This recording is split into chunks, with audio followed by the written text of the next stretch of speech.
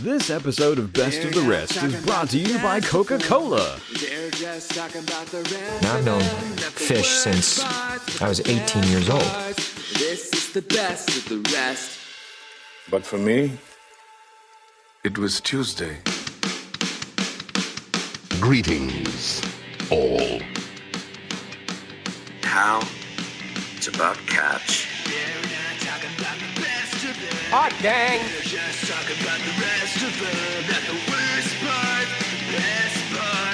This is best of the rest!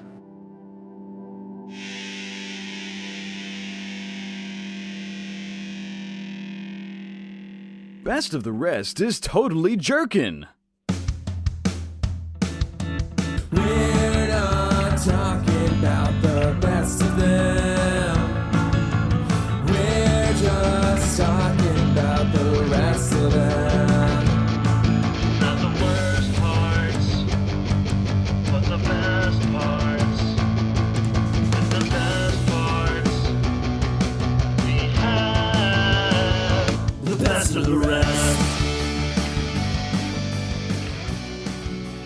Hello and welcome to Best of the Rest. My name is Chris Logan, and I am joined, as always, by my co-host, Andrew Williams. Say something to the listeners, Andrew.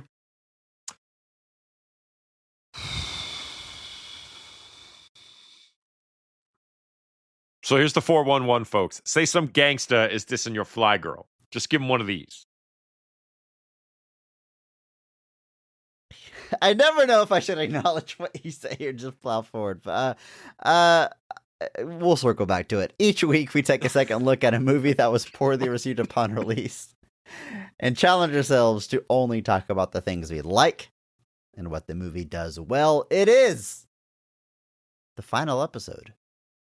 And today, we are talking about the extended cut of the 2011 film Green Lantern. Andrew, so much to talk about, so much to cover. This is obviously a very, very big deal. But,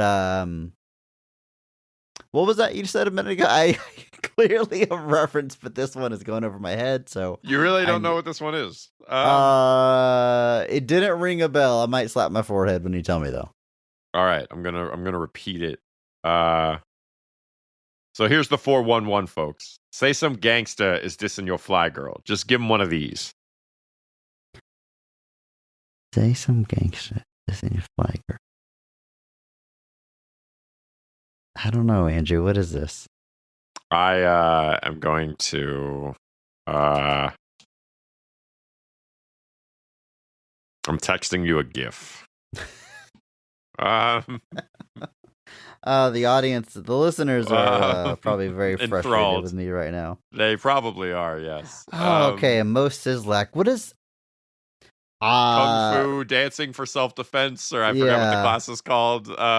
Is this like when Homer has to take defensive driving and he stumbles into this class or walks by? Yeah, he goes to funk dancing for self-defense, I think, is what it's called. But because the first one is like Marge's sisters teaching a class about something related to like relationships, and he's like, huh. And then he walks to the next one, and it's funk dancing for self-defense, which is something I would absolutely love to name a hockey team, and just have us have the most like garish 70s style font jerseys, and just see how many people know the reference. But yes, that's what he says to start the class. Then he does like a dance, and then he backflips and shoots a double barrel shotgun 3 times. Friend of the show, my wife will be very disappointed in me when she hears this, and I didn't get that right away. This is not the first Simpsons reference you've dropped. Are you currently rewatching it, or is this just one of those things that's just kind of locked in the... There was a Simpsons season on Fortnite that made me revisit a lot of the Moe stuff, just because I think Moe is the best character on the show, and obviously Hank Azaria is the best. Yeah. Did you know Hank Azaria has a Bruce Springsteen tribute band? He does. This is real... You know, it's funny about... I've been playing this Senna Nerdle game. Yeah. I think that's how you say it. I am straight up addicted to it. I'm coming up on 1,000 games played. But the idea is you go back and forth with the person in real time, linking movies together with a shared cast member or director or screenwriter or composer or cinematographer. And you have to respond with the time limit or you lose. That's the basics of it. There's also, you have like a goal, and if you hit that goal, you win the game. And I like to play the goal of Ethan Hawke. I got a link to X number of Ethan Hawke movies to win. And Hank Azaria and Ethan Hawke have been in a film together, Andrew. Do you know what movie that is? I'm guessing it's not Mystery Men. It is not Mystery Men, but I like to go to Mystery Men because Ben Stiller was in Reality Bites with Ethan Hawke. Greg Kinnear was in Fast Food Nation with Ethan Hawke. And Hank Azaria was in Great Expectations in 1998 with Ethan Hawke. I was just reading about that movie the other day because apparently that movie is out of print in the States. And Alfonso Cuarón, has zero desire to make it available, apparently. I don't know much about it. It's got a killer cast. The two I just mentioned. Gwyneth Paltrow's in there. I think Robert De Niro. Anne Bancroft. I don't know. Who plays Miss Havisham? But that's how my brain's been working recently, is how can I link these things together? It's 6 Degrees of Kevin Bacon, but, Ethan Hawke. Speaking of Ethan Hawke, Kevin Bacon, Leave the World Behind, some Netflix movie from a few years ago. They're both in that one, so. It's based off a book of the same name. There you go. Is that good review? Some post-apocalyptic thing? I don't know. Yeah. Like they're like a family, like the cover is like a house with a pool, because I guess this family is like at like it's like a party or a gathering, and that like the world like ends during the party, and it's kind of like the immediate aftermath of what happens. I guess that's kind of the vibe I've gotten, but I don't know. Okay. Well, it's in my queue. I'll check it out soon. Anyway, this is the final episode of our podcast. We should. I was just gonna say real quick. I'm still really impressed. The one reference that I'm just still really impressed, friend of the show, your wife got, was when I mentioned JP Pruitt, and she knew exactly what that was. Oh yes. I don't even remember. I think you mentioned something about like your wrist with like a watch model or something. I don't even remember. And I was like, the JP Pruitt, and she knew exactly what that reference was. And I don't know that I've ever felt more validated in my entire life than making an obscure reference that somebody understood. So thanks. And friend of the show, my wife, operate very similarly with your references, in a way that my brain does not hold on to things. Also, here's one for you. Uh-oh. WrestleMania just happened, right? Yep. You and I have texted about it a bit, and I think your text was, all right, so Roman goes full time for the summer, drops it to Obafemi at SummerSlam. I can get behind that, something like that. And I shared that with a friend of the show, my wife. It's like, oh, Andrew had a nice fantasy booking of Roman carries it through the summer and drops it to Oba at SummerSlam. And she looks at me, she's like, you serious? It's like, we watched WrestleMania, and in the post show, Obafemi comes out, and I said he's going to take it from Roman at SummerSlam. And I was like, oh. Well, Andrew agrees with you. I don't remember you saying that. It's one of those where it's just like, I don't know what you want me to say here. Like, I don't know what you want me to say. There's no wiggling out of this. I don't remember you saying that. And I'm sorry. You just turned straight up like Gandalf. Like, I have no memory of this place. But like, it's like painfully obvious too, where like it's one of those things where like you're like, yeah, there's no like, to do anything else would be pointless at this point. Like, if you're not building Oba to the belt, what's the point? I agree. Oba, you got to capitalize on his.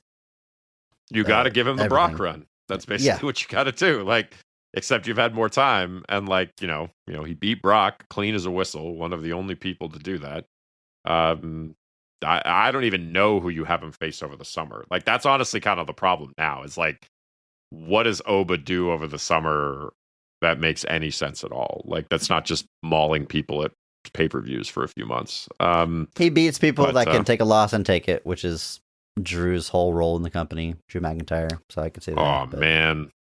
Now I'm sad. All right, we aren't here to talk about wrestling. We're here to not. talk about the last We episode are of our not. podcast. I feel like we should be serious. I don't know, or sad, or something. But look, let's kind of get back on track with the movie we're talking about. This movie called Green Lantern. Andrew, I think you're familiar, and I think this is the part of the podcast where I ask you what your history is with this movie, and I guess specifically the extended cut. Have you ever watched this version of the movie before? I have. It was something that, was announced, I think, when they brought it to home video. I remember I bought the DVD or the Blu-ray, and it came with a code for Arkham Asylum. I think we talked about this last week. The Sinestro is it a Corps Sinestro? Batman. Yeah. Yeah. Why do they give him a but, Sinestro Corps? Is there like a lore reason for that instead of a Green Lantern suit? There's I think a single image of a comic where he gets the like very, very briefly. Otherwise it was just like a cool thing to do. I mean, I guess Batman does use fear on his opponent, so there's maybe something. Yeah, there. it made some level of sense. It was one of those things. It was kind of like when they gave a blue ring of hope to the Flash and not Superman. It's one of those things where I was like, that doesn't make sense, Johns, and you know it. Yeah, I think it like hits him briefly when he first activates the Sinestro Corps. Like it seeks Batman, like when he sends all the 3,600 yellow rings out to the universe. And it seeks Batman and tries to take Batman. So there's this brief image of like Batman in the suit, but he fights it, and then it leaves because he's not willing to take it. And it goes to somebody else, and I forget who exactly it is. It might have been the weird crocodile-looking dude whose name escapes me. I don't Killer know. Croc? No. I don't remember. It's okay, Andrew. What's your history with the movie? Arquillo. His name is Arquillo. No, but he's Got it. Sector Nailed it. 674. We got there. Not even the right guy. But anyway, obviously Green Lantern, we've definitely never talked about it before. But I was beyond pumped when this movie came out. I'm sure I said this at the time of the episode we did. Our very short 48-minute Green Lantern episode. I was obviously a huge Green Lantern reader at the time. This would have been the summer of 2011. So we're post Blackest Night at this point. Blackest Night being like one of DC's biggest crossovers and probably one of my favorite, like if we're talking favorite company-wide crossovers. It's probably one of my favorites just because it was one that was built up for a really long time. Like basically Blackest Night is essentially seeded in Green Lantern Rebirth. And eventually in Jeff Johns' new Green Lantern run that he does kind of right in the aftermath of Infinite Crisis. And, the idea of the multicolored Lantern Corps, the Sinestro Corps War was probably still one of my favorite, like, contained events. Sinestro Corps War is just, it's really good. Like, Sinestro Corps War is arguably, from a quality perspective, because it's so contained, probably a tighter, better event than Blackest Night is, just because the focus is a lot narrower. They actually just put out a compendium. That's the Sinestro Corps War compendium. So if you want to read that, it's the easiest time to do it. So I was a huge fan. And it was... So the fact that, like, Green Lantern had kind of had this resurgence in the comics with Hal Jordan returning to the role of Green Lantern, building into the Sinestro Corps War, coming out of that, going into Blackest Night, and then coming out of Blackest Night, you basically start hearing, like, oh, we're getting a Green Lantern movie. And, the hype for Green Lantern was pretty much at an all-time high. And everyone was pretty pumped for it. So I, being the big fan, was like ready for a Green Lantern movie. And then like Jeff Johns kind of came on board as a producer. So a lot of people thought that like we were going to start building to some of these concepts that he had been doing in the movie, in the comics.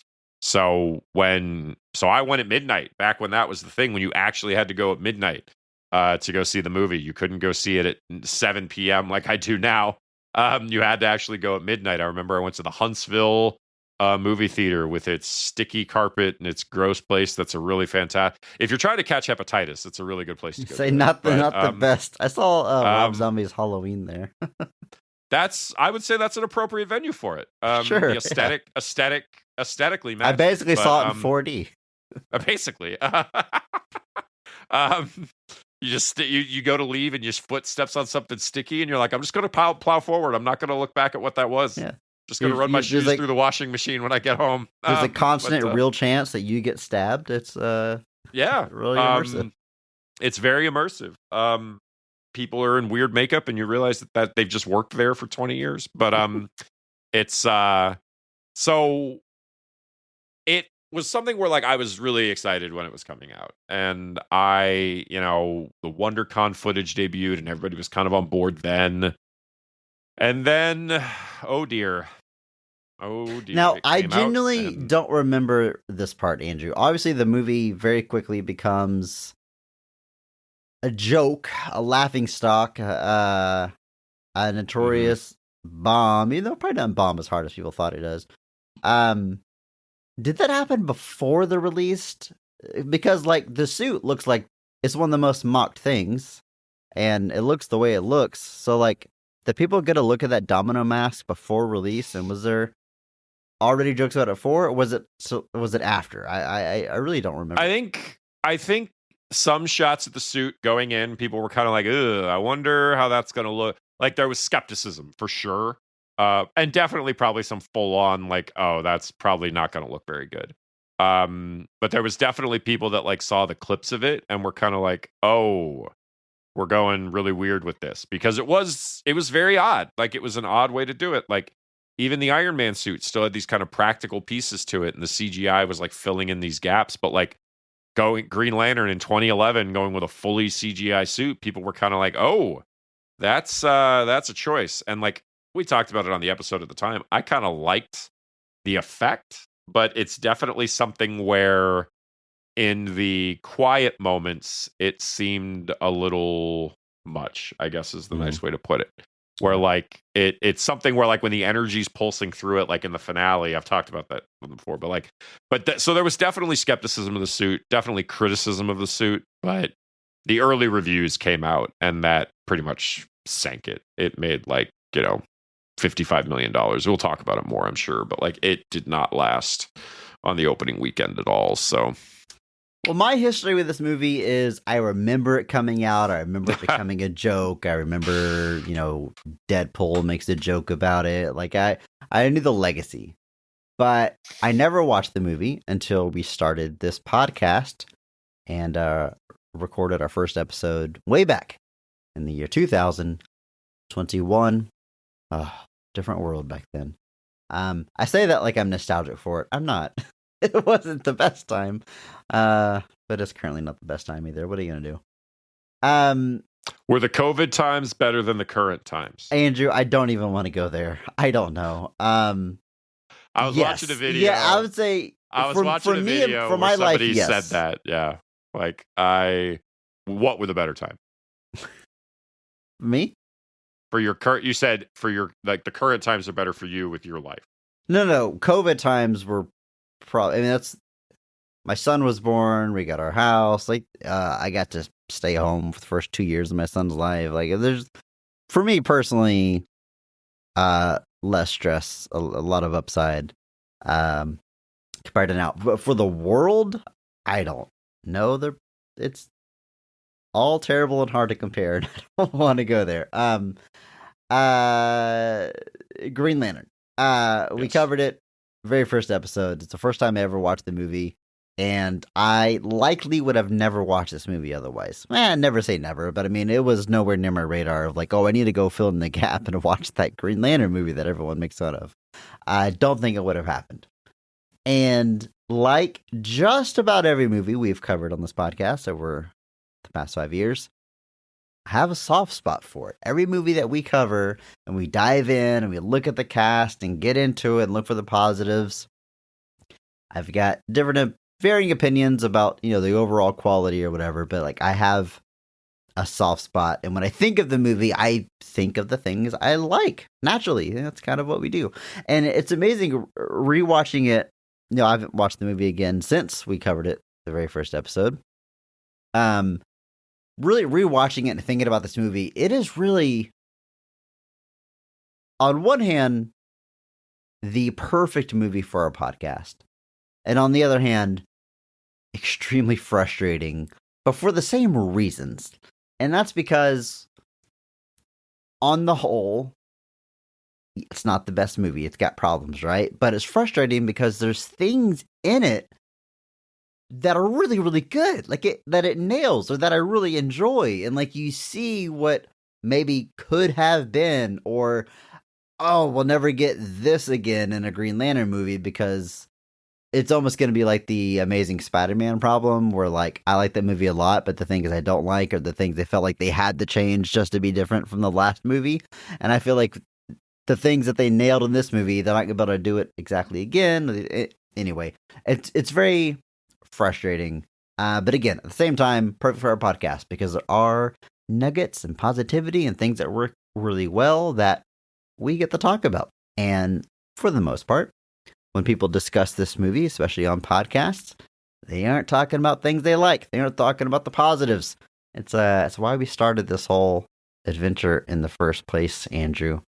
And here we are, going back to it one more time. Andrew, let's set the stage. This movie was first released June 17th, 2011. It's made on a budget of $200 million, which is crazy, by the way. That is such a high budget, especially for 2011. At the box office, brings in $237 million, which, like I said, is probably more than people would guess if you were to ask the average person on the street how much that Green Lantern movie made.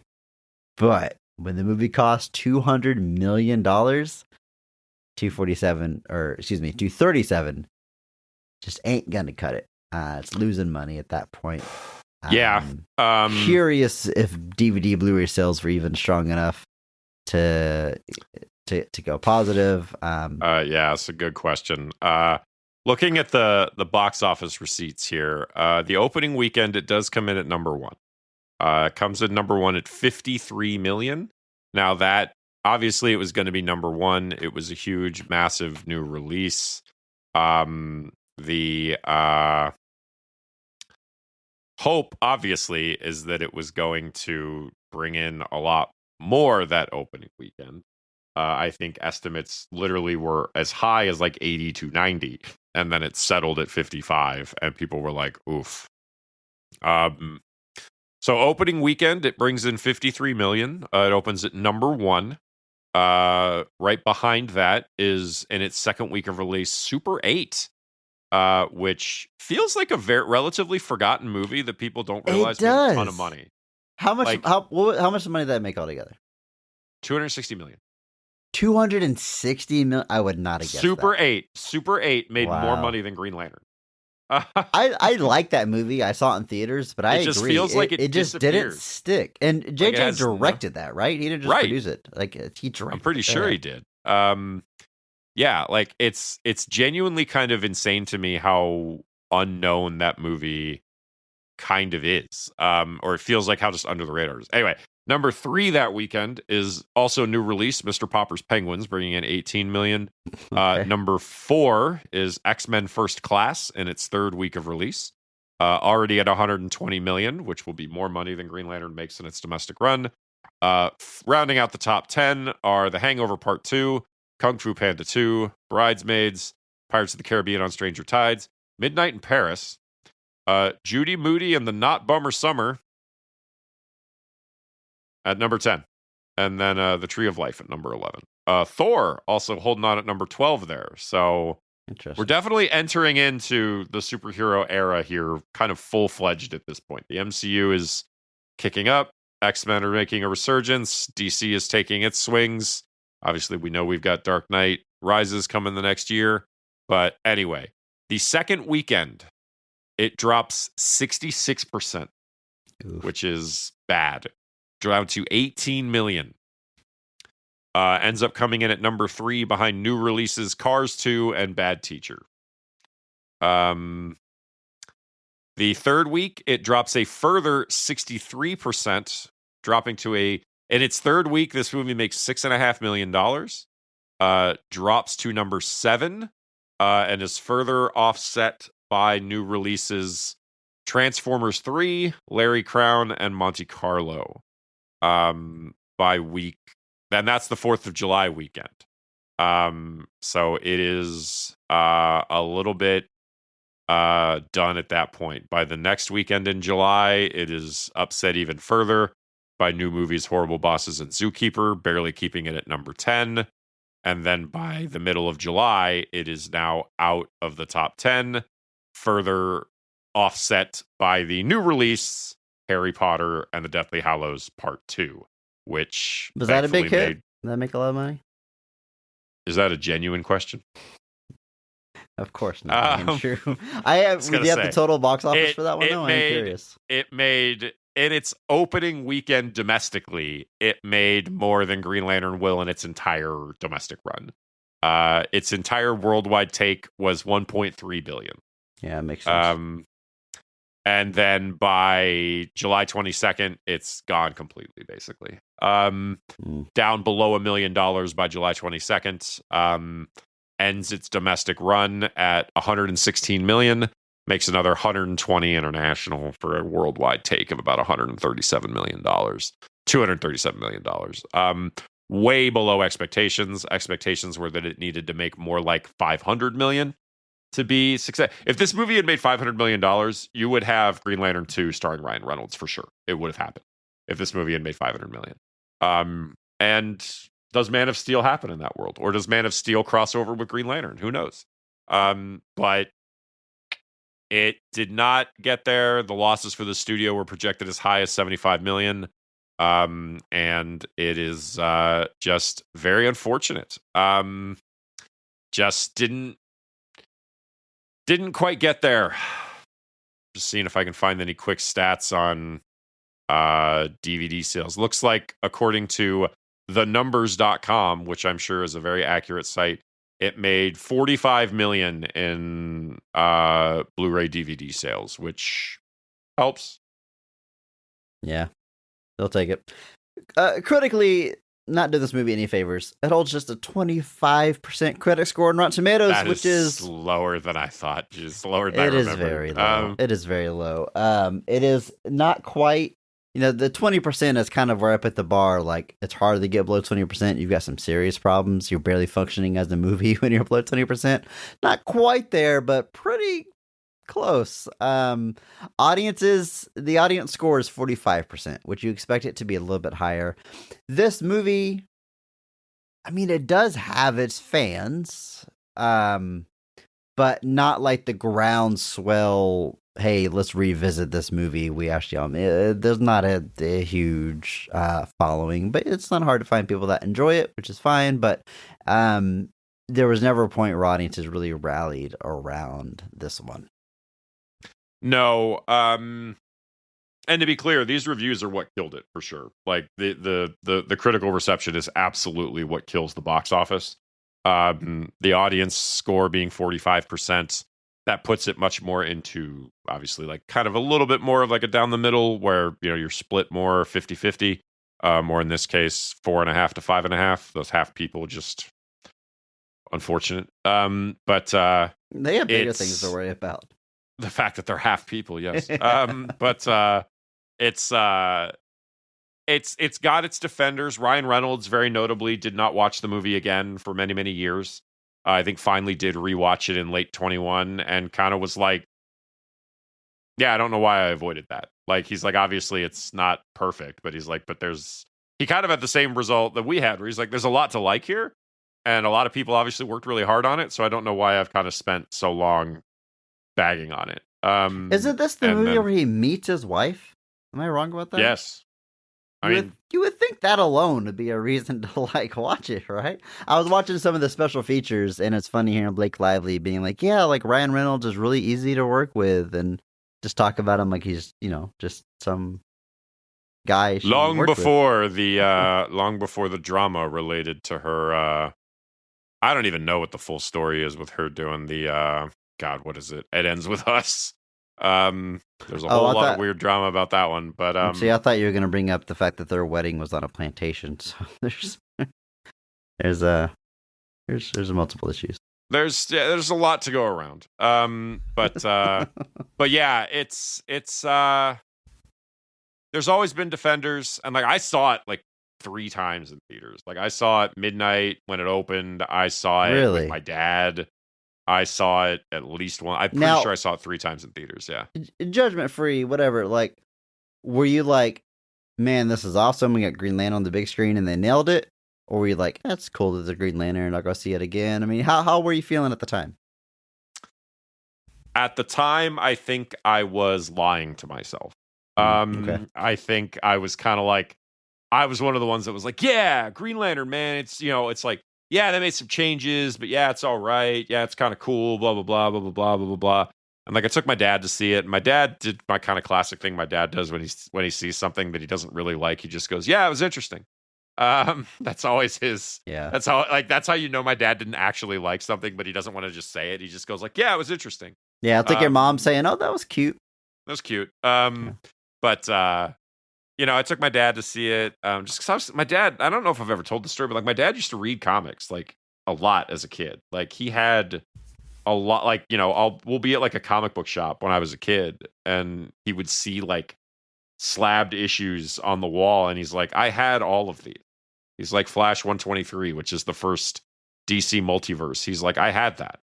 And he's like the first Justice League with the one with them facing Starro the Conqueror, the first Legion of Superheroes. It just wasn't a thing to like bag and board every comic. Well, he's like, yeah, you were a kid that bought a comic for 10 cents. You read it till the cover came off, and then you threw it in a crate with all the rest of them. It's like, you never believed they were going to be worth anything. Like, why would you? Like, he had the first Barry Allen, which is basically the beginning of the Silver Age. He had the first Hal Jordan. He had all these things, and he was just like, yeah, like I was just like, and my grandmother, I asked her, she's like, I probably gave them to the kid next door. Like, she's like, I don't even know what happened to them. Like, it's one of those things that like the idea of like preserving your comic books was such an absurd idea in 1955 that like, why would you do it? My dad was 7 years old in 1955. Why would he care? And it's like, so I always kind of had this, so when I got into comics, like I saw my dad as kind of like, oh, let's go see comic book movies and stuff. And like, so I took him to see Green Lantern, and I could tell he was kind of like, all right, I guess. Like, cause there's stuff here that like, I don't think like, obviously there's a lot of inspiration here that feels like it was added at the 11th hour from the Jeff Johns run.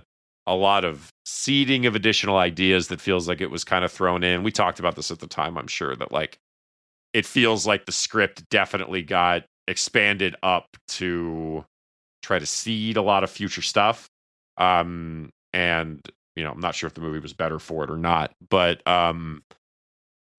yeah. So I always I took my dad to see it. I always thought it was cool that we got to see a Green Lantern movie. It was cool because Marvel at this point was like, we'd had Iron Man, we'd had Iron Man 2, we'd had several Hulk movies, we'd had Thor, Captain America was about to come out. Like we had all these kind of Marvel things, but like DC to that point was pretty much just Superman and Batman. Like there wasn't really a lot of that extended DC universe of characters coming out.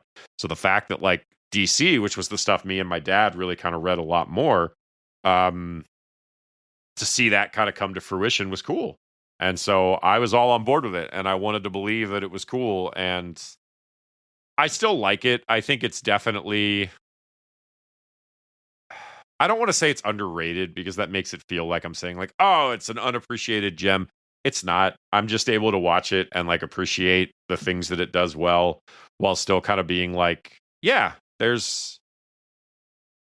were some, what's the tactful way of saying this?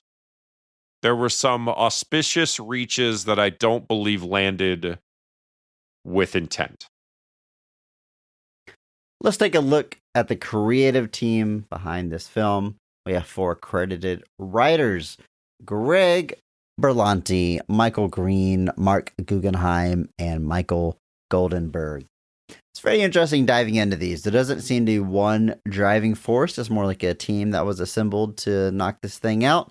And for most of these guys, this is them upgrading from TV to film, making the jump, such as Greg Berlanti, who was known mostly for Dawson's Creek and maybe Everwood at the time.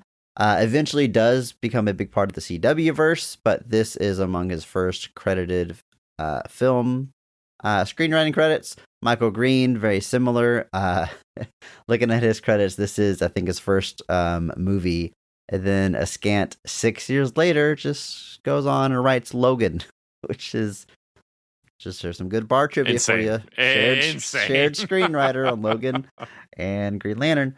Mark Guggenheim is also a big part of the CW world, and Supergirl, which remind me that was initially separate and then folded into the CW. I feel like that started on ABC and then later converged. I don't know. That universe is weird.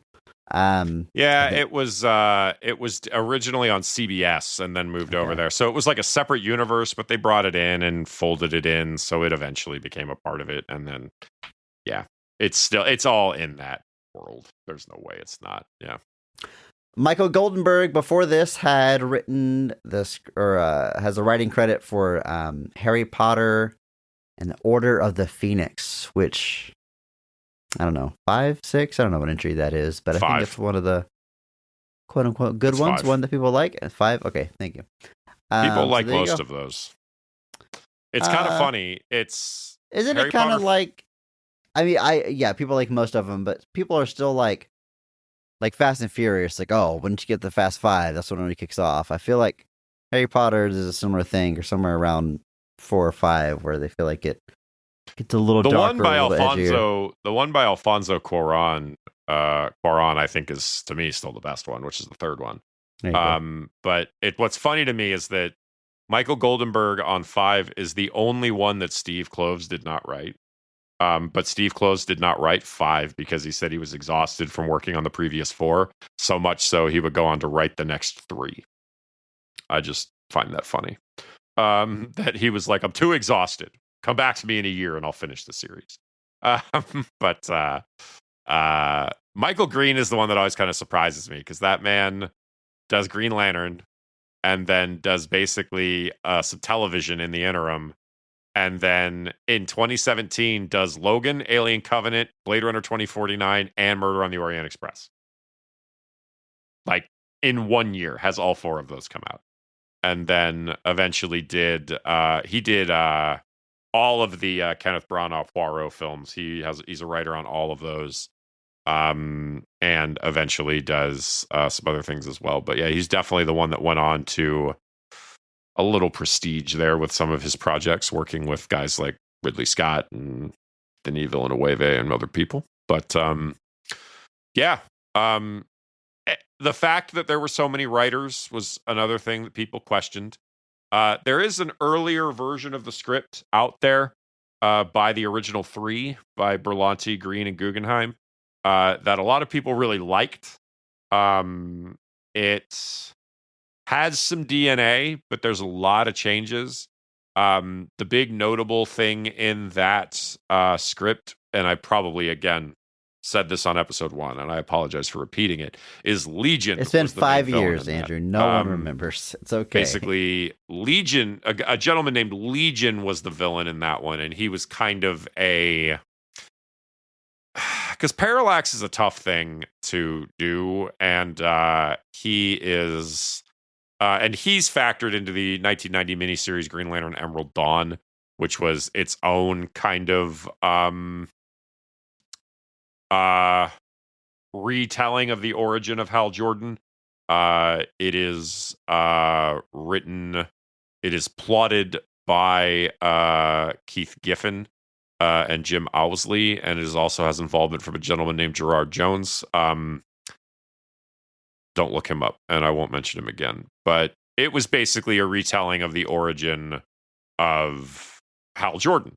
And it was basically redone later by Green Lantern Secret Origin. But in that story, Legion is basically a group. It is basically a sentient hive mind species that essentially turned themselves into essentially a this monolithic giant robot character that's colored yellow, because the Guardians basically sealed them off because they were basically an invasive species that was going to take over the universe. So because they were so angry at the Guardians for doing that, they eventually morphed into this creature called Legion, who was basically a giant yellow robot who the Green Lanterns notoriously normally have trouble with. But it is that eventually moved into Parallax, which eventually moved it all around, and it is so there's some DNA in that original script that remains, but obviously went through a lot of changes, and then there was a lot of attempts to put in some of the Jeff Johns lore into the script. But it's interesting reading that script. If you're ever curious, I definitely suggest seeking it out. If you just search like Green Lantern script, basically, it's out there, easy to find. I do like reading some of these old scripts and just seeing how they morph and change over time. And this is one where you can definitely tell there was some auspicious planning going into Green Lantern by the time it finally went into production, with them having this definite idea of like a bigger franchise that could spin out from it.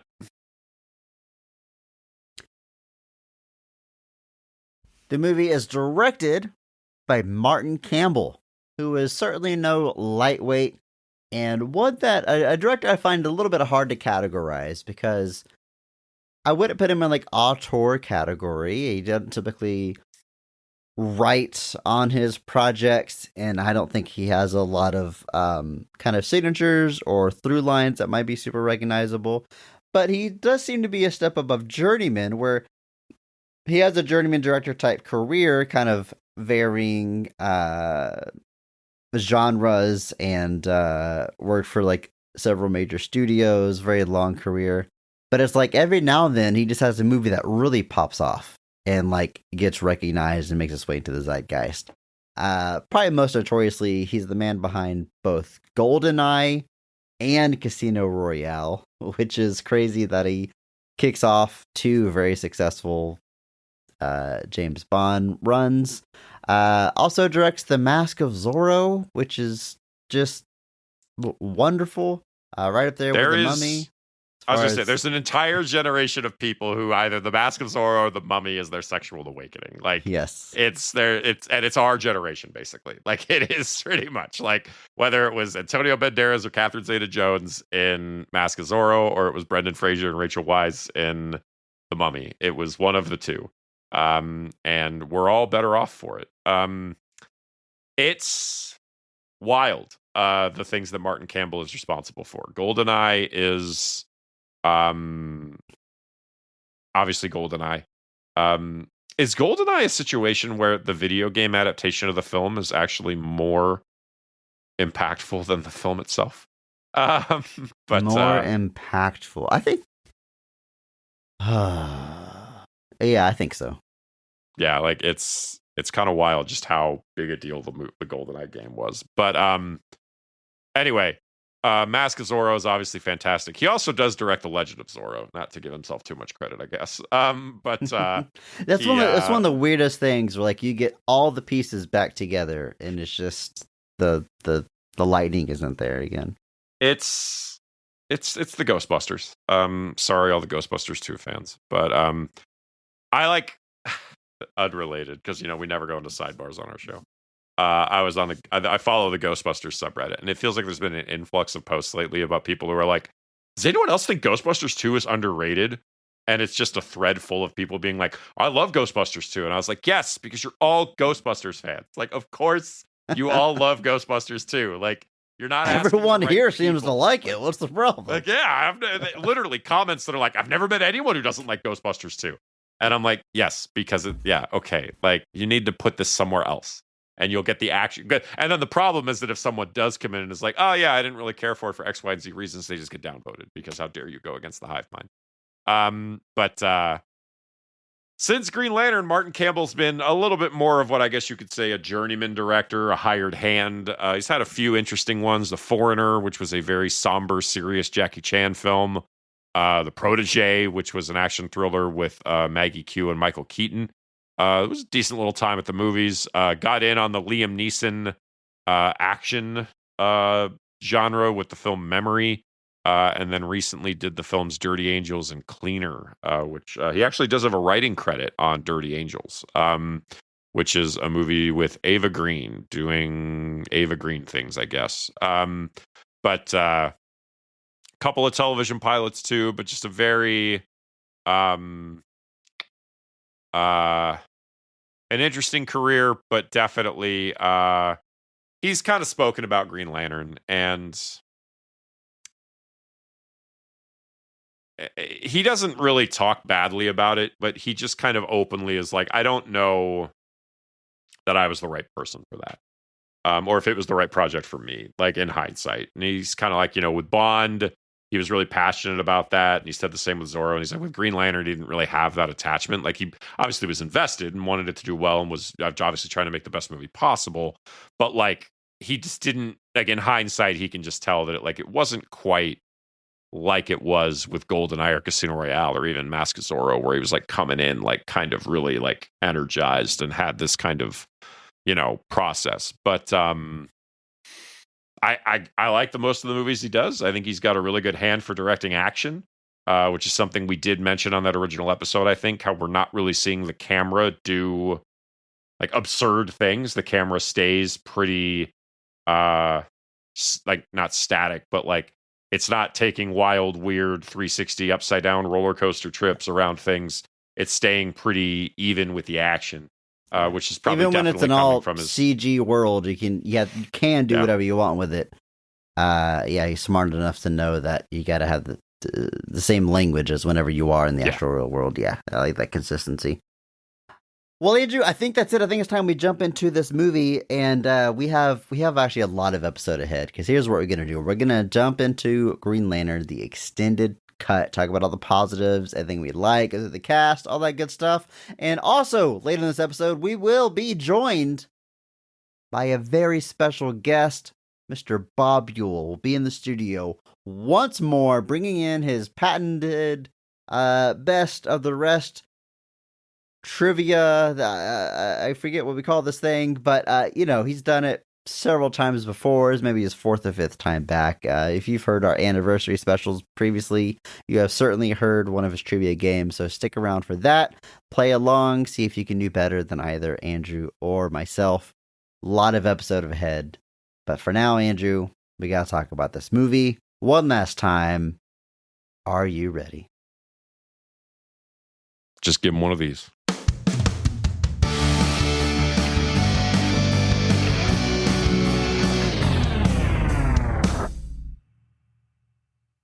After an alien named Abensur crash lands on Earth, he uses his dying breath to pass his duties of being a Green Lantern to Hal Jordan, who the power chooses for his potential to wield the emerald energy of willpower, which, of course, powers the Green Lanterns and enables them to protect the universe from evil. Hal is the first human to receive this honor and is unsure if he is right for the job. Sinestro, a high-ranking member of the Green Lantern Corps, is even more confident that Hal isn't the right fit for the role. But when an evil being named Parallax threatens to destroy the Earth with the yellow energy of fear, Hal decides to make a stand, even if the Corps won't help. And that's everything you need to know. I think I got all the exposition in there. I think you hear that synopsis and you're like, yeah, I get it. Emerald energy of willpower. That classic phrase, I understand. I'm locked in. I know what's happening.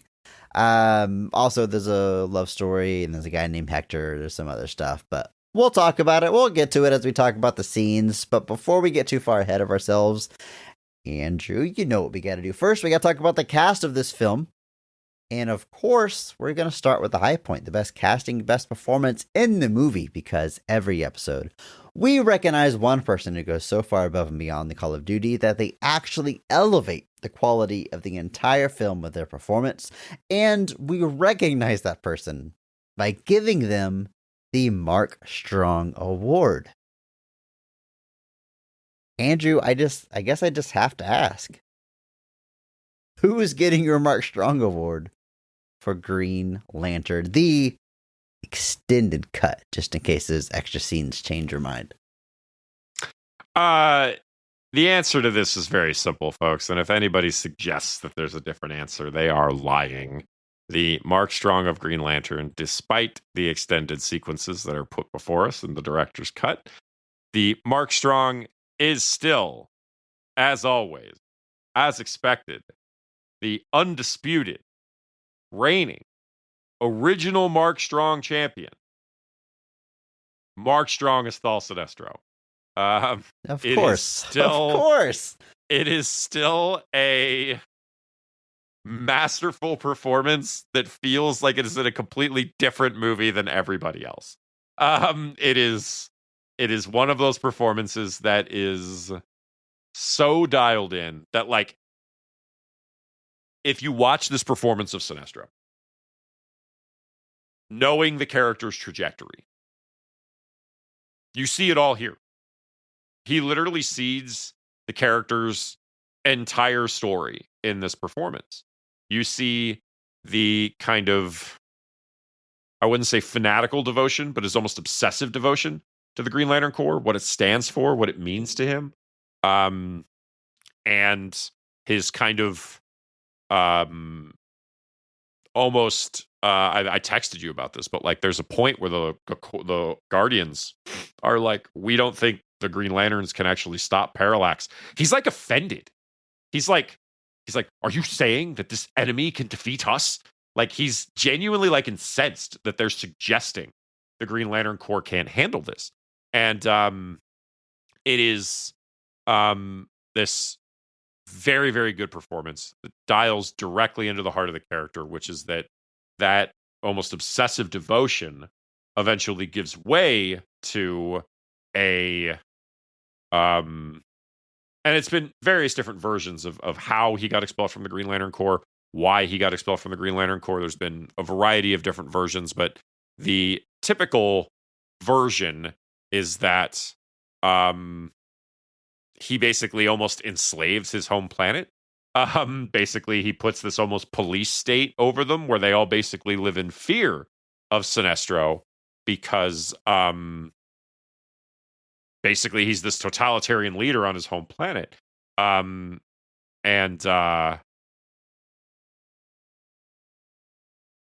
Basically, Hal, in the original story, Hal Jordan like disobeys his orders, contacts the Green Lantern Corps, and basically tells them what's happening. And then Sinestro is exposed. He has to appear in front of the Guardians. Is basically expelled. And originally they banished him to the antimatter universe, where he ends up on the antimatter world of Quard, where they are a race that eventually builds him the yellow ring. But like all of that history is baked into this performance. All of those layers exist here. Like, if you were to show me Sinestro's home planet and you showed that the world basically lived in fear of Sinestro and what he might do if anybody stands on a line, that completely lines up with this performance. This idea that like this guy who is so fanatically devoted to the cause that, you know, he won't properly think through attacking Parallax without fully understanding it. And then the building to that reveal. And then ultimately, you know, we get our mid-credit sequence that teases the Sinestro Corps costume, which you and I have both said, if it's never going to happen, it's cool we got to see it. That was kind of our original stance on it, which it is. It's very cool we got to see it. And that's one of the things in this movie that I will say is just very odd. The fact that they just kind of throw in, oh, Guardians, you can create a yellow ring, right? Yeah, just do that. It's like, it's one of those things where it's like you can tell they're kind of shotgunning things because that's not something that should be that easy. It's not something that they should just do for fun, essentially. But it's a great, masterful performance that seeds in everything that would have come with ease. Mark Strong makes it look easy, and stands out in this movie. I like that while the suit is CG, the face prosthetics are all real. It's all practical, which gives it this perfect mixture. It's how it should be. Would have been real easy to just do it as like all CG or something like that. In this case, I'm glad they went practical for it because you get to see, you know, it's Mark Strong's face. That's his emotions. That's his kind of fierce, you know, belief. And it's just, there was no doubt in my mind that it was still going to be Mark Strong. But I've been wrong before. I've gone into movies that got being like, I definitely know who the Mark Strong is, and was wrong. at this case, I was not wrong. The Mark Strong of Green Lantern is still Mark Strong. Of course it is. It is. I would guess listeners know this, but maybe you weren't here since the beginning. Maybe haven't heard that initial episode of ours, but his performance in this movie is the reason we call it the Mark Strong Award. It's not even something we coined right away, but this really starting our podcast with this movie set the template, the standard for what it means to elevate a movie with your performance. And there's been plenty of times when we've given it to the lead, and sometimes naturally the lead is the best performance and most memorable. But for me, it's always best when a supporting character or the villain or a side character is just so undeniable that you can feel this movie is a half star better for their performance alone, right? Or they're the reason you watch the movie. And there's been very few other performances where I think are at that level, because it takes a few things. It takes a great performance, but it also takes a movie that maybe has some issues that allow one person to rise so far above and beyond. I think of Raul Julia in Street Fighter. I think, and you might. I'm trying to remember what movie you said this on. It might have been Raul Julia. I think you said if that was our first episode, it might be called the Raul Julia Award, because similarly, he's lifting that movie out of the performance, much like Mark Strong is here. And yeah, it's just so good. And I always forget, or I guess I haven't seen the movie that many times, but in my mind, he's in it a lot more than he actually is, screen time wise. He really falls out of it for quite a while. And I also forget that he doesn't make the full heel turn in the movie. I mean, it's seeded with the post credits, but the finale of the movie, he helps save Hal Jordan. He's still firmly with the good guys. And I also, talk about seeding his turn and everything. I love that his turn to the dark side, as it were, isn't being corrupted by an external force. It's not becoming power hungry.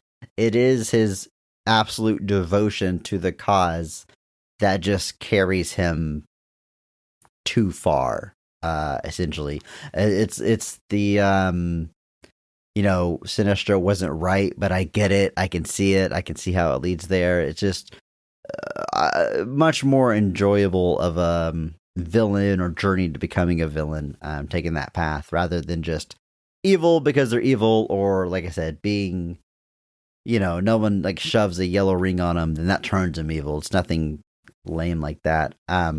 Great characterization, and this performance is just genuinely so great. And like you said, I mean, actual prosthetics and face paint to make him Sinestro, which it makes all the difference. Otherwise, you're recreating an actor's performance with CG, which isn't going to come across the same way.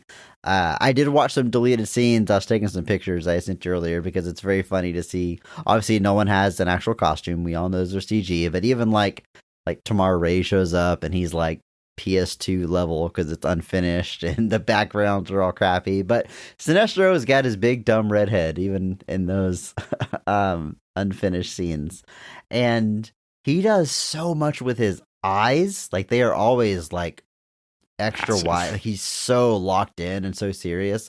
But my favorite part of this performance is that he has a command and a presence in a way that I'm fascinated by, because Mark Strong isn't a physically imposing person. He's not significant. He's not larger than Ryan Reynolds. He's not looking down at Ryan Reynolds. He's not super buff. It's not his body mass. It's just the way he carries himself and his energy in this thing I can't really put into words.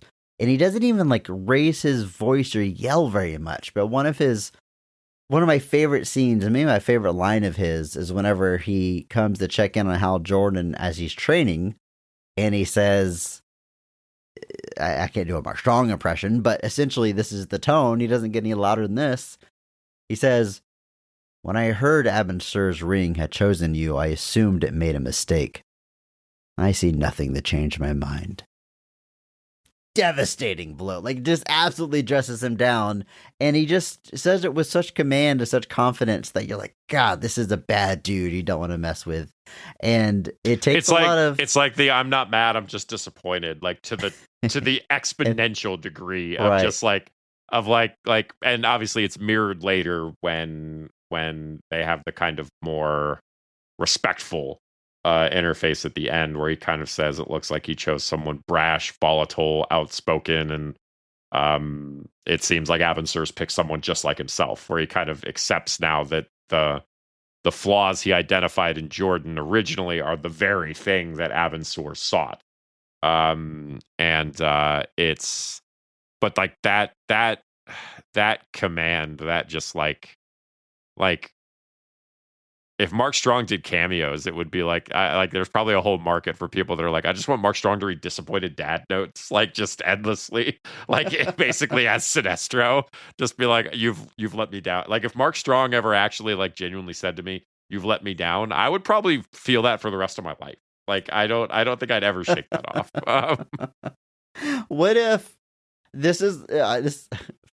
Oddly, these type of questions come up a lot between me and you, Andrew. But like, we talk about convention lines and what you have an actor sign. So, okay, two things here. Oh man, you meet Mark Strong sign at a convention. What do you, Andrew Williams, have him sign? Oh God.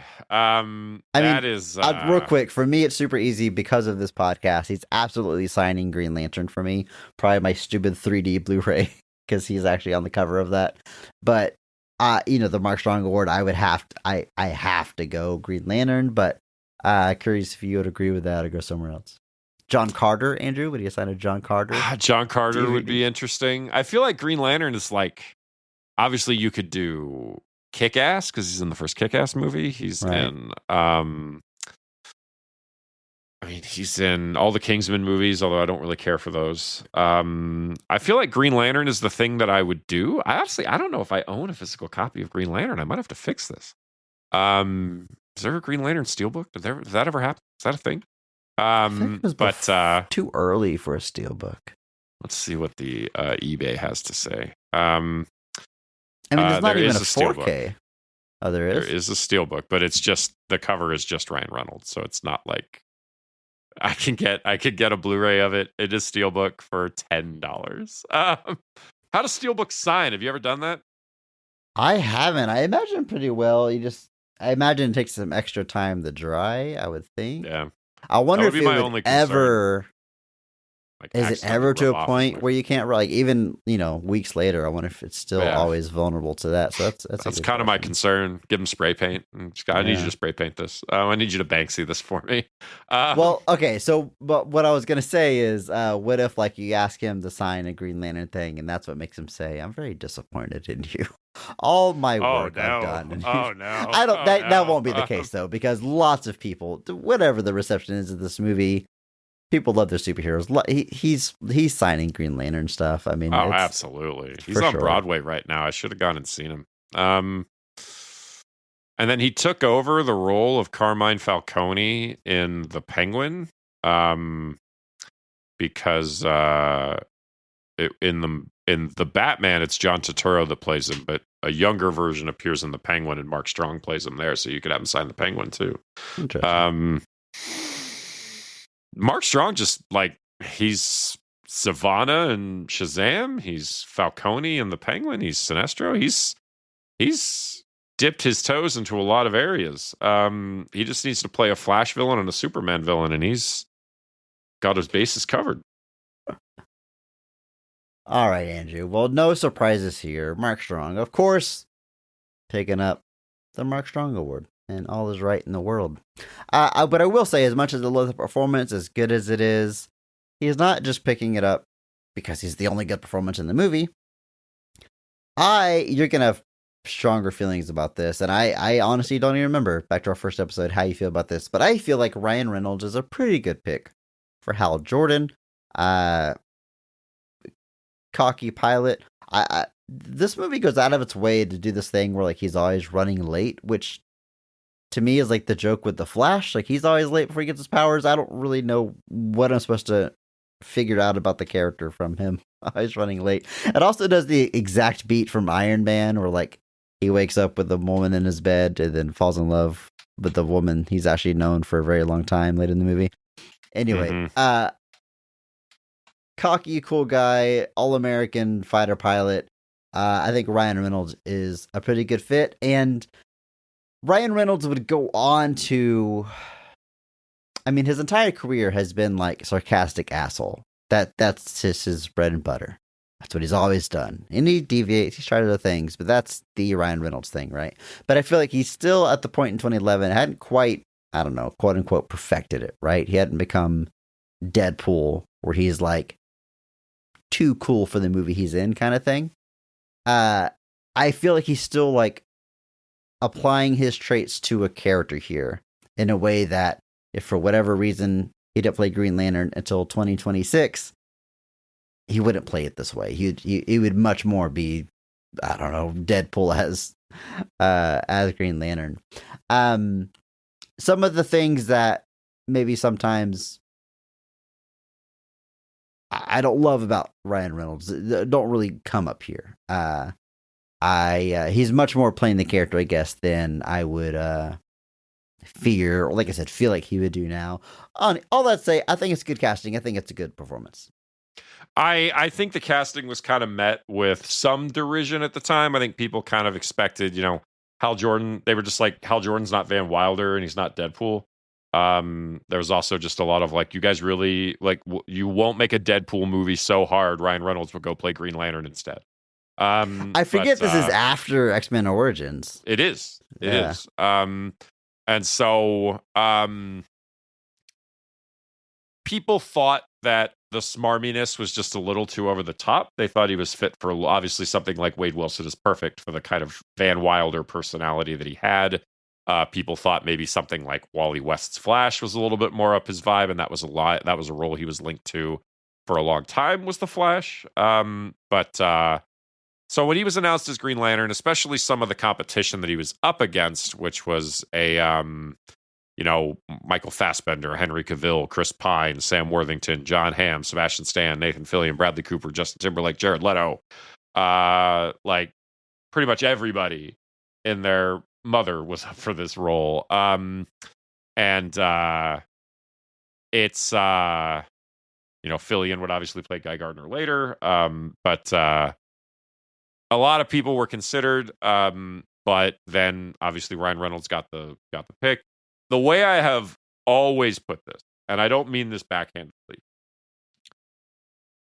for whatever failures you will say this movie has, or whatever weaknesses the movie has, Ryan Reynolds' performance is not really one of them, as far as I'm concerned. Is he who I would have picked? I don't know. I don't really know who I would have picked for this necessarily. It's a tough thing to do, but it's also why it's not my job. But it's something where I think there is a lot of things you can point to for why this movie didn't quite succeed the way they hoped. I do not think Ryan Reynolds is among them. I think the performance he gives is obviously still leaning into some of the Reynolds isms, but restrained enough to allow the character to still kind of carry the weight that he kind of needs to. He's not like he's making the jokes at the appropriate times. He's being serious at the other appropriate times. I think all of that works together really, really well. And I think Reynolds, it's why it's kind of always been baffling to me that he looked on it so poorly. I get it. It didn't succeed. It one of those things, but it's definitely something where I have never seen him as the weak point in this film. I know there are people who do. Have you seen some of the other movies you're in? Have you watched The Hitman's Bodyguard? I guess with something like that, you could argue that it's not trying to be anything more than it is, but you kind of wish it was. It certainly isn't trying. Hashtag PP. Like I said, you kind of wish it was, but it's no. I think of that list you read out, I think maybe Bradley Cooper is the one that I think there's something there. I could get behind that, but I don't necessarily think swap out Henry Cavill, you're automatically improving the movie by any means, or certainly. I honestly think Henry Cavill plays this role almost exactly the same. Like, Yeah, I don't yeah. think he does it any differently. Maybe a little less sarcastic, but like, I think he's largely playing it exactly the same. Bradley Cooper did an interview, I remember, where like he talked about doing the audition and he said he kept doing a Christian Bale Batman voice and he couldn't stop himself. Like, anytime he was like in the mask doing a scene, he just suddenly was like, we've got to get over it. And like, he's like, that just ruined the whole thing. Like, he realized like he tanked it himself. Like, he wasn't trying to, but like, he's like, I just couldn't stop myself. It's what I felt like I was supposed to do.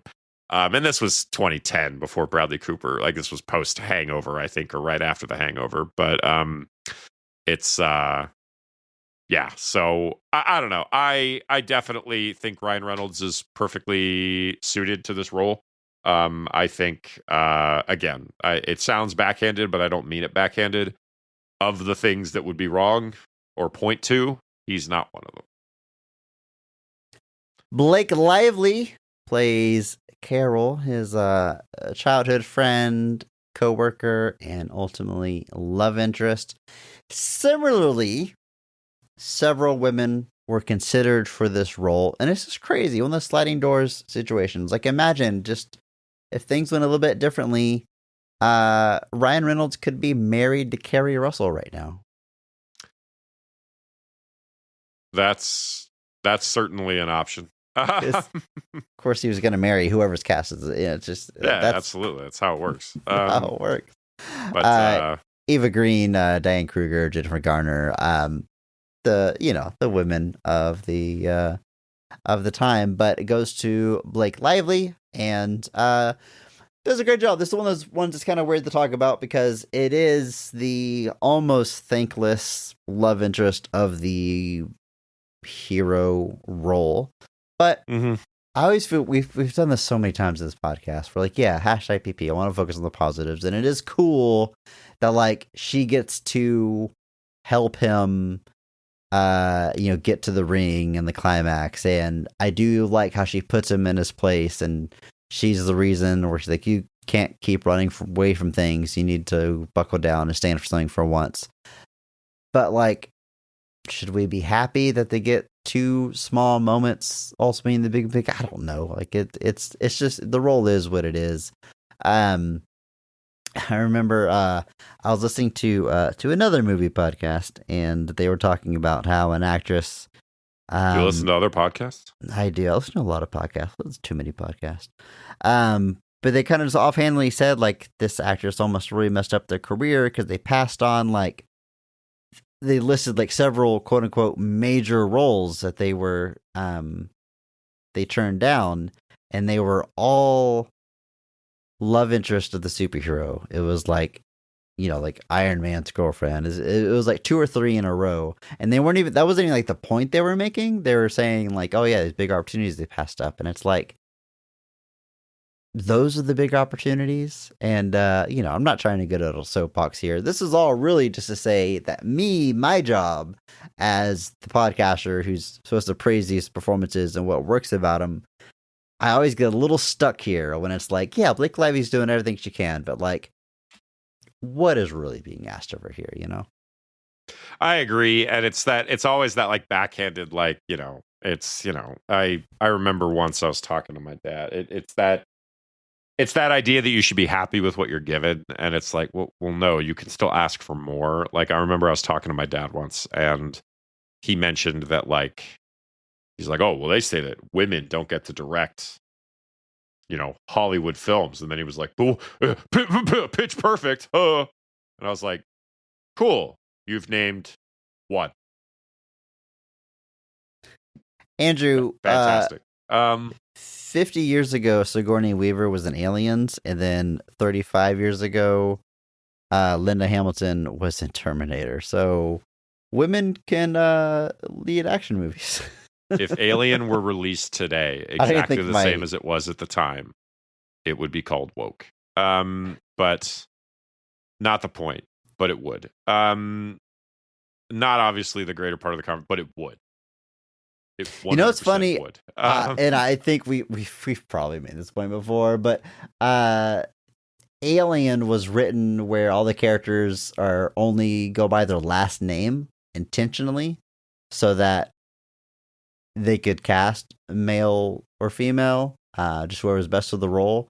which is how all the bad faith people say movies should be cast. Just cast who's best for the role.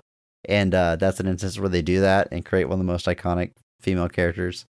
Yeah, man, because she was best for the role. They auditioned the whole planet for Alien, don't you know that? But the point simply being that, like, I agree, Blake Lively doesn't really get a whole lot to do here. They obviously make some, I was telling you beforehand, she talks about all these stunt things that she practiced for, but then in the actual movie itself, there's just not that much.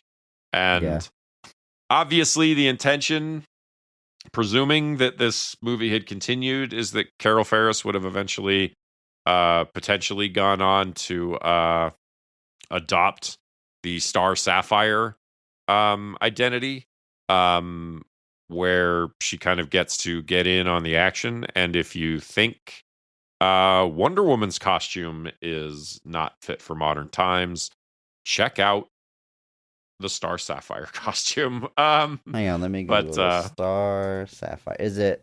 Just search Carol Ferris Star Sapphire. Is it more salacious than Power Girl? Yes. Yeah, this looks like those oh man, the crotch. This looks like those like anime, or not even anime, like, I don't know what they are. Hentai statues you always see in comic book stores, where I'm like, yeah, it's just some couple globes with pasties on. Yeah. Yeah. All right. Cool. Good. No, it's not cool. So yeah, she obviously would have gotten a chance to later wear a revealing costume to play a villain. Yeah, I think it's one of those things that, again, you feel it's weird to say, but like, she's doing the best she can with what she's got. Unfortunately, that is not a whole lot. And obviously the intention is that it would have led to more, but obviously none of that came to pass. Peter Sarsgaard plays Hector Hammond, who is a villain of the movie, the villain for most of the movie, really. We get the parallax fight at the end, but for the most part, we're seeing the rise of this character as he is corrupted by yellow energy, gains some weird powers, gets a big old leader-esque head. I don't know much about any source material. I'll let you fill that part in, but I like Peter Sarsgaard. Pretty much everything I see him in. He's definitely one of those that guy actors. I can't rattle off a ton of credits that he's in, but I know I've seen him a million times. I typically go to The Skeleton Key. I remember him in that, but he, I would guess, is a villain 80% of the times, because he has those like half open eyes where he looks like he's just up to no good and kind of a sleazebag, which is what happened here. And he gets only sleazier as the movie goes on. And he's married to Maggie Gyllenhaal, so you know what? Good for him. Good for him. Dude's doing pretty all right.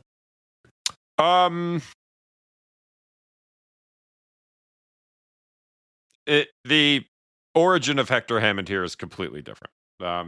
It is and it isn't. Basically, a weird meteor is what gives him his powers, and it's just a weird alien meteor. And so, like, using parallax as that inciting incident is not like, so it's been a different like in the original version, he discovers fragments of a meteor that had previously landed in Africa that was responsible for the evolution of the gorillas in Gorilla City, so Gorilla Grodd, Solovar, and all them that interact with the Flash. In Green Lantern Secret Origin, it's revealed that he gets the powers because the power source that powers Avensur's spacecraft is what hits him in the brain and gives him his powers instead. So it's this. There's been varying different versions, but essentially an alien meteorite is what gives him his powers, using leftover parallax energy that's lingering in Avensur's dead body as the insight. It's like, so like obviously Avensur ties into it, which plays a little bit more like a role like Green Lantern Secret Origin, which was the redo of the origin that Jeff Johns did. None of that really matters. What's a little bit more interesting is that they make Hector Hammond before the transformation kind of a loser. That's like not kind of a loser. He's pathetic. What is he doing on Friday night? He's sitting at his multi-screen computer playing World of Warcraft chess while putting sauerkraut on crackers with hot sauce, which to each their own, but gross. But like he's this in various versions, he's like a private consultant for Ferris Aircraft. In other versions, he's like a criminal that's on the run, like a petty criminal. But they kind of redo it in a varying different ways. So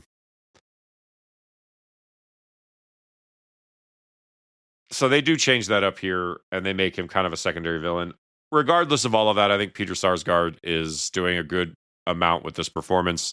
He gets to lean into just being super creepy and super unsettling. Like there's that scene at the party where he like smells Carol Ferris's hair, and I'm just like, eh, like so gross and nasty. So he's playing the role exactly as I believe he is expected to. And he is also in the Batman, but I forget who he plays. He plays the Gotham District Attorney. He plays the not Harvey Dent character, or the person before Harvey Dent. So that's two people from the Green Lantern film that have entered the Matt Reeves Batverse. Yeah, he's living up to the task. The changes to the character, I really don't care. I've never had a huge affinity for Hector Hammond. He gets exposed to a weird alien thing that gives him mind powers. That's pretty much the extent of it. And so this lines up with that. This thing does tie a lot of things to Parallax, and I think that's kind of where it narratively complicates itself by trying to make Parallax this kind of all-powerful thing that's still kind of largely unknown. But as far as Sarsgaard himself, who I have to reminding myself is not a Skarsgård. Right, I do the same thing. Yeah, it's a great, creepy, unsettling performance, and that's exactly what it's supposed to be. I watched the deleted scene on the Blu-ray where it has like the title card telling you what the scene is, and it said the hamster scene. And he's in his apartment, and he's got two hamsters, and one of them goes in like the little wheel that they run in, and it's making like a squeaky noise that kind of annoys him. So he stands up and he stares at it, and he's staring at the hamster, and the camera's pushing in on the hamster, and the camera's pushing in on his face, and the hamster's in his face. And I'm like, oh, he's gonna explode this hamster. But instead, the wheel lifts up out of the cage. The hamster is still running in it. And at this point, it is transitioned to a full CG hamster and wheel, which I can only assume these visual effects were unfinished because the scene was deleted because it's a pretty rough looking hamster. And he floats the hamster in the wheel closer to him. It gets faster and faster. Like he's speeding up the wheel. It's getting like super, super, super fast. This little CG hamster is like running faster and faster. And I'm like, all right, well, he's the villain. We see where this is going. But they don't go all the way. He throws the hamster wheel at the wall, but the hamster falls out and like he catches it in his hands and like kisses it. I was a little disappointed he didn't kill the hamster, just being the villain. I thought that's what's gonna happen. So whatever. I see why the scene was deleted. They didn't go far enough. Yeah, it's kind of one of those like if he's not gonna be. Yeah, I mean, if you're not gonna have him, yeah, it's definitely one of those ones where I'm like, I don't quite know what it is you're trying to do. But yeah, this ain't it. So it's one of those things that like it's always funny to me because when you talk about deleted scenes, people glom onto like the 4 that like genuinely would have made the movie better, ignoring the thousands that would have like killed the pacing or weren't very good or didn't make a lot of sense or whatever.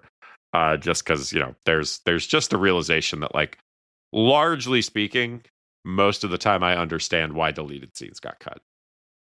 Angela Bassett is in this movie as Amanda Waller. Man, Angela Bassett as Amanda Waller is great casting. And it's one of those things where like, had this movie continued, had there been sequels, had it been a shared universe, I think you have just such a great like secret weapon having Amanda Waller connect things. Obviously, DC would go on to use this character for this role to connect a bunch of their universe with Viola Davis. But here we have Angela Bassett in the role, who would go on to be in the MCU and has been in a ton of things. I mean, she's been, I think her career's over 30 years by this point. Palstella got her groove back. She's supporting in I mean, I'm scrolling through the filmography now. Do you know like what to even like cite or call out? Obviously a big role in the later Mission Impossible movies. But she's wonderful and an actor with a real command, a lot of presence, brings a seriousness that you need for a character like that you need for a character like Amanda Waller, right? You gotta command the screen, gotta be intimidating, and gotta bring that seriousness, that presence, Andrew, what is Angela Bassett bringing to this movie?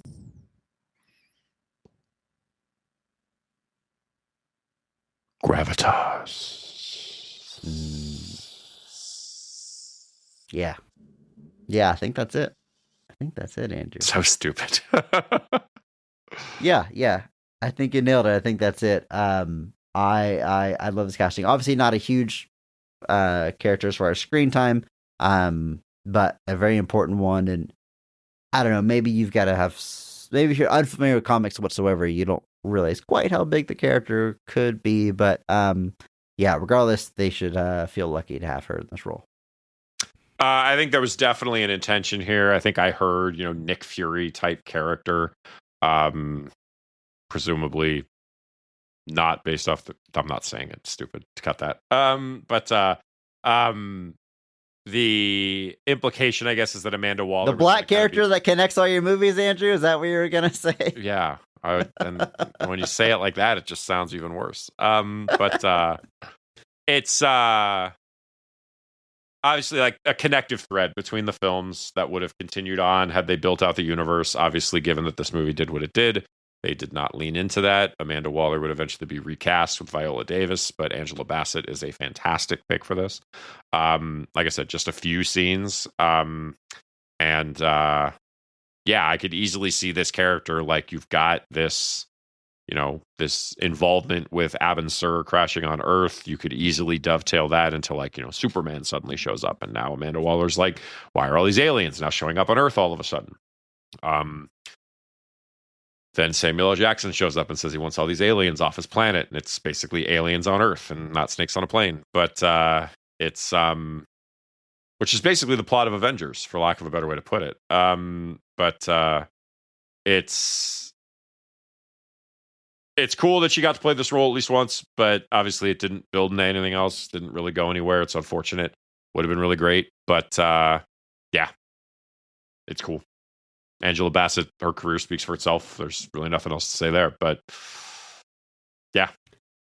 Tim Robbins is in this movie as Tim Robert Robbins is in Hammond. this movie. Jesus, I forget it leaves my brain after I watch this movie that Tim Robbins is in it, and then and then I turn it on and I see his name in the credits, and I'm like, what? Because he's not a good guy. He's not the villain. Really, he's the dad of the villain. Like, he's such a not a consequential character, but a character that you wouldn't expect Tim Robbins to play. Like, why?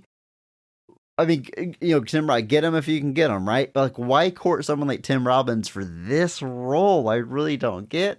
But I do like Tim Robbins. And it's just so funny to me because I think of him as just the consummate like serious actor, like Shawshank Redemption, of course. It rolls with a lot of real acting, that real drama stuff. And he's a alum of the show. We've talked about him here. We've talked about him in Tenacious D and The Pick of Destiny, which, again, going back to my cinephile, or what's it called, Cine-nerdle game that I like to play, it's fun to connect Tim Robbins to those movies because people typically don't see it coming. Again, great bar trivia. Tim Robbins. Here's some bar trivia for Green you. Lantern. What you got? Tim Robbins has been nominated for 2 Academy Awards. What were they for? Okay. Is the thing here that Shawshank is not one of them? It might be. I just know Shawshank like goes under the radar when it releases. So let me think on this. 2 Academy Awards. 2 Academy Awards. Jacob's Ladder? No, not Jacob's Ladder. Oh, I will clarify some details here. He's been nominated twice. He has won once. Interesting. And I will go one further. Shawshank is not one of them. Okay. And Jacob's Ladder is not either. Okay. Well, I feel like Shawshank would be everybody's first guess, and it's not one of them. So I think that's what makes this fun bar trivia. Mm-hmm. Jacob's Ladder, I'm just throwing out there because it's just well known. I don't really know if that's a Academy Award type performance. But are they supporting actor noms? One is. One supporting, one lead? Didn't say one was a lead. Oh, okay. Well, this is getting weird. I really don't. There was an ensemble movie he was in the early aughts. Mystic River? Yes. Okay. So his best supporting actor is for Mystic River. Okay. Yeah, that makes sense. Okay. I'm lost on the other one. What's the other one? It is. He was nominated for Best Director for Dead Man Walking. Interesting. Sean Penn movie. Okay. Had no Andrew had no idea he ever directed anything. Much let less alone was nominated for Best for Director. Okay. Huh. TIL on that one. It might have been I don't remember if it's the first thing he directs. No, the first thing he directs is Bob Roberts. But then he's in Bob Roberts though. He plays Bob Roberts, but in Dead Man Walking, he just writes and directs that, and he's the sole writer on it too, and he's just not in it. Just imagine the year after Shawshank Redemption, he was like, "I'm just going to write and direct Dead Man Walking." It's funny about the name Bob Roberts. You could also say it's Bob's. Is that fun? Is that a thing? Is that anything?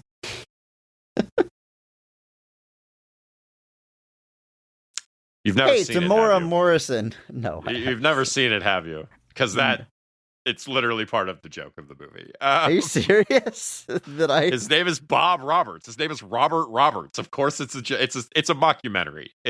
Okay. It's pretty funny. Maybe I need to check it out. But did they say Bob's at any point? Because that specifically is my joke here. No spoilers. But I guess I gotta go watch it. Hey, Tamora Morrison is in this movie, alum of the show. I mean, everybody we're talking about the alum of the show, but we also talked about him in Aquaman, where he is Aquaman's dad. And yeah, of course, gotta be most well known for Boba Fett, which I love because he sort of backs into that role. Like he's obviously not. He doesn't play Boba Fett in Empire Strikes Back, but because he plays Jango Fett in Attack of the Clones, which obviously that's the other thing he's in alum of the show for. Right. And that basically, and we've realized that the clone army is all clones of him. And then we find out that Boba Fett is like the one clone son that he asked for that's not artificially aged. It just effectively becomes reality that when Boba Fett is old, he will look just like Jango Fett. So I actually respect the hell out of the fact that Disney was just like, well, yeah, just have him be Boba Fett. Why wouldn't you? Yeah. Obviously, I know the Book of Boba Fett had mixed reviews, and people kind of were annoyed that it ended up kind of just being a backdoor Mandalorian season 3. But like, I'm glad Tamora Morrison got paid to be Boba Fett for a long time, and still is, presumably. But I just think that's. I mean, really have funny. they like? Has he ever? Did they put his dialogue in Empire Strikes Back? I'm trying to remember if Boba Fett even talks in that movie. I don't know. I don't think he does. I don't. That's actually a really good question. I don't know that they've ever. Okay, so in 2004, he did replace Jason Wingreen in Star Wars Episode 5, the special edition. Okay, so he did do that. It sucks for Jason, whoever that is. That genuinely sucks.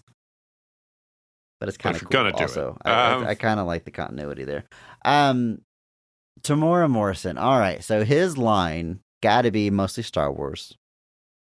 70% of what he's signing is Star Wars, I would guess.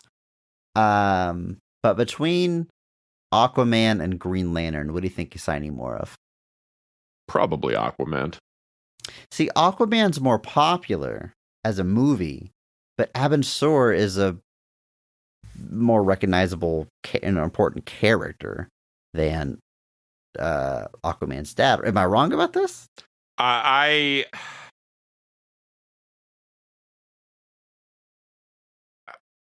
It's probably all nonsense. I just think that like his role as Abin Sur in Green Lantern is just so low on the list for people. This dude probably signs more Moana stuff than he signs Aquaman stuff. Yeah. Like it's something where like I don't know. I really don't. I meant the actual comic book characters, by the way. Like the comic book character of Abin Sur. Yeah, is a bigger Abin Sur is more important than Thomas Curry. Yeah, I would. That's probably true. But like, it's definitely something where I'm like, I don't really know that. I don't know. I have no idea really. I figure it's probably more.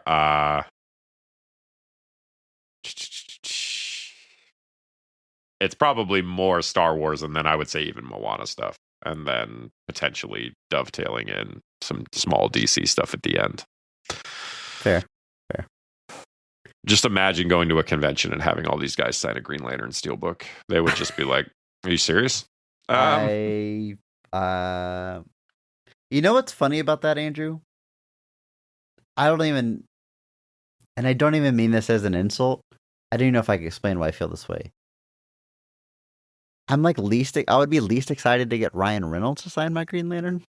Like, nothing against Ryan Reynolds, but like, it would be so cool. Obviously, Mark Strong. So cool for me to have Mark Strong's signature there.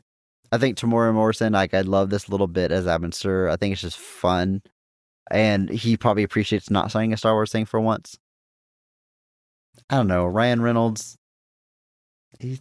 I just, there's nothing fun to me about getting him to sign Green Lantern. Like, there is something especially with like how much he's like bagged it over the years. Like, it's just like, it almost feels like a cruel joke to make him sign it. Like, it almost feels like you're making fun of him to make him sign it.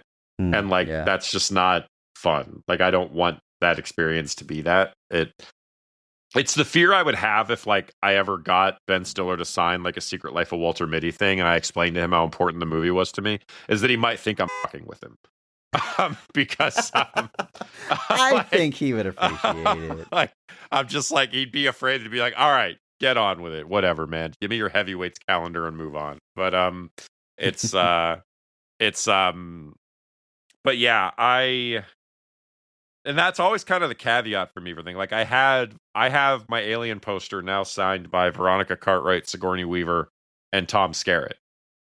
It can be signed by no one else except Ridley Scott, but that's not going to happen.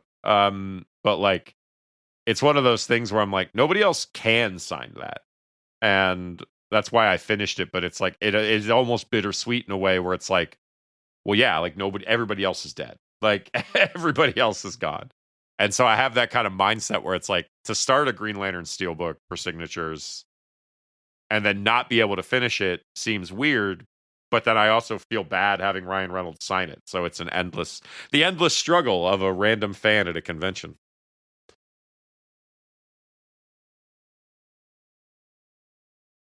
I don't know if we talked about his performance, but I like Tamora Morrison as Abin Sur. Oh, yeah. It's basically Fantastic. a one-scene performance, but yeah, he brings a lot, again, through the prosthetic. We have Jeffrey Rush voicing the character of Tamar Ray, who is also a pseudo narrator. Kind of just does some opening dialogue, which maybe we can save it for scenes, and also it's not very #PP. But why is that there, Andrew? Why does the movie open with that? Like, this is, I think it's the Blade Runner problem.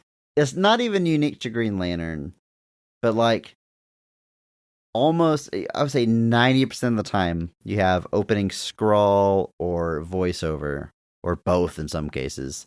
That same exact information is going to be said again in the first act. Everything he says there, he explains to Ryan Reynolds on Oa. So why is it there in the beginning? Yeah, I guess they don't want audiences to be confused. I want to be sure. I That's all I can assume I don't is that get it. they thought it was too much information to be imparted. And it's one of those things where I'm like, yeah, but like you had the script rewritten to include that information. And so it's like your own fault. So it's like you put too much information into your movie and now you feel like it has to be clarified. I don't know. To me, it is almost a death knell when your movie has to open with a narration to explain what's going on. It's not to say it can't be done. There's certainly great movies that do have opening narrations. Obviously, Star Wars with its opening crawls. But that's like leading up to the start of the movie, which I appreciate. Not explaining the world that you're going to explain again in a minute. You know what I mean? Like there's just a big difference there. I don't know.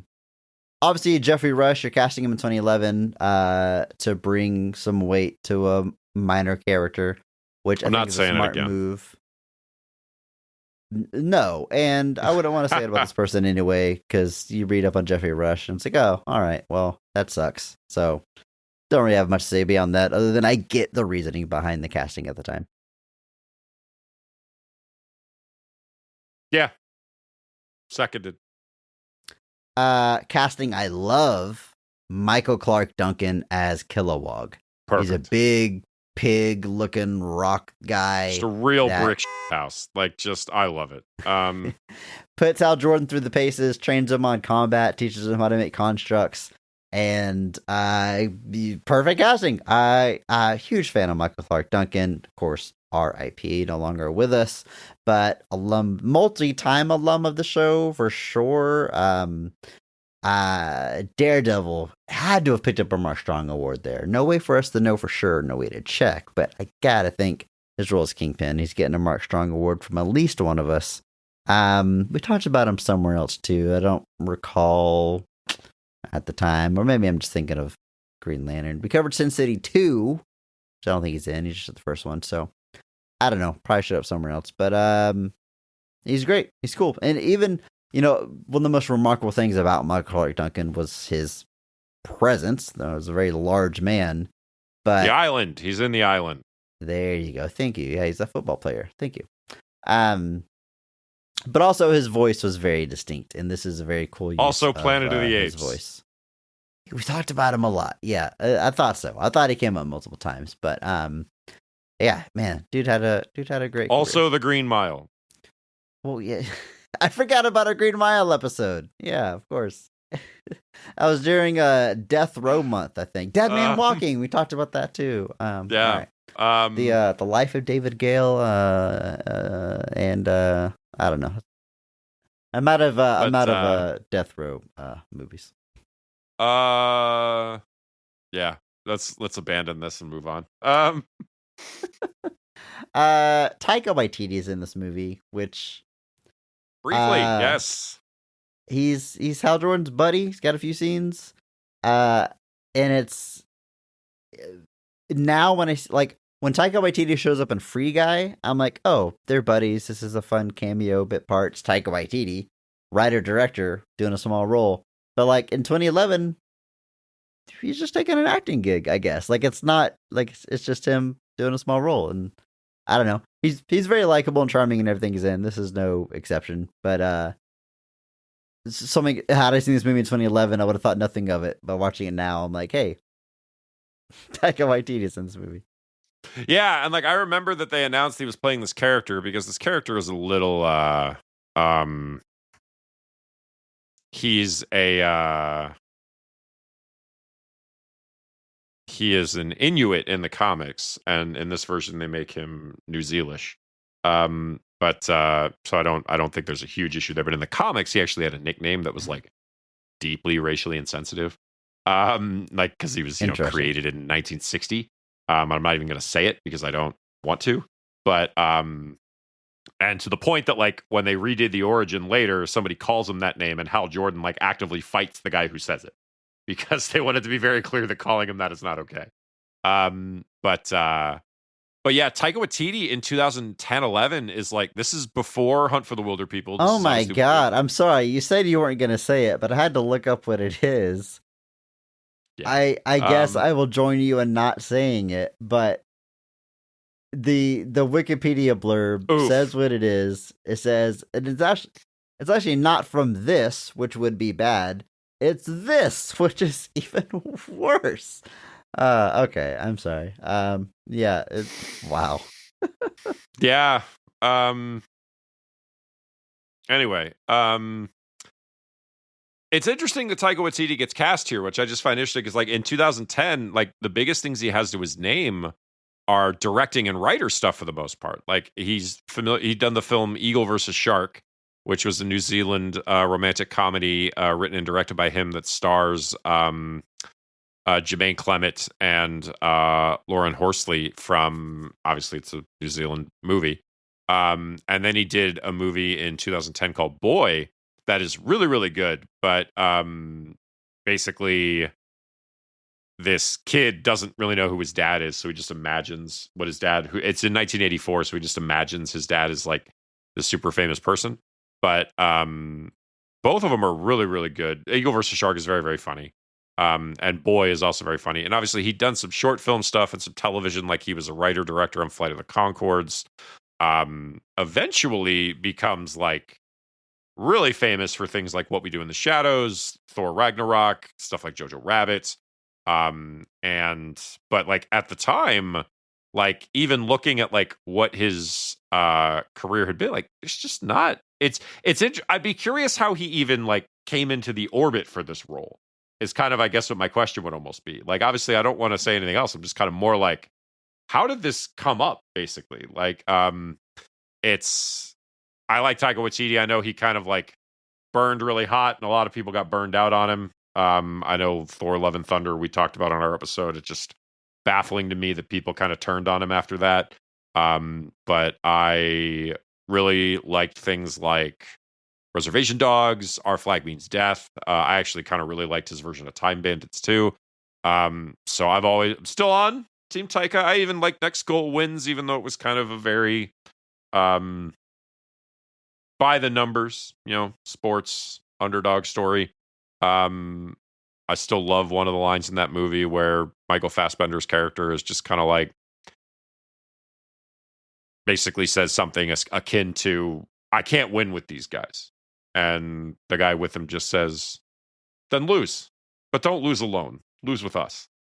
And that idea of just, I like things like that. We're not going to, it's like, fine. If we're not going to win, we're not going to win. But whatever we do, we're going to do it together. And things like that will always work for me. And so, and Taika Waititi is really good at making moments like that land, I think. So it's an odd thing to see him playing basically I like, apparently he was asked about it once, and he basically said the production, quote, had an opening for a role in the film for someone who wasn't, I don't know, not white or not black. And that's how he kind of came into the orbit. And I was like, it's about right for Hollywood those days. But now this would be weird to have him sign. Of all the things Taika Waititi could sign, having him sign Green Lantern, I wouldn't go there. For one, he's not on the cover of my 3D Blu-ray. But for two, I would probably go Thor or What We Do in the Shadows. That's a tough one. What would I have him sign? Thor Ragnarok is like the easy one, but like I also wouldn't mind having him sign something he was actually into. So he's in Thor Ragnarok. Yes, he is. That's true. Yeah, it's got to be Thor Ragnarok done. Korg. This is my pal Meek. He is an insect, and he has knives for hands. God, that movie is so good. I gotta rewatch that. Oh my god! Pulled you off. Meek's dead. Meek, you're alive. The implication that he's carrying his dead friend's body the whole time. I saw that Funko Pop today. I was at Half Price Books. It's Korg holding Meek. Beautiful. I love it. All right, one last bit of casting, then we'll move on to scenes here. Clancy Brown plays Parallax, which barely counts. It's so unfortunate. Like Parallax doesn't say much, and it's just kind of a generic, spooky, gravelly voice. But I want to shout it out because it's Clancy Brown, and that's just fun. Voice of Mr. Krabs, his most famous voice acting role, but he has a ton of voice acting credits, ton of live action. Dude has a very admirable career. A good one to know for the Center Nerdle game because you can connect a bunch of weird stuff. But yeah, I mean, you could have told me this was Frank Welker, and I was like, yeah, of course it was. I mean, there's nothing too distinct about the voice, but it's just cool that it's Clancy Brown. Yeah, it's a cool little bit, but there's really just not much to Parallax. It's like 6 lines of dialogue.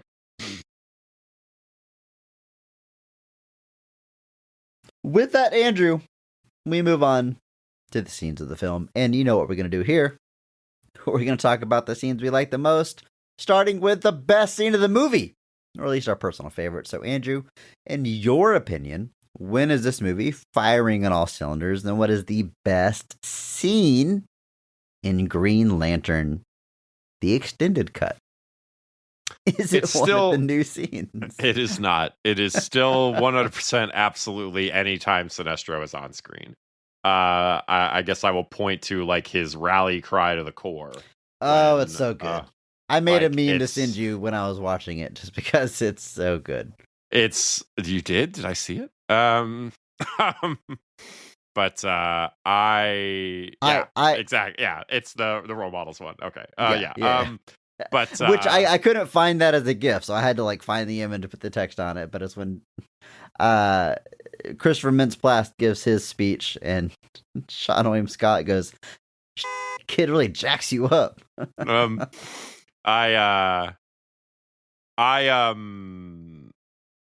Yeah, and so it's the thing I'm going to point to. I'm pretty certain it's exactly what we pointed to the last time.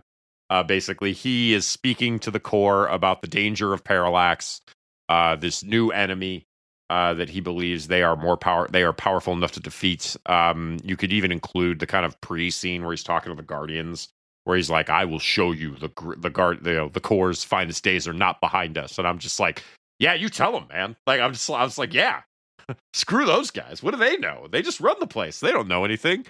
It's the problem with CEOs today, Chris. They're just out of touch. They don't know what the workers on the ground are actually doing. It's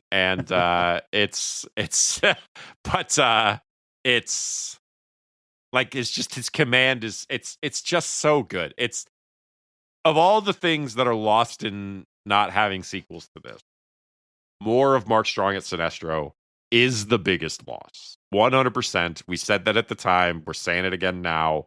That is the biggest loss of not having more Green Lantern movies. Because Mark Strong was like in it too. Like he was reading stuff like Emerald Dawn and was like familiarizing himself with Sinestro's lore and his character. And that to me is always kind of the funniest thing, is that like you genuinely like could like there's a point where like if you're an actor, your job is to read comics. And yeah, how cool. But these scenes are just superb. They, it's obviously all CG, but like the way Mark Strong still commands the scene and the sense of scale, with the sense of scale that is, like, obviously it's this massive gathering of all 3,600 lanterns, and he has that whole room, and he does. And that's the kind of stuff that I'm just like, this is amazing. And Mark Strong is just that good. Such a good scene. And again, goes back to like, he doesn't even need to like,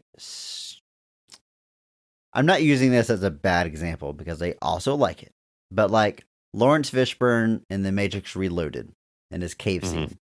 I like it, but it's all about him going really big and raising his arms and yelling and the machines will hear us. Like, that's great. He doesn't even do that. It's just like his command and again, his super intense eyes, and he raises his voice a little bit because he's talking to 3,600 people, but he's not screaming to rouse them up. He's not saying join me and raise your arms. Like, he's just the quiet confidence he has that like the core is stronger than any force in the universe, and they're gonna overcome this because of course they can. They're the Green Lantern Corps. Again, his just blind faith and allegiance to the cause. It's so good. And I do remember us saying in the first episode, sorry if that's annoying, I'll keep saying we think we said something 5 years ago, but we said like this performance is so good that like if there was another Green Lantern movie or project and they had just announced Mark Strong was coming back as Sinestro, I wouldn't even be mad. And now we're at a point where later this year we are getting Lanterns, the Max TV show. As far as I know, they haven't said if Sinestro factors in, but like, yeah, Mark Strong could still do it. I'm sure they won't, just for confusing. They won't. They've stuff, cast but, like, somebody as him in the Lantern show. I don't remember what his name is. Let's is look there up now. someone? There Got is. Got some I'd say, big red head to fill. Does that make sense? I was trying to like do big shoes to fill, but I tried to make it Sinestro specific, and it just sounded really weird, and I regretted it right away. It is a gentleman named Ulrich Thomsen, who is a Danish actor and filmmaker. He is 62. So Interesting choice. So they're well, I mean, if we're going with Kyle Chandler as Hal Jordan, and Kyle Chandler himself is 60, I guess that tracks to an extent that Sinestro and Hal would be peers.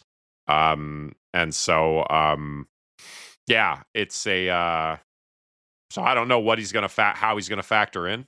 And you know what's funny is John Tenney plays Martin Jordan, Hal Jordan's father, and like I don't confuse him with Kyle Chandler. I know Kyle Chandler doesn't play his father, but like the dude reads like Kyle Chandler to me. Like Kyle Chandler could have played his father here. It's funny that Kyle Chandler's Hal Jordan now. Is he in that movie you said called I See You? Is that the one you told me to watch? Yes, with Helen Hunt. Yeah, that one's really good. Yeah, it's good. Good stuff. Very good. Good twist. I See You. We've talked about that on mic before. Just a very cool, I'm certain we have. Probably little here. Scary movie. But probably here on Green Lantern, we somehow got the Kyle Chandler. Well, no, we talked about John Tenney because John Tenney's in ICU and he's in Green Lantern. Oh, I see what you're saying. Gotcha. Okay. Yeah.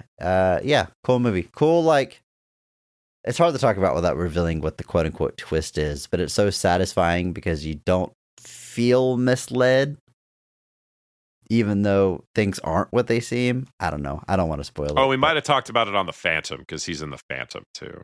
Okay. John Tenney is, along with the show then. Okay. Yeah, I agree. It's a great scene. I wasn't necessarily going to single out this scene as my favorite, but I mean, you said anytime Sinestro's on screen, which I gotta agree with, but I love Oa. Am I saying that right? It's like OA, right? Yeah. Oa. Planet? Oa. Oa. Yeah. Oa. I love just about every scene there. I think it's the most successful part of the movie to me. So I like, even though it's very like by the numbers superhero origin stuff, like Hal Jordan's training sequence, I think is very successful. Explaining the constructs, fighting Kilowog, again, getting dressed down by Sinestro when he comes by. It's just, I like this a lot. I like that this movie, it's not embarrassed to be a comic book movie, which 2011 is still an era where we're struggling with that. Hell, some movies now we still struggle with that. I think by and large, it's embracing the goofiness, the cosmicness, the colorful costumes. I'm trying to think if there's any backhanded jokes. They kind of say the Lantern is a little silly, maybe, but nothing too egregious here. And I just like that we're like, yeah, this planet in the galaxy full of Green Lanterns. It looks really weird. The look of Oa is very interesting because it's not like a single biome thing. Like it's a desert, it's ice, it's whatever. It's not even like flat ground. It's a bunch of like, I don't know. It looks like it's the cover of a Yes album. Like it looks like I was gonna say the like cliffs, the cover to Relayer. cliffs from like a Looney Tunes cartoon. Like just really tall rock formations. Yeah, it's a very strange choice, but it looks otherworldly, which great. That's what it is. And I just like that the movie goes there. Undoubtedly a huge reason why this movie cost $200 million, because this is a lot of CG to create this world, but I think it's successful. I think it's worth the investment. I think it gives the movie a cool identity. And like I said, I feel the movie working a lot more in these scenes than I do in most of the scenes on Earth. So I was gonna highlight maybe like his training sequences, but yeah, I mean, Sinestro giving the speech is also very good. But I'll just say Oa. When the movie's on Oa, if I were to quote unquote try to fix this movie or change things, I would change very little about these segments. I agree. I think, and I think the way it handles Oa is really good. It makes it feel very otherworldly. It makes it feel very. It's not quite full like Krypton and Man of Steel, but it's like edging in that direction. Where like we're not content to like just do Earth with a different color sky or something. Yeah. I've always loved this notion though that the Guardians have their Citadel. And I'm just like, so do you guys just hang out in there all day? It's so stupid. I was going to bring that up. It's so dumb. I mean, it's dumb like, it's how it is in the comics. Like, there's these guys that look like little babies. Like, sitting the Guardians in these... the Guardians just like hang out in those chairs all day. Like, and why are the chairs 50 feet in the air? Like, they not? still just sit in a circle. Like, why? It's just, I mean, Star Wars is almost the same thing where, like, the Jedi, are they just always in those chambers? Like, you can just walk in at any time and start talking to them. They're not even, like, having a meeting. They're just always there. A Game Boy, and then, like, the Green Lantern flies in and he has to go, shit, throws it away. Like, and the Guardians even have, like, one of them became Parallax and, like, his throne is destroyed. And it's just there still. Why'd you do that? A broken chair. Yeah, you couldn't just put somebody else there? That's kind of weird. All of these OA scenes are really, really good. I do wanna specify that I think these scenes are really well done. I like how all this works. Obviously, there is a passage of time thing where like it feels like he's kind of only on OA for like a couple of hours, which is definitely an issue that you can have in situations like this. But I like how it all looks. So I would definitely have expanded this if I were going to do it, my way. But I think there's a lot to like here. I think they do a good job making it feel different. It's a little bit similar to like the fact that all 3,600 Green Lanterns are on Oa, and it's like, don't you guys have jobs to do? It's like, what do you guys? Would you guys just hanging out in the break room, just waiting for something to happen? What's going on? But yeah, I don't know if there's necessarily a meeting being called, or if there's like like what are the odds that like when Hal Jordan goes to train is also a time when all 3,600 are there. Well, and also he gets there pretty quick, I guess. Like he transports there from Earth pretty quickly, I guess, in the grand scheme of things. But all of this is really, really cool. I guess what we could do, Chris, is also dial in. Given that we watched the extended cut of Green Lantern, we could take this moment to dial in what makes it extended. It's the longer runtime. Thanks for listening. Yes, but first, before we move on from this planet, yes, Andrew, wouldn't it be fun to ask Al Pacino what planet the Green Lantern base is on?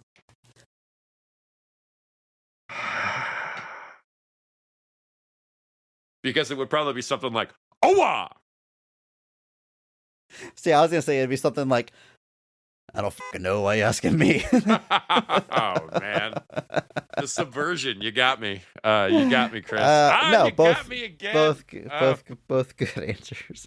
It would be something like, "How dare you speak to me?"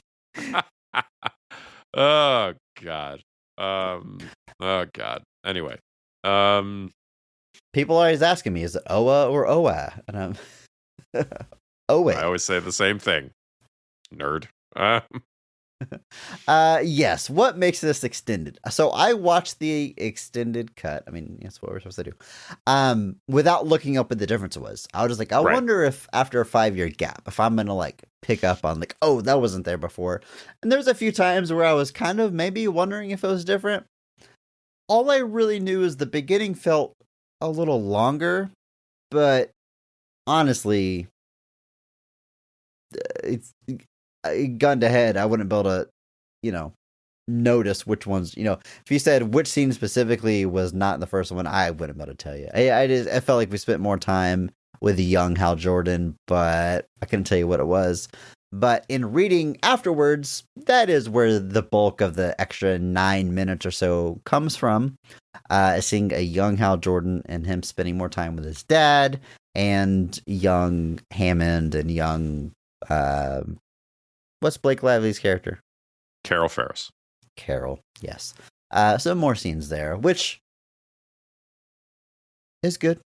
good character background stuff, but it's not narratively does not impact the movie. So the biggest change in the extended cut is rather than the death of Hal Jordan's father being told via flashbacks and kind of PTSD, we are instead given that sequence as an uninterrupted part of the narrative. Basically, the movie opens the same way with the astronauts on the planet Riot in the Lost Sector. I think I mentioned on our original podcast, the planet Riot is another one of those like Easter eggs towards future things in the Green Lantern world. It is in the movies, it's where they imprison Parallax, but here it is the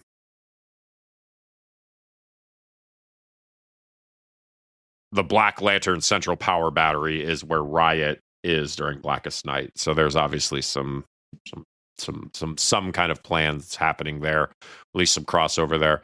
But then we flash back to this sequence of Hal Jordan as a kid. His mom is really worried about his dad doing this test flight. His dad plays it cool.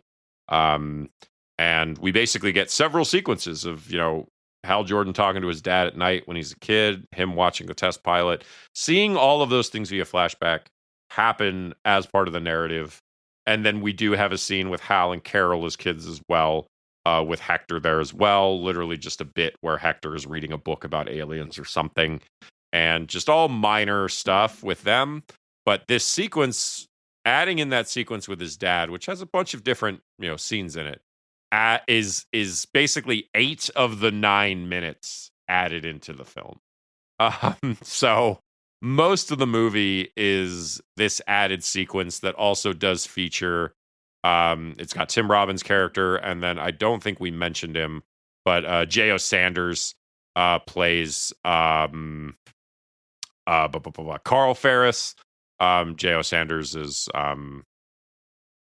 obviously a kind of relatively prolific character actor in a variety of different things. I think the thing I probably remember him most for is he's in Angels in the Outfield, where I think he plays one of the announcers, and he's just a real jerk. But he's obviously they're all younger here, so their hair is dyed different colors. But but they're all still played by the same people. But this sequence, like I said, accounts for most of the added pieces, and so it's a little jarring because the movie almost unfolds exactly the same after this. So later you see flashbacks to these same things that aren't that much later in the film, because in the original film, these flashbacks happen early on to give you that context. So during Hal Jordan's first test pilot against the drones that he does, he has this moment where he kind of flashes back. So you see these scenes just a few minutes later, which is I can't really say what the motivation was, obviously, but that's the bulk of it. There are 2 other minor additions. When Hal shows up after that test pilot as an adult to his nephew's birthday party, you see 2 shots of his mother where she doesn't speak. That's I did it. see that. And then the sequence where he talks to his nephew is a little bit longer, and that's it. So I don't mean to be rude, but we really basically watched the exact same movie.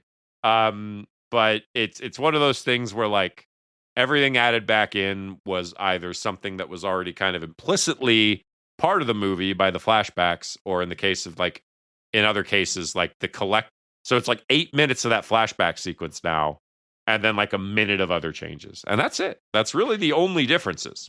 And to be fair, it's only billed as an extended cut. Right. It's not the definitive cut, director's cut. Not director's they don't cut, try to put not any even more a prestige. not even a producer's cut. Yeah, it's just extended, a little bit more meat there. And so, yeah, nothing taken away. I don't think it's significantly better, alters it very much, but I like seeing those young Hal Jordan scenes not in flashback form.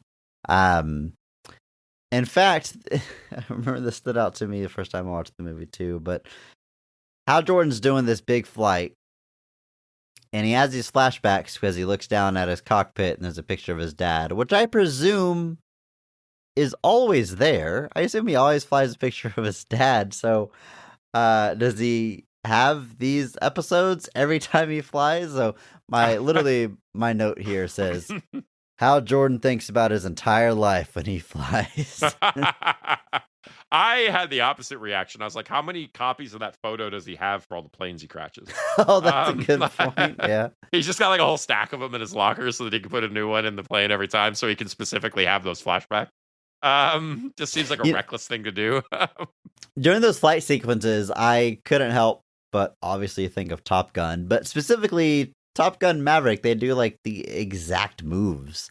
The thing where the AI planes, I don't know the right terms. I'm sorry. Drones. I should watch Maverick again. But no, I know. But the move they do, they go like vertical so they can go behind him. They go above and behind him, and then they do that thing where they spiral upwards and then plummet. It's a big part of Top Gun Maverick, and they do it all here. What I'm saying is, Top Gun Maverick clearly ripped off the opening action sequence of Green Lantern.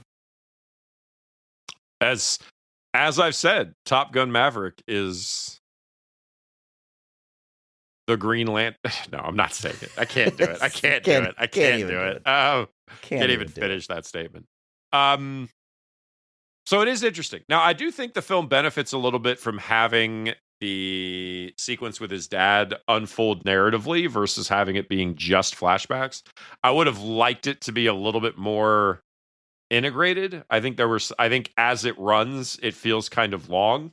And then also the fact that you kind of immediately double back up on it, like a little, like literally minutes later, just feels redundant. Like it's like we put in that sequence and then we didn't bother to change anything else. Yeah. And or at least make it a little bit more like, don't include all of the dialogue, like just kind of make it more flat, like more like quick flashes. But I think you do get a little bit more of the characters in that of them as kids, and I think that's beneficial to them as characters. It at least builds a relationship between the three of them that feels a little bit more lived in than just kind of the assumption that comes later. But otherwise, yeah, there's not a lot of changes here, and it's interesting that and yeah, obviously none of the added sequences are Green Lantern stuff because that would have all required finishing the effects. They're not going to do anything like that. So it's one of those things where you can tell that like the additional extended stuff was all stuff that was basically already shot and done that they could just edit and include in the film with minimal effort. And yeah, it's definitely an extended cut that is living off of the term extended because in the basis sense of the term, it is extended. How brutal is it that he doesn't just see his dad crash his plane and die?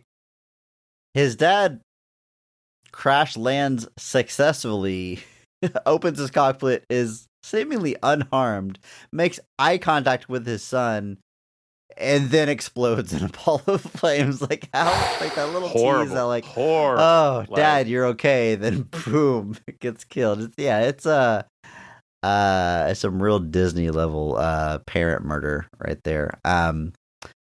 Yeah. Just the amount of therapy you would need just for losing a parent as a child, but much less seeing them die in such dramatic fashion. It's so brutal. I imagine that he did not get therapy though, and he just went to flying planes instead because it's a way to deal with. Because for me, if I'm going to deal with the death of my father, I'm going to do the very thing that killed him. That's definitely a healthy way to approach it. There's a joke in this movie. It's one of the more Ryan Reynolds-y things where one of his coworkers, the guy that ends up getting fired because he ruined the test flight that was supposed to show off the AI planes. He tells him, "Watch your back," as he's walking out of the room, and Ryan Reynolds looks back and goes, "That's impossible," which is when he come back, but it's literally a joke from Good Burger. I was about to say, we're ripping off Good Burger now? Watch your butt. It is impossible to watch your own butt. Man. So you mentioned the suit earlier, and I agree with what you said as far as there's a lot I like about it. I like seeing the power running through it. I like that the more he exerts, the brighter the energy is, the more it radiates through. I think that's very cool. And I can understand wanting that effect and taking the next step to being like, okay, well, then the easiest thing would make the suit full CG and get the reasoning behind it. And by and large, I don't think the suit looks terrible for the most part. Mm-hmm. And I'm talking about the 90% of it that is below his neck. Right. #PP, the domino mask, straight up, it doesn't work. The way they just put his eyes on top of the mask never looks good, never looks right, never looks real. I going back to the deleted scenes, like they did, because I was wondering for a little bit, one of those instances where like a director doesn't really understand VFX in depth, and so they just give the footage to the VFX house, say, hey, this is what I need, make it happen. They had the markers on his face, and they did a big mold so their markers in the exact same spot every single day they shot. Like they did what they could to help the VFX artist put that domino mask on, but like just make that part practical. Like you don't need energy surging through that one. Just do the tried true tradition of putting green makeup on the eyelids, the domino mask on top. The eyes betray him in every single scene, and it's unfortunate. But again, #PP, you bring it back to the positives. This is the Hal Jordan Green Lantern suit. Like this is pretty comic accurate, which is obviously a big complaint in a lot of these adaptations, especially 2011, before we really got super deep in superhero stuff. But like they translated the suit, and even all the Green Lantern Corps all having different styles, different suits to kind of match their skin and their species is all very cool. And I have more positive than negative to say about the suit. But yeah, those eyes.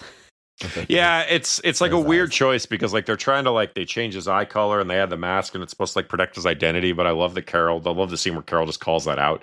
She's like, I've seen you naked. You think I won't recognize you because I can't see your cheekbones? Yeah, I mean, anybody that, not even someone that's seen him naked, anyone that knows Hal Jordan, is gonna know. Ryan Reynolds with a domino mask on. And I like that it's acknowledged, but also, again, not like making fun of the source material. Like, you're so stupid to think of domino. Like, it just kind of acknowledges it, but doesn't wink at the audience with how stupid the concept is. Yeah, it's not a yellow spandex thing. It's not it's not going to that level. But yeah, I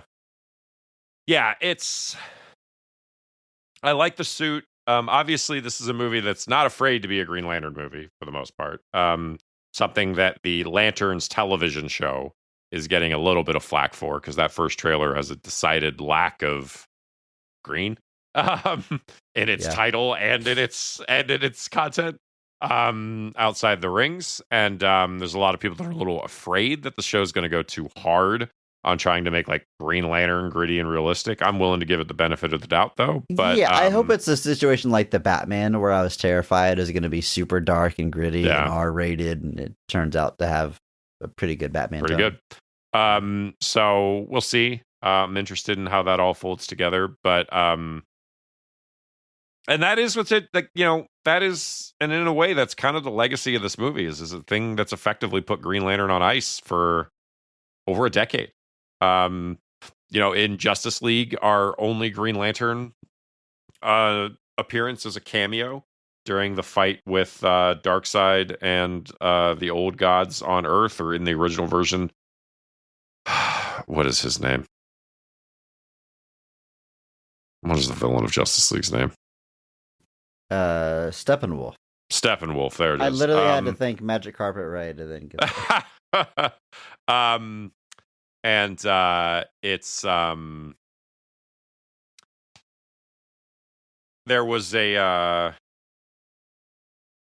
there was talks of sequels when this was first coming together. There was then talk of a Green Lantern film. The cameos in Justice League. Zack Snyder obviously tried to include a Jon Stewart cameo at the end of Zack Snyder's Justice League that he was denied because they were working on. Greg Berlanti was actually working on a television show. The series was going to have Guy Gardner, Jessica Cruz, Simon Baz, and Alan Scott versions of the Green Lantern. Finn Whitrock, I think, was cast as Guy Gardner, and I'm pretty sure someone was cast as Sinestro as well. It got relatively far, I think, and then kind of ran into a brick wall. At least I think that happened. Am I having a fever dream? I think so. I remember us talking about casting on the podcast at some point, but I don't think it was for the current show that's about to come out. So no, it's not. So this was separate, and I do want to stress that. So yeah, Whitrock was cast as Guy Gardner, and it was going to basically, that was the story. There was going to be an Alan Scott story in 1941. A 1984 story with Guy Gardner and Bree Jarda, and then there was going to be like a present day story with Simon Baz and somebody else. And it sounded really auspicious. And I want to say they had cast Sinestro for it and a couple of others, but it ended up not coming to pass. And then obviously the kind of reboot of DC Studios now leads to our current version, where we now have Nathan Fillion as Guy Gardner, who appeared in that role in Superman, and then we'll be reprising that role in Lanterns. That's the other thing that makes me feel a little bit better about Lanterns, is that Nathan Fillion's character is going to be in it. So and he's very much Green Lantern in the classic sense of the term. Yeah. But so it's taken a long time to get Green Lantern back to any kind of screen. There was a brief Green Lantern animated series after this that kind of evaporated. Obviously, the DC animated stuff has featured Green Lantern, but it's featured a lot of stuff. But just saying that, it's taken a lot to get a live action Green Lantern back to the screens after this, and that can happen. It's unfortunate, but that doesn't happen with Batman, Superman, characters like that. Spider-Man, obviously, there's always going to be another Spider-Man. But it's taken a long time for Green Lantern to come back, and now we're getting kind of an old and grizzled Hal Jordan alongside a younger Jon Stewart, and I'm glad to see it. I like it. So we'll see what comes from that. I think that comes out later this year. So we will see. You mentioned the scene where he's talking to his nephew earlier, which I like. It's a sweet little scene. Hal Jordan didn't have a kid to talk to, so they had to give a nephew, and they give a heart to heart, and talks about being locked in, and that's how he feels when he's flying. It's a nice, touching scene. But there's this little beat that I just stood out to me, and that's, he tells his nephew to go back to his birthday party, and the kid runs out of his bedroom.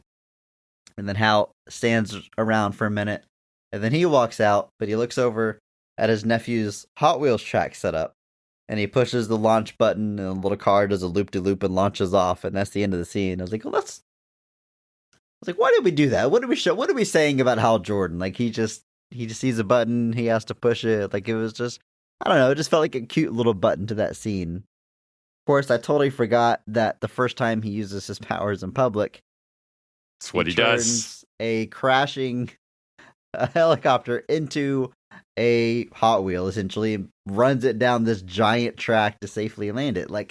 Clear as day, Hot Wheels style track. And I'm like, what a weird thing to pay off. What a weird setup. We acknowledge that it goes back even further. Hot Wheels. It goes back even further, because in the flashback, he runs up to Hector and goes, "Hey Hector, you still want to trade Hot Wheels?" Oh, okay, yeah, okay. Now it's a thread. Now it's recurring. That's good. I mean, look, I ain't mad at it. Storytelling. You could have not set it up whatsoever, and I wouldn't have thought it was that odd. I mean, it's odd, objectively odd, no matter what. But I would have been like, okay, that's silly. But yeah, okay, he's in the Hot Wheels. It's funny. I'm really fascinated by, and this is true across all Green Lantern media, but his constructs are big versions of things we're familiar with. Big baseball bats, Gatling gun. He does a pool of water at some point, a giant net. But there's no reason for it to be shaped like any of those things. A Green Lantern construct of a Gatling gun isn't functioning like a Gatling gun. He's not creating all the mechanisms inside to shoot energy bullets. He theoretically could just shoot green balls of energy. But is it a thing like it's easier for a human to imagine a thing we're familiar with to get the point across? Or is it just like it's more fun to see these things? It's definitely more fun to see these things. Okay. And they used to like play around with that in the comics a little bit. Like the different lanterns kind of had their different focuses, and Green Lantern Rebirth kind of builds into this because like the idea is that John Stewart is an architect, so all of his constructs are like very, very like deliberate. They're very structured, very like clear in their design and how it all works because his mind is very, that of an architect, whereas Kyle Rayner is an artist. So his constructs relied on that artistic ability and were much more like free-flowing and creative in their implementation. Whereas Hal Jordan's tended to be a lot more functional, whereas it was a lot more of like, I'm just going to do the thing that is going to allow me to accomplish what I need to do versus creating anything in particular. And Guy Gardner kind of fell somewhere in between. And so we don't really get that here. Obviously, they're just going for visual flair, I think, more than anything. And that Hot Wheels track that becomes the trend, basically. And then, but like when he's on OR, when he's fighting Parallax, or when he's using jets to pull himself away from the gravity of the sun, he's not just using whatever. But whereas when Avon Sur is fighting Parallax, it is just green energy balls and stuff like that. It's not really anything tougher than that. But it's something they might have dived into more, but as it functions, they just kind of, I think, are going for just big visual cues that you can easily follow that look kind of cool when they're giant. It reminds me of that Guardian scene, I think Guardians 2, whenever he's like, I'm going to make some really weird shit, and he does like a giant Pac-Man and stuff. I think, most dudes are probably doing similar things. That's 2, because he has Ego's powers at that point. Real quick, though, just to go back a second. You said it goes back even farther than that, because when him and Hector are kids, he wants to trade Hot Wheels. Is that that's an extended scene, right? Because we don't see young Hector theatrical. That's in the original. That's in the early scene, yeah. But it's not in the theatrical cut? No, okay. I don't think so. There you go. There's something that's gained in the extended cut. I guess when people say we get more insight into the characters, we learn that these guys love Hot Wheels. There you go. And it pays off. It creates a thread, as you say. Storytelling, writing. The big final fight in this movie, he's fighting a select cloud monster. It's Parallax. There's a whole history, but visually what we're seeing is him fighting a big cloud monster, saving the city, ultimately the Earth. It's not. It's more exciting than him fighting Hector Hammond. Like if that was his big bad, I don't know how interesting that gets, but it's a step up from like the Fantastic Four Rise of the Silver Surfer Galactus cloud. I don't know. Maybe I'm just dancing around looking for ways to say some positives here. There's some things I do like about this fight, though. I like fighting a bigger, larger than life thing. I like how he ultimately kills him by throwing him to a sun, which is a callback. Something Kilowog said. There's some cool stuff here. But my favorite part by far of this fight is whenever Parallax isn't so much trying to kill him as just trying to get inside of his head and make him scared, which is what Parallax does. And he shields himself with a construct, and he recites the oath as he gains enough power to push back. Mm-hmm. It hits probably harder than it should, because the oath only comes up once, and it's just when he first gets the powers. He's told he needs to do the oath. He doesn't know what it is, and then once the ring charges, he immediately knows what the oath is, and he recites it. I think we only hear it twice in the movie, that initial time he recites it, and then during the finale. Real quick, pitch on the spot, Andrew. Can you recite the Green Lantern oath? In brightest day and blackest night, no evil shall escape my sight. Let those who worship evil's might beware my power, Green Lantern's light. Something like that. Yeah, you nailed it. It bugs me a little bit. They say evil twice in the oath. I feel like, just from a writing standpoint, we could have changed one of those. But I think it's very cool. I love that Green Lantern has an oath. That's not really a thing that every comic book character has. It's something kind of unique to him. And we're almost working on a rule of cool here. I don't know why Hal Jordan saying the oath doesn't give him powers, but it just hits me emotionally that he is just totally buying into being a Green Lantern, being part of this force, accepting that he is worthy and does belong there. And instead of saying all that out loud, he recites the oath, and that gets the point across. And it's corny and silly, but I'll be honest, hits me a little bit emotionally. It's a special moment that I don't even know. It's backhand. I don't even know if the movie really earns it, but regardless, it still lands for me. I agree. No, I love the way that whole scene looks, just like the energy like pulsing through him as he's like beaten down into the ground and he recites the oath and he's able to then like power up. Like that's where I think the suit looks the best. Because obviously the suit's made of the energy. It's always been like that, but like practically and functionality, that's a weird thing to have to portray on screen. But I think the decision to be like it's made of energy, so it's going to be CG, like I think that quote unquote makes sense. I just think in the quieter moments, it's something that ends up looking kind of weird. But in that moment where he's like holding it down, while he's like Parallax is like bearing down on him, and he like says the oath, and the energy is just surging through him. It looks so cool. Like, I'm sorry. Like, it just looks cool. And then when he says the oath and he's able to then power Parallax up, like, it's the moment where I'm like, it works here. And this is where it needs to work. And it does feel a little weird that Parallax doesn't understand how gravity works, but it's fine. Well, yeah. They all got the other weakness. Andrew, that covers my notes on this movie. I can say pretty confidently, as looking at my clock here, we discussed it in a little more depth than we did in episode 1. Obviously, we had extended scenes, more to talk about, and our show has just evolved a little bit since then. But it was also it's the last time, man. Yeah, the last time we do this. I do have to call out one more thing before we start moving on to the next segment, though. I do love when Hal Jordan takes the straps down Kurt Angle style. In his final fight with Parallax. He's got these like backpack straps because he's like using these 2 jets to save him from the sun's energy, and he like takes the straps down, which makes 0 sense. But I'm just like, no. My understanding of how taking down straps works is that's now increased his power by 200%.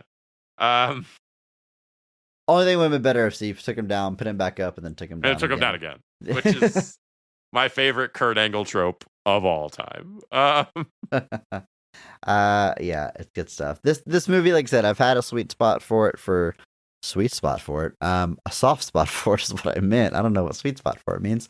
A soft spot for it for 5 years now that we've been doing this podcast. It was very nice to revisit, fun to talk about. I love what we do on this podcast. Certainly, it's not coming to an end because I don't enjoy doing it, because I very, very, very much do. But before I dwell too much on it ending, like I said earlier, we have a whole another segment here. We have the sweetheart of podcasting himself, the one and only Bob Buel, dropping by the studio for a round of trivia based on our podcast for the very last time. And I'm excited to dive into that. I hope you are too, because that's what we're about to do. And then after that game, after that trivia, we'll say goodbye to you. We'll wrap this thing up properly. But I think it's time that we let Bob on in. I hear him on our 6-hour extravaganza. Yes. Come on in.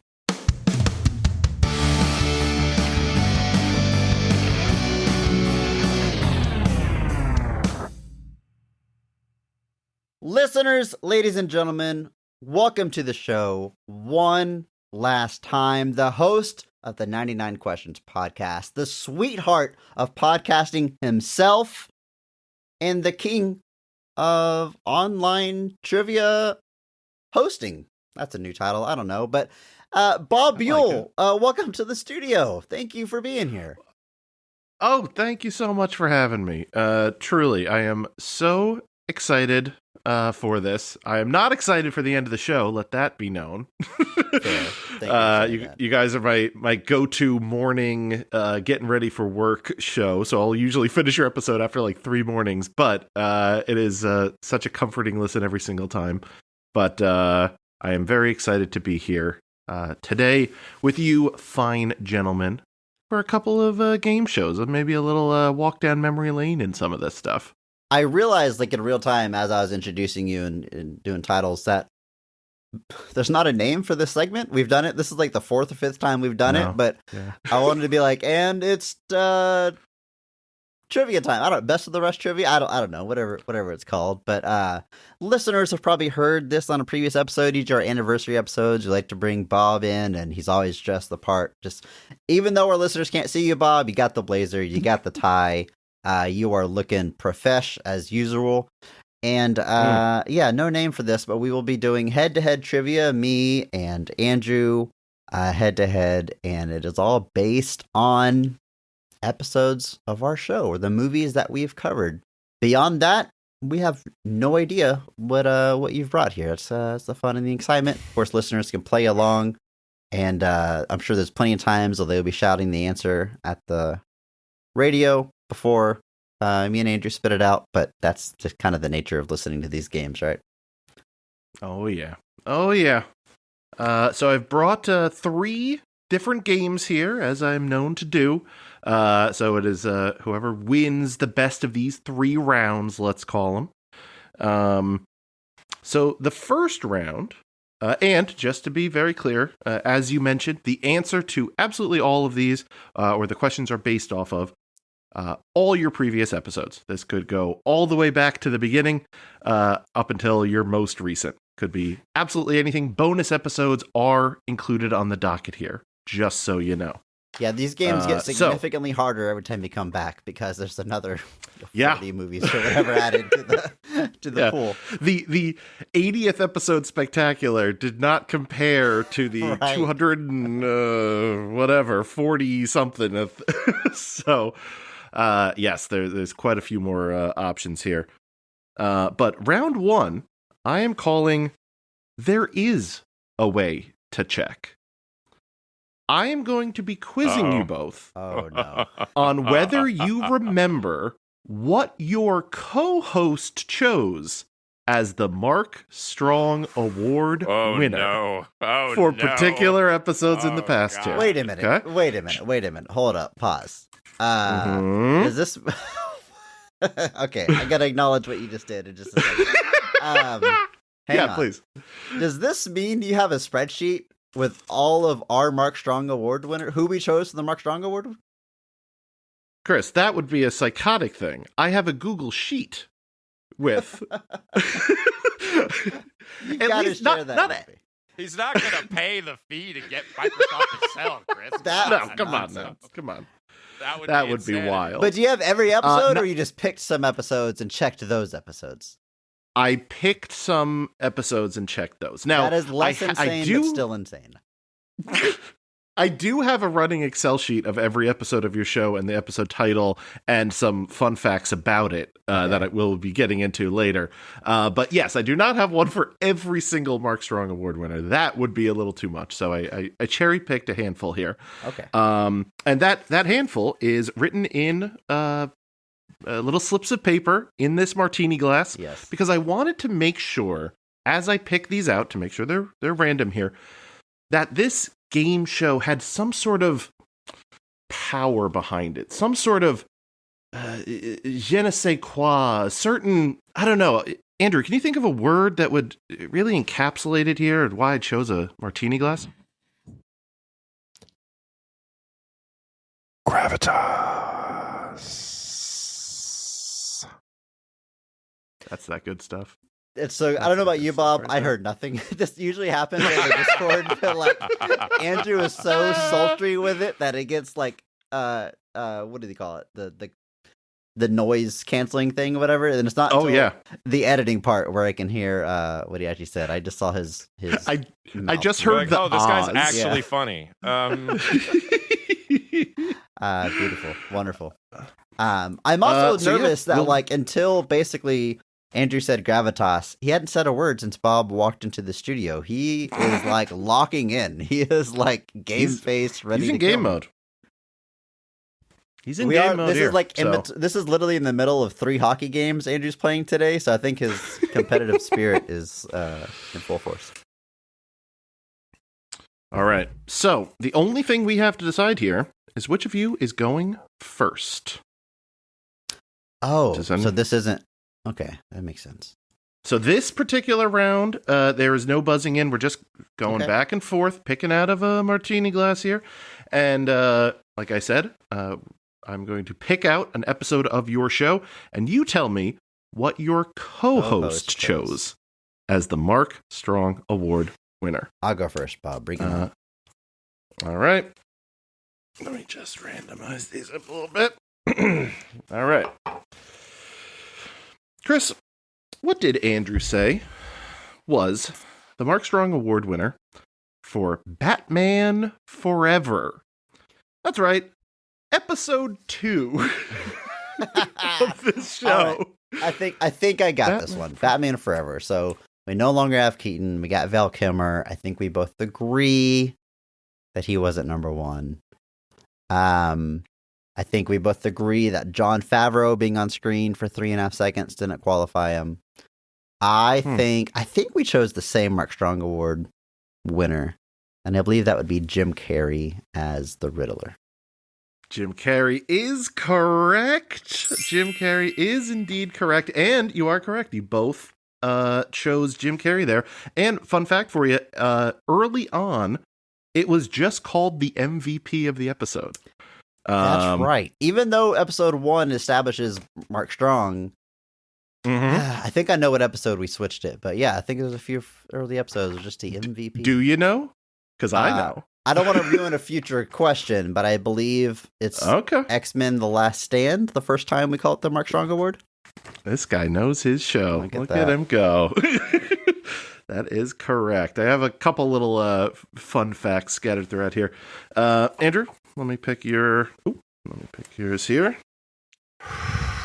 Andrew, what did your co-host say? Wow, we're taking a trip through memory lane here. What did your co-host say was the Mark Strong Award winner for Catwoman? Catwoman. That's right, episode 40 of the show. Oh, man.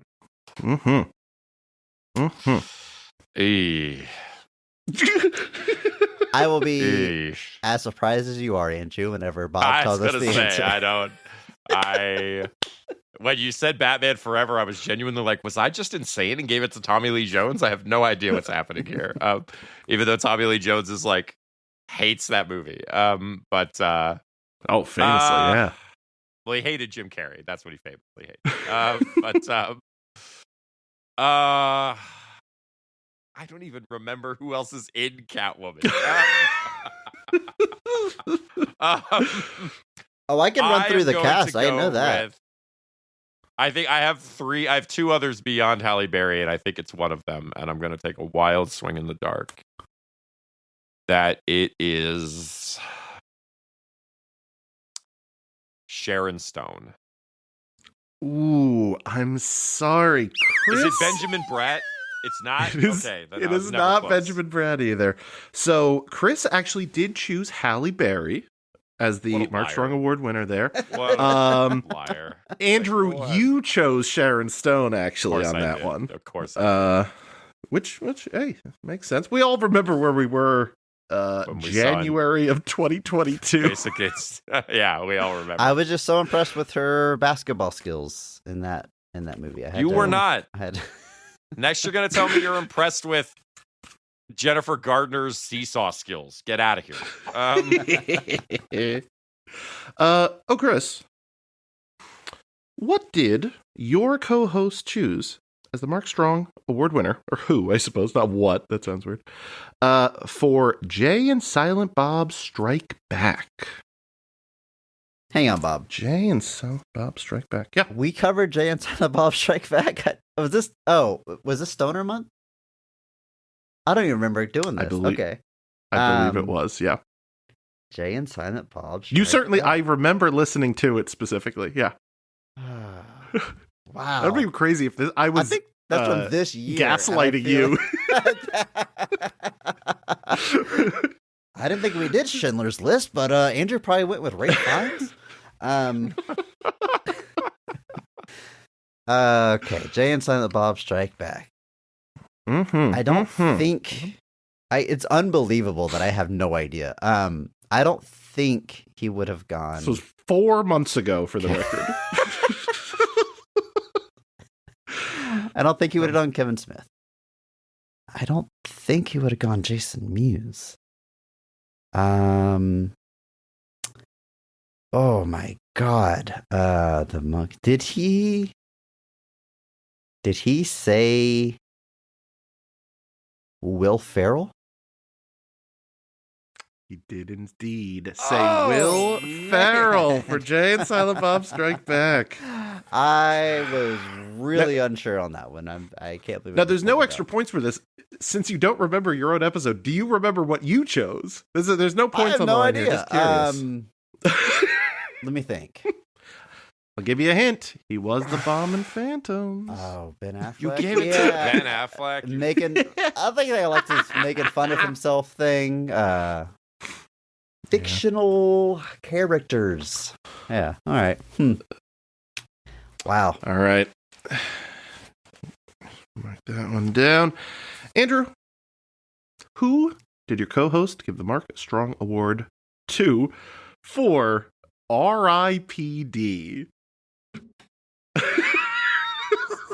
What is this? I'm picking them out of a hat, baby. Strike Back and Batman Forever. I've got Catwoman and R.I.P.D.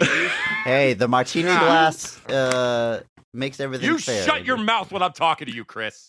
It's all about the martini glass. R.I.P.D. Episode 57. We all remember it well. Jeff Bridges. Jeff Bridges is correct. Jeff Bridges is correct. Not James Hong? I thought it was nope. Kevin Bacon, although I probably gave it to Kevin Bacon. He is the bad guy.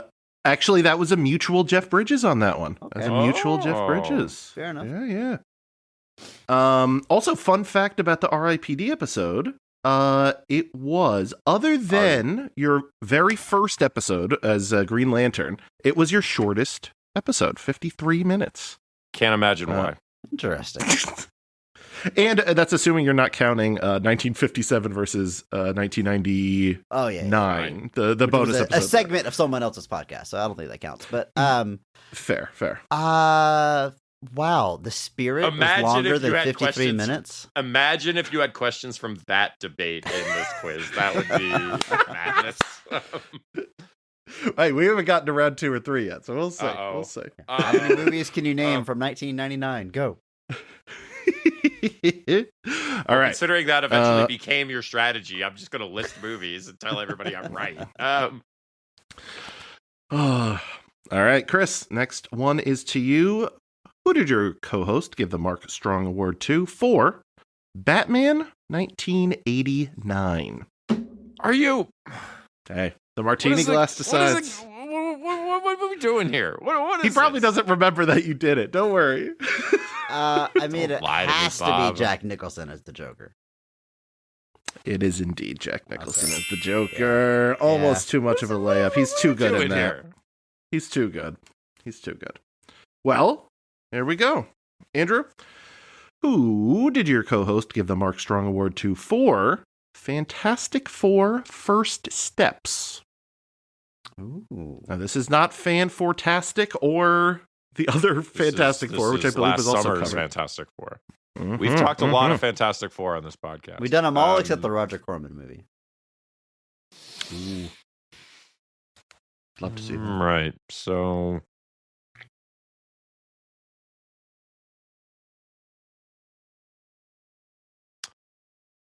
Vanessa Kirby.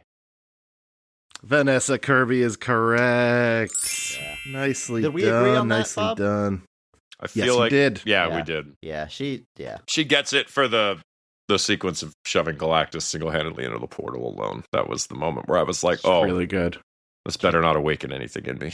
Shoves Galactus into a portal, shoves a baby out of her. She does a lot of shoving in that movie. Shoves off the afterlife. Yeah. It's impressive. Mm? I guess Franklin technically does that. Who's counting? It is 3-2 currently. Chris, question to you here.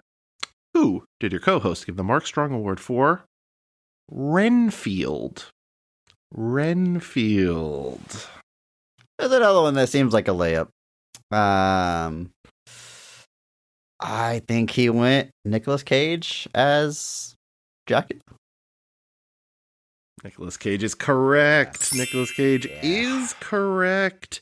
Do you remember who you gave it to? Again, not bonus points, but it was not a unanimous there. It was not unanimous. Wow. No.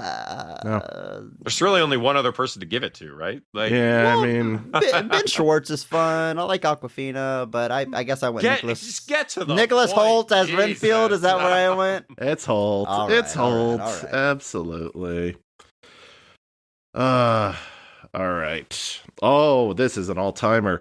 Andrew, do you remember who your co-host gave the Mark Strong Award to for Battlefield Earth? No. What? No, I don't. I have no idea. I don't even remember who else is in that movie besides John Travolta, and I probably couldn't name them if you showed me his face. It's Barry Pepper's biggest movie, Andrew. How can you not remember Barry Pepper? Who's Barry Pepper?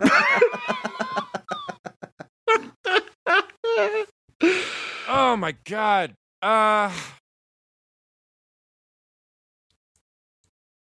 I don't know. John Travolta? Sure. Whatever. Move on. It was not John No, Travolta. Wait, was it Barry It Pepper? wasn't. It wasn't John Travolta. It was in fact Barry Pepper. I didn't even remember I did that, but okay. Yeah. He's trying. Barry Pepper and Kim Coates walking away with Mark Strong Awards on I gave it that to Kim one Coates. there. Of course I Yes, gave it to Kim correct. Coates. Yep. Gets that off of Moon alone. And that's up in your Pantheon for close to longest episode, by the way. Ow! I You're know. on that, I know. aren't you? Yeah, anything that has me on it instantly gets tacked on As, to either as Yeah. trivia or as guest. Either way, it's going to be extra. Oh, yeah. All right. We are up to Chris again, right? Yeah. All right. Oh, man. Who did your co-host give the Mark Strong Award to for Batman Mask of the Phantasm? You gotta be kidding me on this. Like, It's all in the, he's gotten every all in the single martini possible glass. layup you can get. I will say. Meanwhile, I get Battlefield Earth, Catwoman, R.I.P.D. I think this is the second time I get to say Andrew picked the Joker. It was Mark Hamill as the Joker. Ooh. So that is incorrect, actually. That is incorrect. Okay. Again, not worth a point, but Andrew, do you remember who you gave? It was Kevin Conroy's Batman, wasn't it? It's Kevin Conroy all day. Joker's Kevin just Conroy not all in it day. enough. I think my argument is Joker's not in it as much as I thought he was. Hey, So- fair. Yeah, Was that unanimous, Bob? Did I also go Kevin Conroy? correct. Okay. Correct. That's A fair. brisk 2 hours and 3 minutes there. We all Longer That's remember. longer than the movie itself, Yeah. right? Yes, it has to be. Almost I definitely. think it's like yeah. an 85-minute movie. Yeah, like This is to Andrew, right? Yes. Now this is a very special one. There's a couple here that I wanted to give you the option on. So there's a couple episodes in here where you had guests. So now the question becomes, you can give the answer either what your co-host said or what the guest said Interesting. was the Mark Strong Award winner. Both are completely viable options. But you can only still get 1 point. You can give either answer. Okay. So who got the Mark Strong Award for Star Wars Episode 1? I was really hoping it was Hook because I remember very specifically what our guest Yes. gave the Mark Strong for at that. And if that's in the martini glass for Chris later, I'm going to be upset. But Star Wars Episode 1. Star Wars Episode 1.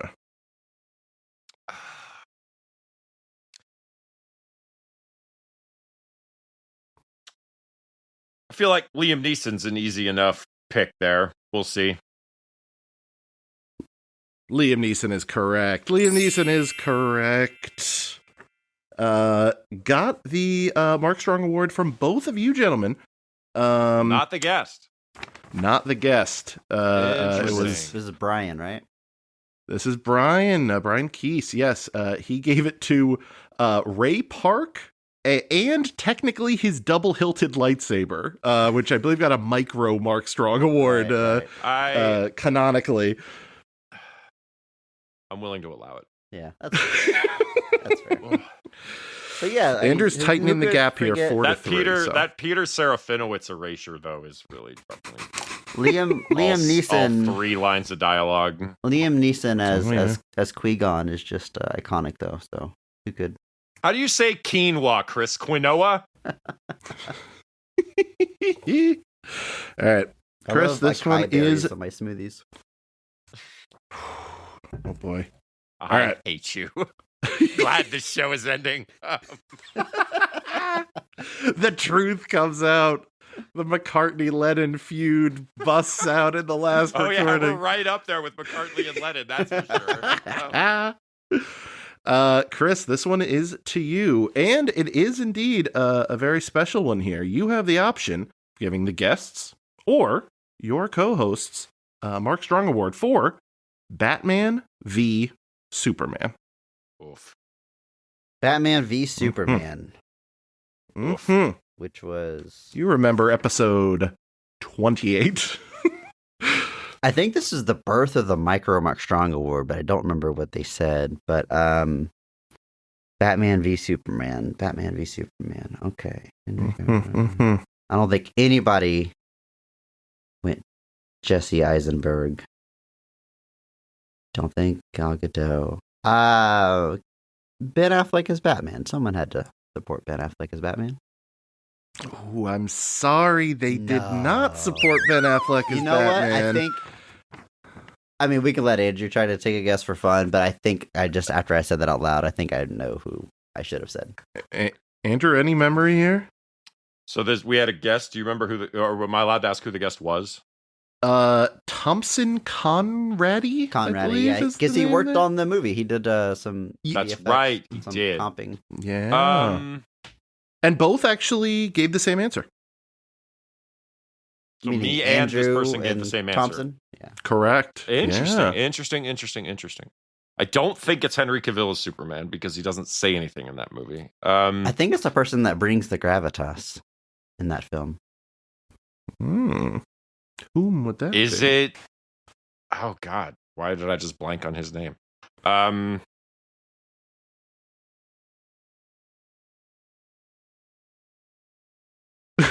I'll get there. Don't worry.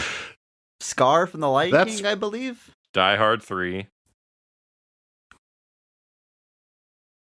Watchmen, the TV show. Man, my shirt is so wrinkled. I better use the dryer. That's right, Jeremy Irons. Jeremy Irons. I had the Jeremy, and then I was like, Jeremy Strong? No. Like Jeremy Piven? Whoa, wait, no. And Chris famously giving it in that episode to Lawrence Fishburne. Because Fish. That was. What can I say? That was my other. I was thinking Fish is barely in that movie too. We were really reaching. I know. It was yeah. I think Fish and Jeremy Irons have a combined screen time of like 8 minutes. It is 4-3, and Andrew, this question is to you, so you could tie it up Diane here. Lane in that movie? Yes. Who did she play? She plays Martha Kent. Why don't you say that name? Walked right into it. Can't believe I did that. Sets him up, we knocks him down. Can't believe I did that. I'm 90% positive I did that in the episode itself, but I had to bring it back. There's no way to check. No way to check. Who knows? Andrew, Yeah. who? Oh, another one where you have the option. Who did the guest or your co-host say got the Mark Strong Award for Death Becomes Her? It's really again hoping for Hook. I mean, Death Becomes Her. someone did Meryl Streep, right? Someone did Meryl Streep. Friend of the show, someone his had to, wife did yeah. Meryl Streep. Absolutely. Yes. I feel like another. I feel like that's truly a movie though, where like you could name any of the main three, and like all of them. Like I still have moments where I just go, the morgue.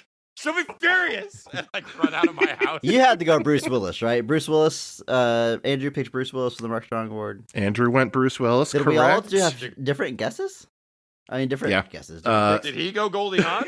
Yeah, he did. Nice. All right. Yeah, that movie deserves it. We I mean, had to have done that on purpose, right? Like, there's no way we didn't. Like, I feel like we definitely planned it. I don't know. No way to check. No way to check. Tied up 4-4 here. Oof. Chris. The final round, or are there more here? This one I padded a couple extra because I didn't know how many you were gonna do. Right, I'm gonna say, yeah. Chris, who got the Mark Strong Award from your co-host for the classic film? It's Pat. Oh no, I do know this one. I think. I think Andrew chose. I'm blanking on his name. Rocket? Is Rocket his last name? I'm going to give it to you. I'm going to give it to you. Rocket. I got Charles Rocket. Rocket. Yes. That is correct. I hope we agreed on that because I don't know where else I would have went. Correct. Both went Charles Rocket. What there. an absolutely baffling movie. Look, technically it's a film and no one can take that away from it. I think baffling is the proper term. Yeah. Andrew, oh boy. Who did your co-host give the Mark Strong Award to for, you know it, you love it, Final Fantasy, The Spirits Within?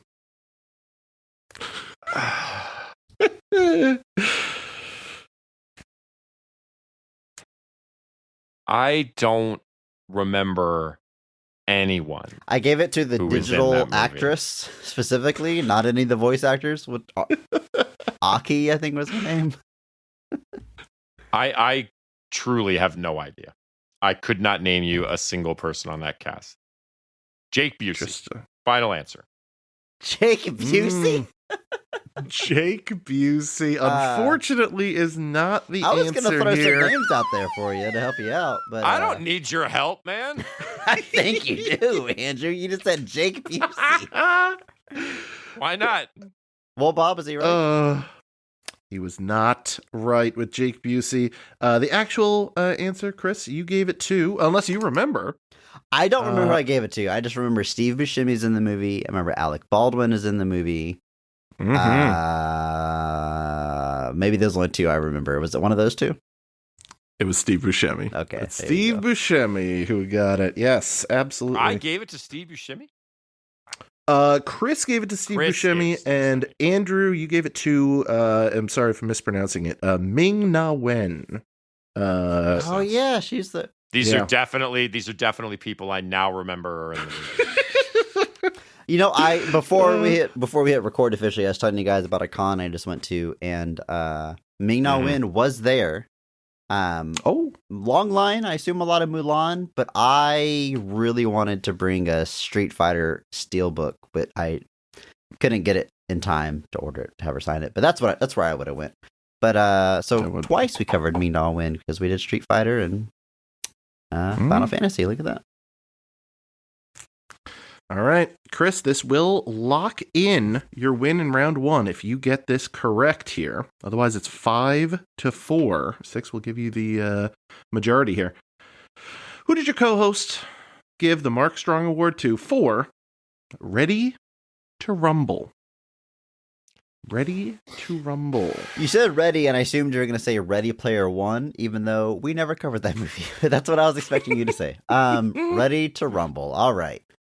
Don't think he gave it to John Cena. He shows up in this prototype era for 2 seconds. I doubt he went with any real wrestler. David Arquette, Scott Conn. I think he went Oliver Platt as the king. Ooh, he did not go Oliver Platt as the king. I have a guess. I don't really remember. But did I give it to Martin Landau? Yeah. Ooh, you did not. I did not. You did not. I didn't go Martin Landau or Oliver Platt. Did I go Joey Pants? Joey Pants. Pantoliano. Who's Joe Pantoliano in that movie? He's the bad guy. Oh, he's yeah, like the he works for WCW. Sinclair. He's Sinclair. He's like the Eric Bischoff equivalent, if I remember right. I think Sinclair. I think his name is literally Sinclair. Yeah. Stupid, bogus Sinclair allergies. Wow. Joey I Pants. hate how much that movie's in my head. Oh yeah. David Arquette getting a Mark Strong award there, probably his one and only. I have to assume.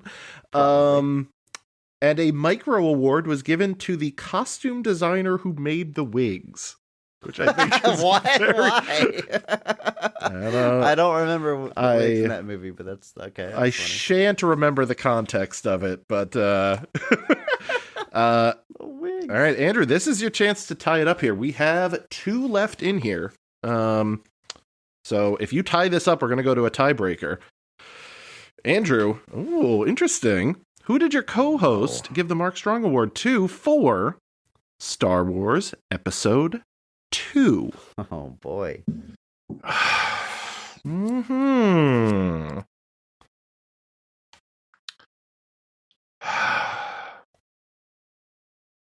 you know, Ian it's a McGregor. Star Wars movie, so it's a real small cast, easy to... Sorry, I talked over your answer. Was that your final answer, Andrew? What was your answer, Andrew? I didn't hear it. I said Ian McGregor. That is correct. That is correct. Ewan McGregor winning. There was one other possibility, but I feel like Ian McGregor's in that movie a lot, and he has to carry it for the most part. So, okay. So we are down to the last one here.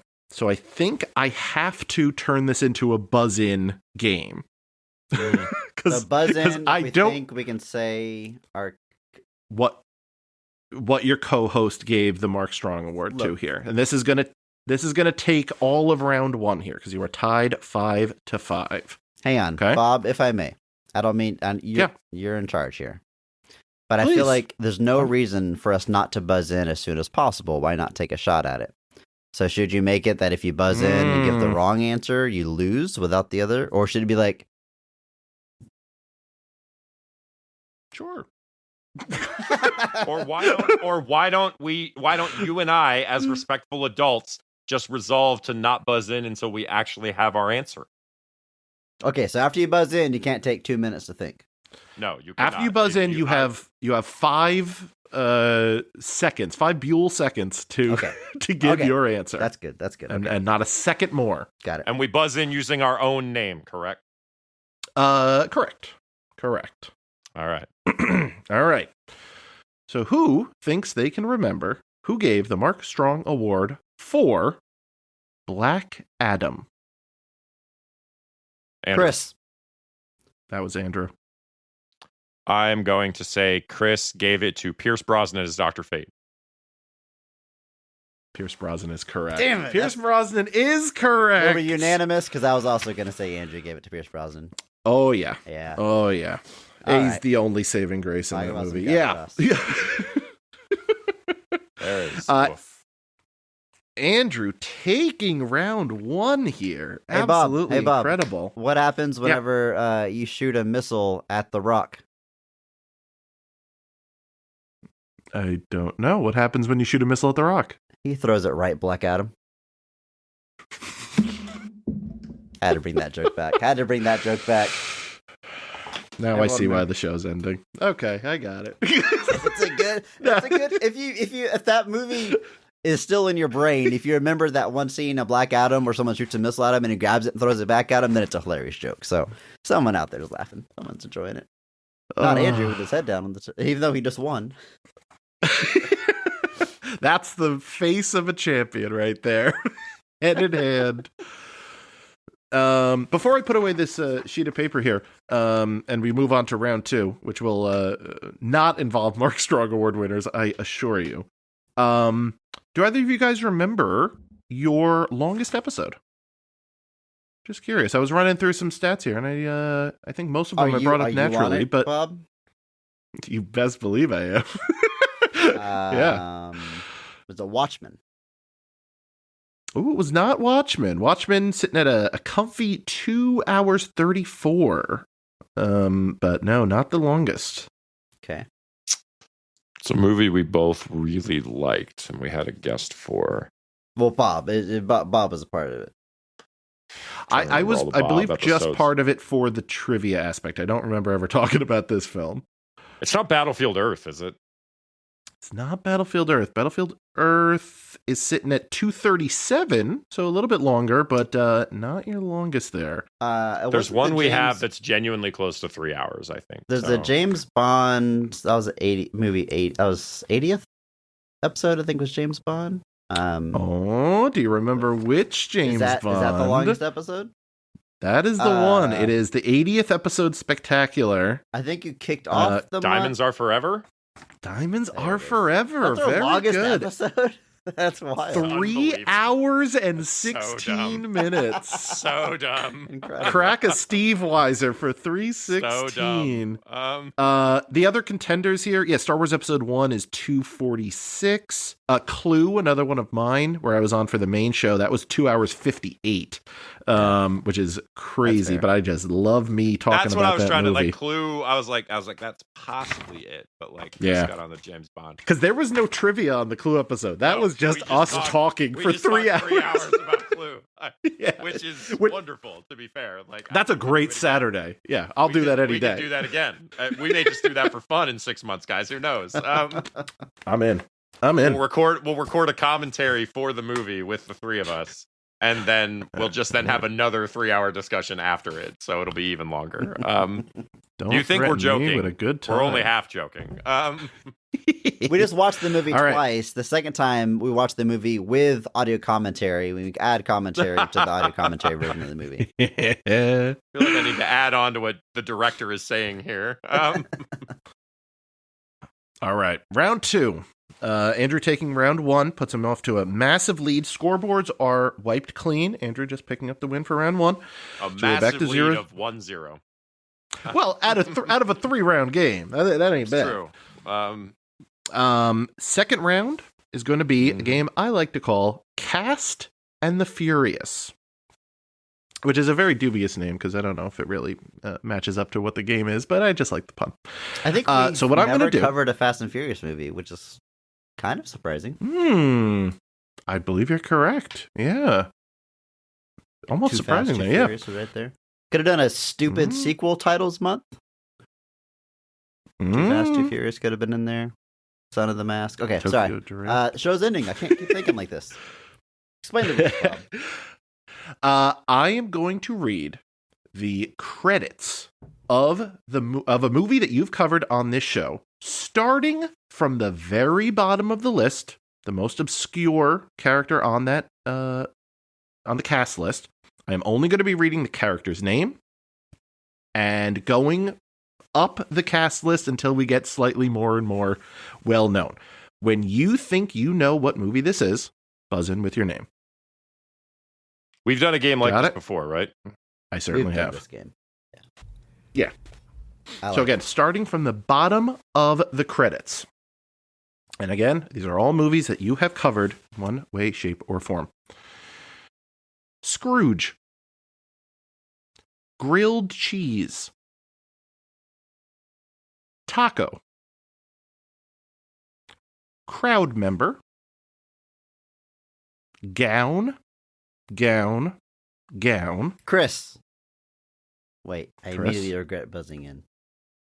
Cool World? Is not Cool World, unfortunately. Okay. That was a good so guess. Andrew, at this, That was a good guess. it's a very good guess. Autograph Kid. I'll move briskly through these because Andrew, you could take as much as you want here. Hippie Girl, Newswoman, Riot Singer, Boy Stealing Wheelchair, Heckler, EMT, Furious Boss, Angry Mom, Trailer Guy, Homeless Dude, Richardson, Barry Pasternak, Frank Powell, Marie Powell, Denise, Rico, Dave, Kevin Powell, and the top of the cast, Rod Kimball. That's the entire cast? That is the entire cast. I skipped a couple of repeats in there where it's like, angry, whatever, EMT number 2 and EMT number 3. What in the world is this? What in the good Lord? Andrew. Andrew? Rod Kimball. Rod Kimball. That name means nothing to me. Like, I can't begin to tell you how little I can know of this. Like, I think that the heavy hitters in here are Rod Kimball, Rico, Trailer Guy, Taco, and Grilled Cheese, I think, is also a huge one. And to be clear, you read all. You're not skipping like main characters to make it too easy. You read all of them? The main character's name is Rod Kimball.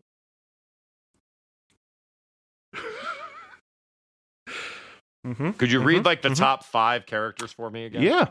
Rod Kimball, Kevin Powell, Dave, Rico, Denise. Is this half-baked? This is not half-baked.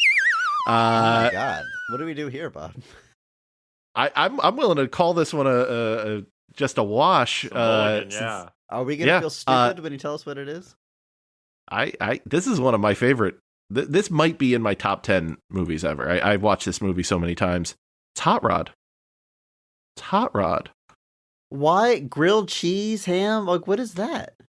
He does the debate with Denise when he's trying to woo Isla Fisher or whatever. And it's like, who would win in a fight, taco or grilled cheese? And she goes, taco, because it would probably cheat. And he goes, that's slightly racist, but that's correct. And then he has a dream sequence where he's imagining tacos and grilled cheese fighting. Man. Yeah. Yeah. Wow. So Rod that's Kimball, the titular Hot Rod. That's definitely going to be one the listeners are screaming out. Yeah. Did you say Riot Singer? Is that Josh Homme? Riot Singer. We have 3 Riot Singers: Gillian Barber, Sammy Fratidad, and William S. Taylor. I know Queens of the Stone Age plays at the end. Yeah. Wow. Man. Okay. Sorry, guys. Woof. No. Woof. Hey, listen.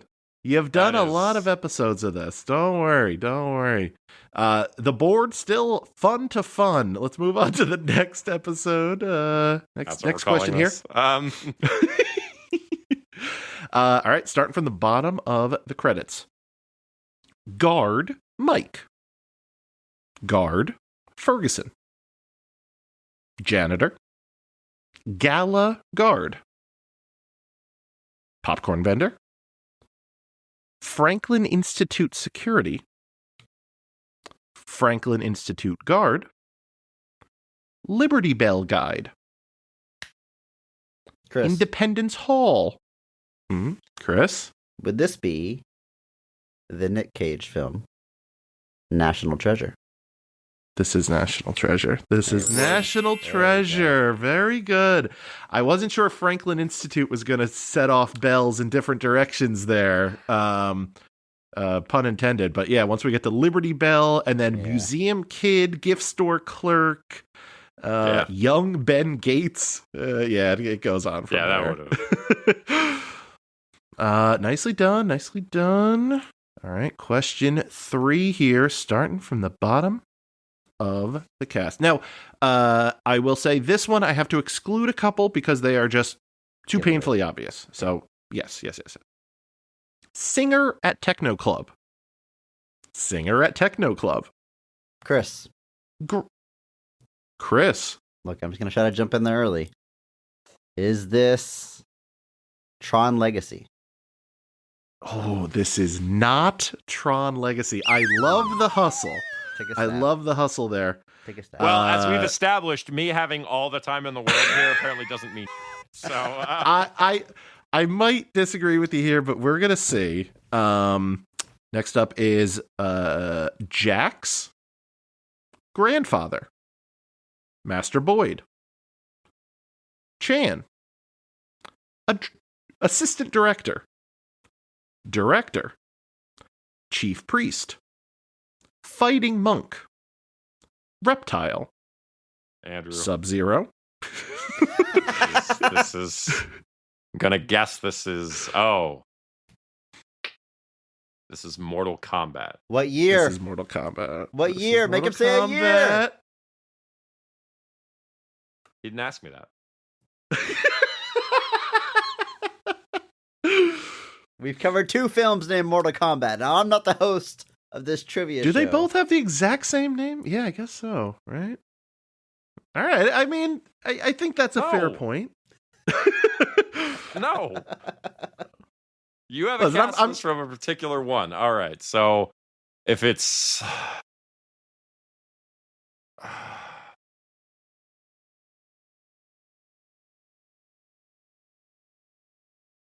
This would be. This would be 95. This is 95. Absolutely, it is. The Techno Club. Yes. The Techno Club, I think, was the tell there. Because honestly, though, yeah. Yeah. And for the record, the bottom 3 that I had to exclude were Goro voice, Scorpion voice, who was Ed Boon, and Frank Welker as Shao Kahn / reptile voice. / everything else in this movie. Excellent. 1-1 here. We're moving on to our next movie, and right from the bottom of the list. Oh boy, this is a beefy credits. And again, I am excluding a couple here for being too painfully obvious.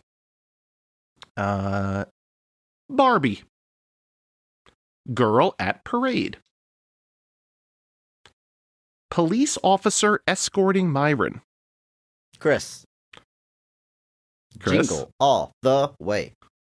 This is Jingle All the Way. This is Jingle All the Way. I can't Very place good. Barbie, but Parade made me think of Jingle All the Way, and then Myron is Sinbad, so there we go. Yeah. I'm guessing 2 up Barbie's from in that. the parade. I would guess. I would have to assume. I also couldn't quite pinpoint Is the it. Tick on that list? What about the Rock'em we have Sock'em Robots? We have Turbo Man float parade worker Steve Van Warmer and Snoopy as Judy Sladsky. What about the Rock'em Sock'em Robots? The Cabbage Patch Kids, they're in that parade. Cat in the Hat? They make a point of calling out the Cat in the Hat for some reason. And they think they're super cool for waving at him. I wonder, like, Barbie, I assume, is just a woman just like Barbie. So I wonder if that's why she makes, versus someone in a suit. But Snoopy was in a suit. Oh, that's true. I don't know. Yeah. Curtis Armstrong is as good old Booger from Revenge of the Nerds as a Booster. Yeah.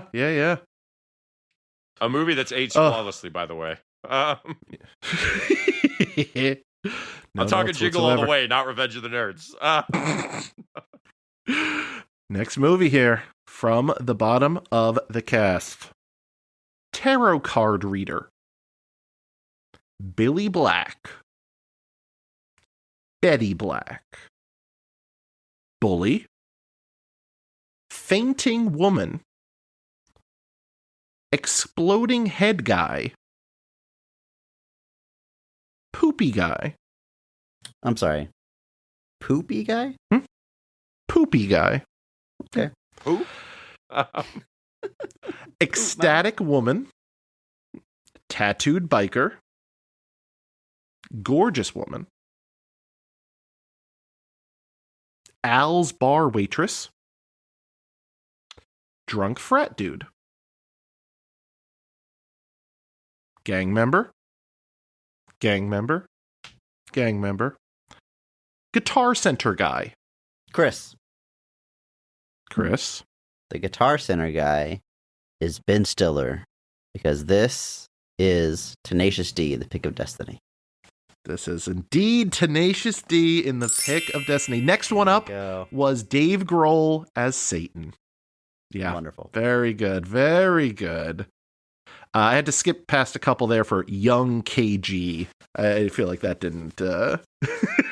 Shout out to Mason Knight, but yeah, I think that would have been a giveaway. 3-1, still anyone's round here. Is it though? We go to the bottom of the next movie here. Villager Villager, villager, villager, villager, villager, villager, villager, villager, villager, villager. I'm tempted to buzz in, but I'm gonna wait. Okay. Wedding guest. Wedding guest, wedding guest, wedding guest, wedding guest, wedding guest. Party guest. Party guest, party guest, party guest, party guest. Inept archer. Inept archer, inept archer, inept archer, inept archer. Andrew? Andrew? Oh, did we actually cover this? I certainly have. Guessing we covered this? Robin Hood Men in Tights. Robin Hood Men in Tights is correct. Very good. Yes. Next one up was Merry Men Dancer. So I feel like Yeah. that one I really locked it in. You were saying villager, villager, villager. I want to be like, is this the village? Is this all the background actors in the village? And then he said wedding guest. Like, there is a wedding there, but there's not a party, so. The amount of villagers in that opening scene of that movie where they, they burn our village Every down time for they make every... a Robin Hood movie, they burn our village down. So good. So good. So good. All right. 3-2. So we move on to looks like question 7 here. Uh-oh. Ba-ba-da-ba-da-ba. All right. Starting from the bottom of the list. Sheep. Scared girl. Prison soldier. Varian Rin. Young Medivh.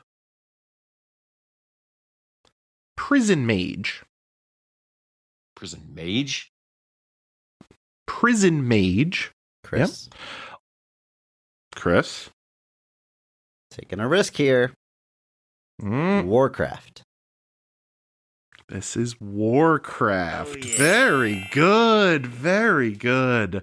Past that was Archmage, Findin, Clansman. I don't know how like many that. movies we've covered with a Nerd. mage in them. Nerd so. dork. Yeah. Yeah. Is Yeah, there talking very sheep good. in that movie? What was the first one? Sheep.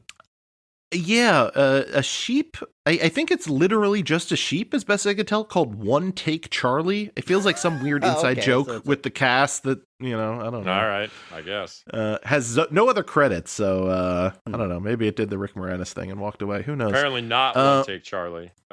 Hey. All right. It is 4-2. It is still anyone's game here. All right. I'm starting with the bottom of the list. Xavier's daughter. Xavier's son. Convenience store. Chris. Superhero movie. It's a superhero movie. Very good. Very good. I was like, Professor X doesn't have it. Oh, wait a minute. There is a movie where he has the whole family. Oh, yeah. Tracy Morgan as Xavier. Just a couple up from that was Nerdy Dragonfly, Tony Bennett, and Bishop Tutu. Nelson Mandela, Dalai Lama. Yeah, this movie is a movie. Stephen Hawking. Oh, yeah. You gotta be Yeah, there. 'Cause yeah. for some reason, that movie has like 20 Stephen Hawking jokes. I don't know where. Yep, there he is. Robert Joy as Dr. Hawking. Yeah, yeah. We all remember where we were. Yep. I do not. Next up, it is 5-2. Chris can lock in this round with the correct answer here, starting from the bottom of the cast list. Coriander Wide Track. Maddie. Dan Sklarkenberg. Albert Hickey. Excuse me. Albert Hinky. Oh, now I know what it is. Wide Chick Pity.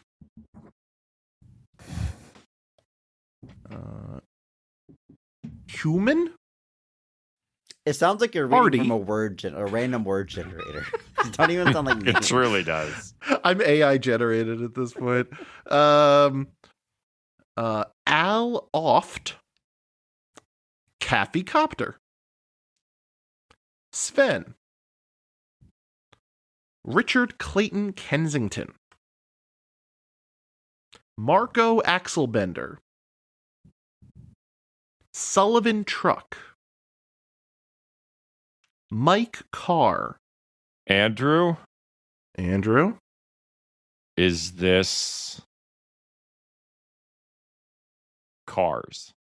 This is Cars. Very good. Very good. All right. Sullivan Truck and Mike Carr, voiced by John Goodman and Billy Crystal. Fun. Right That's below right, yeah. Buzz Lightyear Carr and Woody Carr, voiced by Tim Allen and Tom Hanks, respectively. Yeah. I wonder why. The world may never know. Still in it here, 3-5. Next question here. Going down. Now this is a short cast list here, I'll warn you. Bottom of the list. Dr. Carmack Imp. Dr. Clay. Dr. Thurman. Dr. Olson. Dr. Steve Willits. Dr. Hillary Tallman. Dr. Jenna Willits. Sanford Crosby. Lieutenant Hoonigs, I believe. Dr. Carmack. Mac. Hell Knight. Pinky. The Kid. Portman. Duke. Goat. Destroyer. I am up to the top 3. Samantha Grimm. John Grimm. And Sarge. Wow. For Is anybody Chris. left out of this? Chris. I left no one out of this. Chris. Doom. This is Oh, Doom to man. lock in the round. Very well done. I- Sarge as Dwayne The Rock Johnson, credited as The Rock in that movie. Right. Yeah. I went through a lot of. You were saying a bunch of doctors. I was thinking the New Mutant because that's in a God. hospital. Then you were saying it sounded like Hellboy for a while with the Hell Knight, but Hell Yeah. Knight should have given it to me Sarge because yeah. I'm a useless waste of space. Doesn't that Well, movie that's the not exact do the hell thing, attitude. though? There's like no Mars It and no doesn't. hell in that. Specifically avoids it, yeah. All right. Well, Because if it's two things Doom isn't known for, it's Mars and Hell. Exactly. All right. Round 1 went to Andrew. Round 2 going to Chris. It only seems fair to settle this up. Let's wipe the boards clean. Everything rides on a Oh, little round of back of the box trivia. classic. Only Classic. seems fair. So I am going to read from the back of the DVD, Blu-ray, VHS, whatever, the back of the box of a movie that you covered on this show. Ring in when you know what movie this is. Right. All right. First question of round 3. I'm going to read the pull quotes first, and I will blank out the lines that make it too obvious. Sure. Blank has all the right ingredients. Fresh, hot fun, says Mose Persico from CFCF 12 Montreal. Trusted name in journalism. I was going to say, we had to reach real deep for something positive, so we're off to a great start. Blank never stops being fun, says the Washington City paper. And then they make it a point of really highlighting that this has interactive menus, but I don't know if that's important here. Climb aboard the double-decker blank and get ready for a madcap musical adventure. Chris. This is Spice World. This is indeed Spice Double Decker World. had me thinking it, and then the musical thing. Yeah. Here we go. The madcap musical adventure with the sexy phenomenons of pop, the Spice Girls, as they're known, according to the back of this box. Yeah, they really, like, the text for interactive menus is bigger than the pull quotes. I don't know. Seems I love like an early odd choice DVDs, to me, but like, what do I really know? trying to sell the Like technology. truly, they literally used to be like Chapter selection, interactive menu, Yeah. theatrical trailer. All right. Next question here. I'm going to also start with the pull quote here. From Max Curdy from comingsoon.net. Says, twice the blank, twice the action. Blank stars in the non-stop action thrill ride from Academy Award winning director blank. Retired hitman blank is forced on the run by a young, highly skilled operative who will stop at nothing to eliminate his target. Now, on a race around the globe, blank must outsmart the mysterious Chris. assassin at every step. Chris? So the twice thing was making me think sequel. But now I'm thinking they're referencing something else. Because this is Gemini Man. This is Gemini Man. Twice the Smith, twice the action is the pull quote. Ridiculous. Oh yeah. Oh, yeah. According to this, Gemini Man is the future of action movies. I don't think that's correct. It's the future of action movies in the sense that it came out in the future from when someone probably said that. I would assume that it is in the now fact that time has action passed. movies, Yeah. Now all of our action It's movies the are in future 60 of action frames per movies. second. It's the future of action movies only in the sense that it comes out in the future. All right. Next movie here. Also starting with some pull quotes. People magazine says, pumped up action. The Denver Post says explosive. And 60-second preview says a pure adrenaline rush. From the hit-making producer of blank and blank comes the hard-hitting blockbuster blank, starring Academy Award winner blank, blank and blank. A prison parolee on his way to freedom faces impossible odds when the maximum security Chris. transport plane. Chris? Con Air. This is Con Air. Absolutely.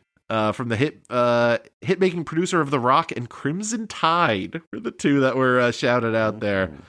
Starring Academy Award winner Nicolas Cage, of course. Nicely done. I mean, it was a pure adrenaline rush. Also, special features include, just because I think this is fun after we've been mentioning how useless the DVD things are, it has a French language track. Oh. Okay. How nice. Yeah. And chapter search. That is Yep. specifically highlighted. Yep. Yeah. Oh, bravo. All right, Chris in the lead here, but it is anyone's game. Next movie. He's up 3-0, right? 3-0. That is correct. 10 questions in the round, so 6 will give him the majority.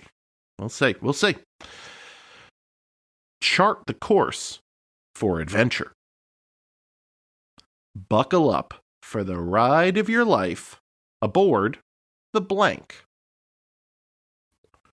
through a series of daring escapades, blank befriends his mighty future co-pilot, blank. Chris. Solo, a Star Wars Solo. story. Director Ron Howard helms this epic action adventure that makes the jump to light speed and doesn't slow down. Oh, yeah. It's not the worst movie, but it's not the worst movie. Yeah, you are right Surprised about that. that wasn't on the poll quotes.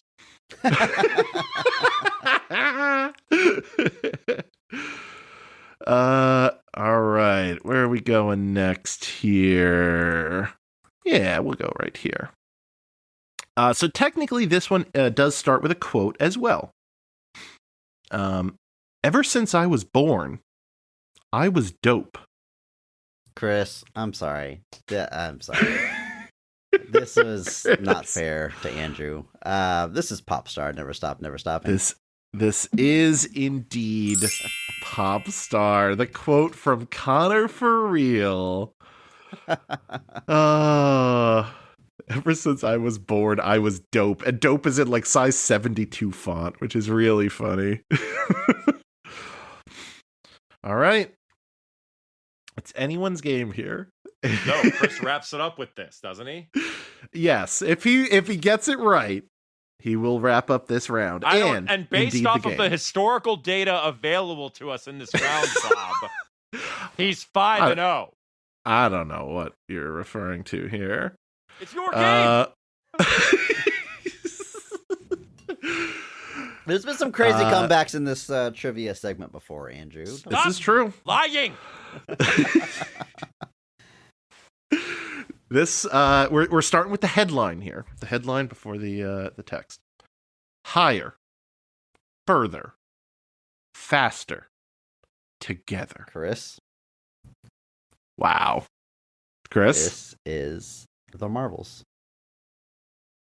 For the game, this is indeed The Marvels. Well done. Off of Higher, Further, Faster, Together. Yeah. That's wild. Yeah. Oh. Yeah. Back of the DVD box is just a bunch of cats, which I get, but all right. Interesting choice is all I'm saying there. Chris, this wraps up your win here. Do you want to go through the last couple of these just for funsies? Yeah, we're all here. Let's do it. Let's see what else we got here. Yeah, just a couple here.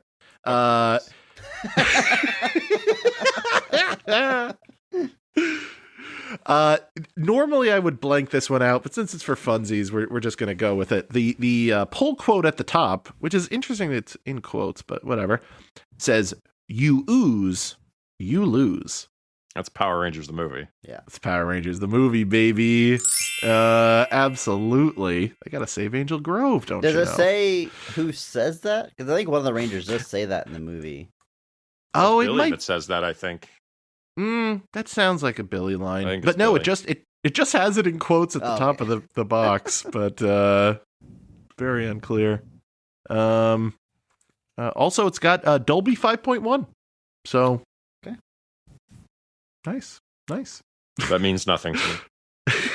You hear the Tengu Warriors in surround sound. Every caw, crystal clear. When they go skydiving to that what is it, Smashing Higher Pumpkin Ground. song or Chili Peppers? Higher Ground Chili by the Peppers. Red Hot Chili Peppers. Yeah, that's right. Oh, I love that scene. All right, next one here. 2 pull quotes. One from Daily Variety that says "nonstop action." One from NBC TV that says "a lethal, loud, and loaded action adventure." Big screen superstar blank powers this non-stop action hit that's loaded with amazing special effects. Is it Bloodsport? Schindler's List. Bloodsport. No, Bloodshot. That's what I meant to say. It is not Bloodshot. Andrew, who'd you throw out there? I said Schindler's List. That movie is Lethal. Yeah. Whoa, I didn't say it. That was the full quote. It's a lethal. Unfortunately, a lot of this does kind of line up. In a time when all-powerful and coldly efficient judges act with the supreme authority to both police force and legal system. Yeah, it's in fact Judge Dredd. So close to Schindler's List. It's a spiritual successor, they always say. It is not. We're going to stop that disrespectful track right now. No. All right. Start with a pull quote from Janet Mason, it looks like, from the New York Times. Rich in techno terror. A solid thriller directed with sustained tension. What a weird pull quote. That is strange. This is Amistad, right? Far below the surface in the mid-Pacific, U.S. officials have isolated what may be the greatest discovery in human history. Oh, they found. Oh, you got it. Far below the surface. They found a huge spacecraft that plunged into the depths 300 years ago. What is the spacecraft's origin? Could there still be living intelligence aboard? Sphere. Dustin Hoffman, Sharon Stone, and Samuel L. Jackson. Also, Liev Schreiber and Queen Latifah. Yeah. Heck of a yeah. I will defend Sphere. I didn't love it, but I had no point of comparison to the book, which was everyone's biggest guff against it, and I liked that movie. No one attacked you here, Bob. I liked Sphere, all right? If I could say one thing on this platform. I do love that movie. I read the book after, and there's a lot more in the book, as you know, it's kind of how these things go. But yeah, I think it's a fine adaptation. Also, interactive menus, production notes, and the theatrical trailer, and 3 TV spots. Oh, so hey, worth the price of admission alone. All right, last couple here. Again,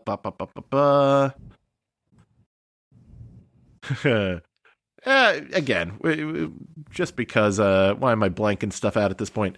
Nobody does it like Bond. I mean, a fortune. I mean, you got him. What in 5? 4? I think we covered 5. 1 in 5. Well, we already. Are there any crossovers with this? This isn't Diamonds Are Forever again, is it? This is Diamonds Are Forever. Okay. Yeah. It only came up because it was the longest episode. Forever. We did. We did Roger License Moore to one. Kill, We did or did we do A View to a Kill? No. Yeah, we did A View to a Kill. Then we did Living Daylights, didn't we? Diamonds Are Forever first, View to a Kill, Living Daylights, and Die Another Day. And Spectre. And Spectre. Yeah, that's right. We skipped out on Her Majesty's Secret Service, yeah. And then followed it up with my favorite James Bond movie, Home Alone 2, Lost in New York. Yes. I get it. A spiritual successor, if you think about it. Oh, for sure. A spiritual successor that comes out before GoldenEye, yes. Yeah. Some say GoldenEye is inspired by Home Alone 2. It's Martin Campbell's material. I love that scene in GoldenEye when he throws the marbles on the ground and all the henchmen come around the corner. Yeah, they all trip. Whoa! Yeah. I do love that scene. I do love that scene in GoldenEye when Sean Bean robs the toy store. That really is the creme de la creme. Oh man, that scene in Spectre where he talks about his pigeons. Really good. Really good. I think this one you will genuinely get from the DVD special features, so I'm just going to read that. And maybe and a pull quote from Kyle Smith from New York Post. This is the last one here. Profoundly disturbing, blood-chilling suspenser. Suspenser is what the text says there. Fantastically creepy performances. And again, excellent guess, but no. Special features. Definitely Amistad. Special features: 2 editions of the movie, an unrated version, Side A with an alternate end sequence not shown theatrically. House on Haunted And Hill. Ooh, excellent guess as well, but no. And the widescreen theatrical release on side B. I knew it was that gives it away. No. Commentary by writer-director Neil LaBute. Co-stars Lily Sobieski and Kate Beenan. The Wicker Man. The Wicker Man. This is the Wicker Man. And they got Not the costume bees, designer. Yeah, because that wasn't in the theatrical cut. Yeah, that was crazy. in the alternate ending. You bitches, it's all for honey. Why is the bird? Why is the bird?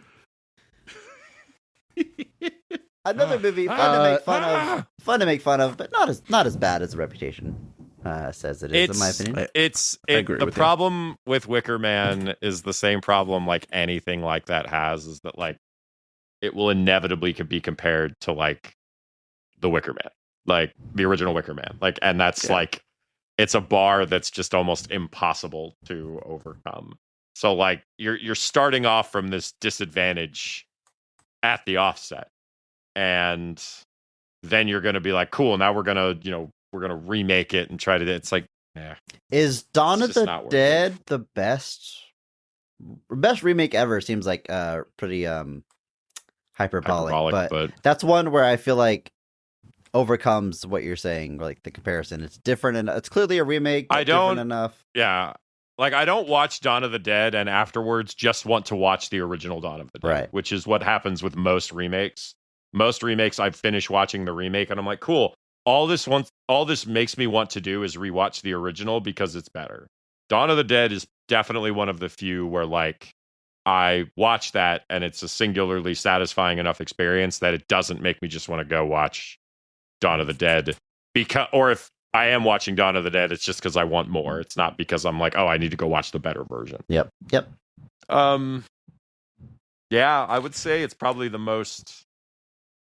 I would say if we're calling it like successful reboot for that reason, I would say it's probably true. But yeah, remakes are a tough thing. Remakes are indeed a tough thing. Like the Thing prequel they made, like it's fine, but like the fact that one, you just called it The Thing again, and that annoys me. But at least being a prequel, if you followed up by watching the original, that's kind of what you're supposed to do. It's just a continuation of the story. But like for me, it's the same kind of thing where I think like that movie pigeonholed itself by like, we're making a prequel to The Thing called The Thing. So like all you're doing is just telling everybody, hey, it's The Thing, it's The Thing, it's The Thing. And it's like, yeah, but like now all I want to do is watch The Thing. Like you shoot yourself in the foot, essentially. Like, I don't know why you'd do that. I think I don't run a film Total studio Recall yet. might be one of the worst offenders. Like, there's nothing in that new one. It's different, but like, I just want to watch the original. Like, what are we doing here? It's the Total Recall remake is one of those things where like I watch it and I get to the end and I do truly have that thought of like, who was this for? Like, who in 2012 wanted a Total Recall remake that doesn't feature Mars starring Colin Farrell? And the answer, based off of all available data, is 18 people. Now let's spend the next 30 minutes going through movies we've covered and how we really feel about them, Andrew. Let's just shoot on every movie we covered. No, I believe we interrupted Bob. I think he was about to give me my flowers and announce me as the official winner. So if we could, let the man do his thing. I mean, listen, I think it's worthy for this game show, Chris, the champion of the game show segment, the yet to be titled and seemingly permanently untitled game show segment here. Andrew, you put up a heck of a contest here, but I would say that the real winners are all of the lovely listeners here who got to enjoy your voices for, hold on, I have this on a Google sheet, 259 episodes, best I can tell, all right, which is a wild amount. And even if we're counting bonuses, my goodness. Yeah, no, that's counting bonuses. Yeah, that is counting. I think this is up there. episode 247. number wise, but yeah, officially, counting bonuses. Okay, 259. That's not a bad run, Bob. That's an amazing run, and you two should be incredibly proud of the show that you have here. I think it's truly Tell me something how to feel, special. Bob. All right, well, Andrew hates then it. I'm just gonna- glad it's ending. I lose every single one of these games. It's terrible. I feel like you've Oddly enough, the hardest one of them. the round I had the hardest tasks with, I think I won. So like I don't really have so, like Chris got Batman 89 and I got RIPD and I was just like, what? And then I won that round and then I couldn't do anything the rest of it. But It all fell to the martini glass. So you what kept could I saying do? Hook. You knew who Justin Michael picked because that's he picked Glenn Close. yes. Which is barely that's right. like it's She's in it for 2 seconds as a man. We shouldn't have allowed it. We shouldn't have allowed it. Unrecognizable. Yeah. But I also remember for Batman Returns, which he was also on, he picked the guy that plays Christopher Walken's son because he does a good. He sounds like Christopher Walken impression. Yeah, I don't even remember the actor's name. He's just spending the whole movie just going like Oh, and to peel the curtain back, I did send at least 2 different emails and messages to Mark Strong and Mark Strong's agent to try to get him to do a voice message for this appearance, but I could not get him. I tried my best. I thought it would be very funny if he just chimed in on the show and the proceedings here, but I never heard any word back. I'm not surprised, but yeah, I appreciate you doing that. That would have been the coolest thing that's ever happened to me. I don't know if I really tried. Hey, for 5 years, this podcast has honored you by making your name synonymous with the best casting in a film. I don't know if that's flattering or like, what is this? I don't know if that's. He would probably ask us why his name, and we would say Green Lantern, and he'd hang up the phone. Like that's probably what would happen. Yeah, your greatest role. Because like it's such a backhanded thing to be like, so you know how Green Lantern was bad for everybody, but you were really great in it. Like it's like how do we approach this with this kind of proper balance here? But it's I gotta maybe speaking of cons, maybe one day Mark Strong at a con. Get him to sign Sinestro, tell him the story. So at the con I went to this past weekend, I met Patrick Warburton. I got him to sign the Tick, and I try to think of something to tell the person because you get like 30 seconds with them or whatever, and it's like other than like I'm a big fan. I wanted to get a little more specific. So what I told him was this is related to the podcast because I brought this up on the episode. I said in Men in Black. There's a scene where Will Smith asks if you've ever looked at the stars and you think it's a test and you just look up at the stars and it's the funniest part of the movie and all you're doing is looking up as if it's a test. And I'm like, and all of how much you can do with so little, with just a look. And he said he did remember that scene and he was appreciative. So, yeah. That's wonderful. That's awesome. Yeah, that was nice. I would definitely have to have him sign something from the Tick, but I also like his character on Seinfeld is also so funny. I was really actually good. driving around my neighborhood one day. I was headed out somewhere and I saw a guy that had the 8-ball jacket that Putty wears in Seinfeld. And I saw a guy walking around with it and I was like, no, that's a guy who knows his fashion.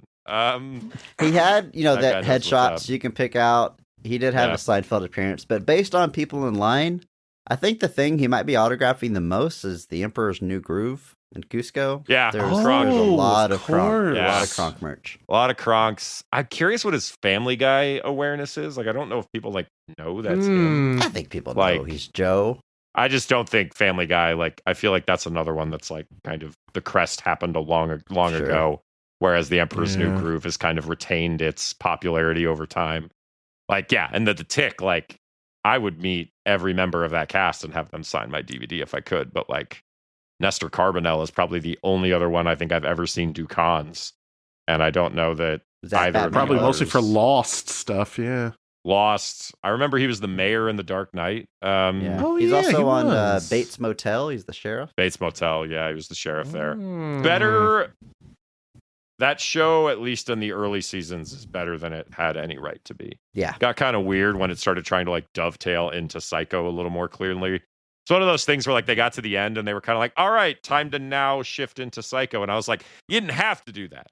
Like, it's kind of like when the Pennyworth series that was about Alfred before Batman randomly decided to also be a V for Vendetta prequel. And you were like, what? So why'd you do that? Like, that took what? a turn. Why? Like, I remember people were like, the stealth V for Vendetta prequel in the Pennyworth series, and I was like, that's made up, right? Like, that's a made up headline. Like, that's not real.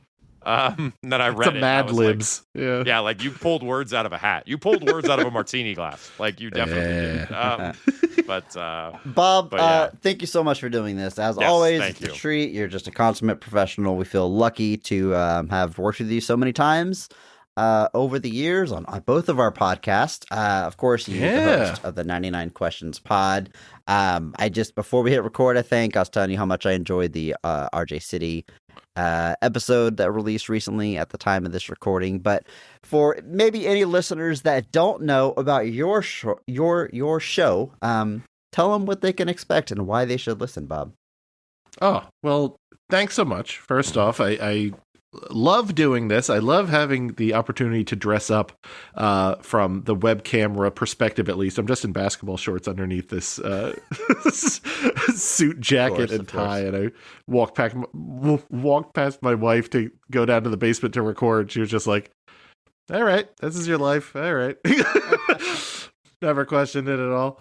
No, it's an absolute honor to come onto this show, whether it's for the full talking about the movie appearances or for the game show segments. I absolutely love it. I've always said it over the years. I'm a big fan of this show. So you guys going away is a podcast hole that I will definitely be feeling in the coming weeks here.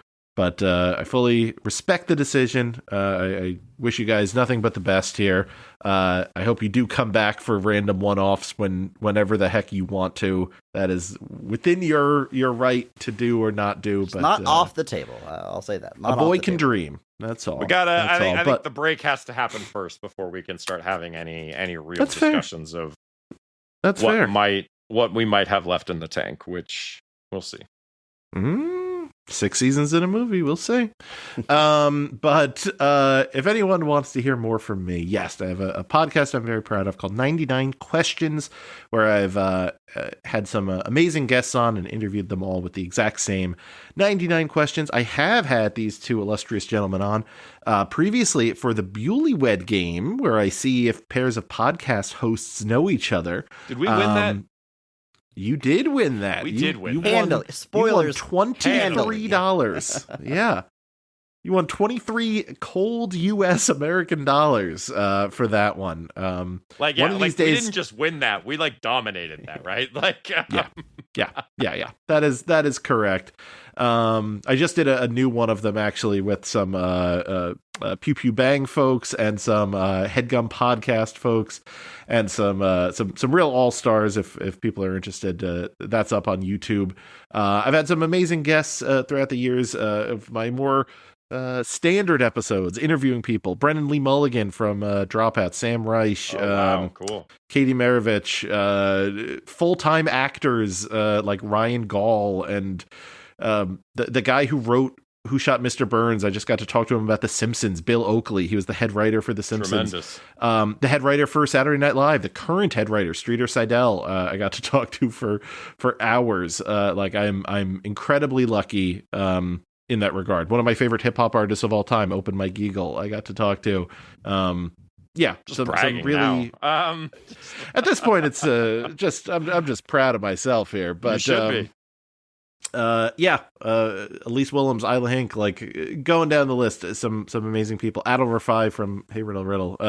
If you listen to podcasts or watch YouTube videos, go and search out 99 Questions and give a scroll through the guest list, and I guarantee you will find someone you know and at least appreciate their work. RJ City from the wrestling world. Mason Madden from, well, he's in AEW now, from Maximum Male Models. I was able to talk to him for like 2 hours. What a guy. Yeah, I feel very, very lucky in that regard, and that show is still chugging along. So if anyone is not sick of my voice, that is where to hear many, many hours of it. Who But could possibly be sick of that voice, Bob? Come on now, come on. I thought you were about to say yourself. You were like raising your hand up. I was like, oh, you're talking.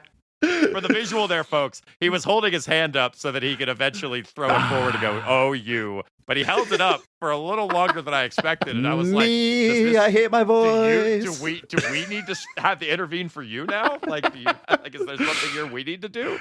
I use noise canceling headphones to block out my own voice. Yeah. I don't want to hear it. I don't want to hear it. You've got a wonderful voice. I've called you the sweetheart of podcasting for a number of years now because you're so kind with your time. And what I love about your interview style, you're very good at it, and you're very good at letting your guests speak.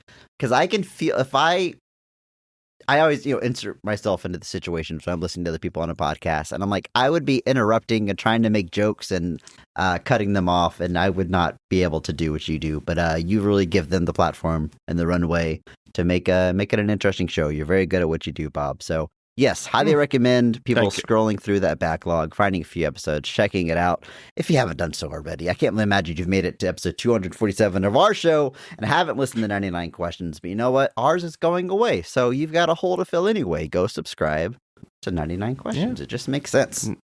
99 Questions Pod on Instagram. I'm really trying to blow up the Instagram page. Put some good clips up there, so any follows from there would be much appreciated.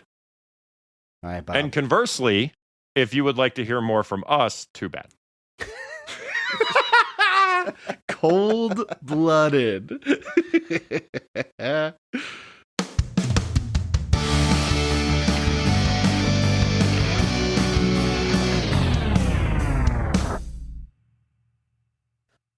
Now it's time to wrap up the episode, Andrew. And like we've been saying, this whole recording, we're wrapping it up for the last time. Not even since we announced it, because we planned this well before we announced it.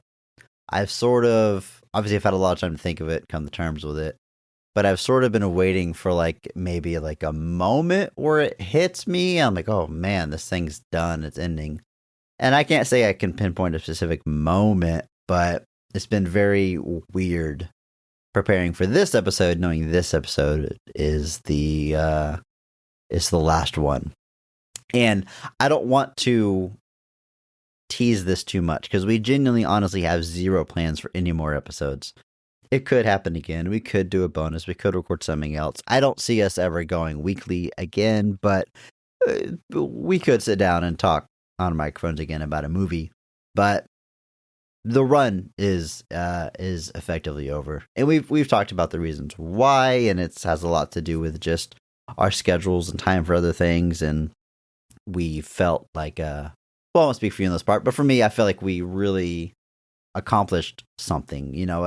We've been busy for a while now, but whenever we had, 50 episodes of the podcast, I don't think I would have been able to comfortably be like, yeah, we've made a good mark. I can walk away. But now it's been 5 years, almost 250 episodes. I mean, we've got hours and hours and hours of content out there. We've done a lot of stuff I'm very proud of. We've covered such a wide range of movies.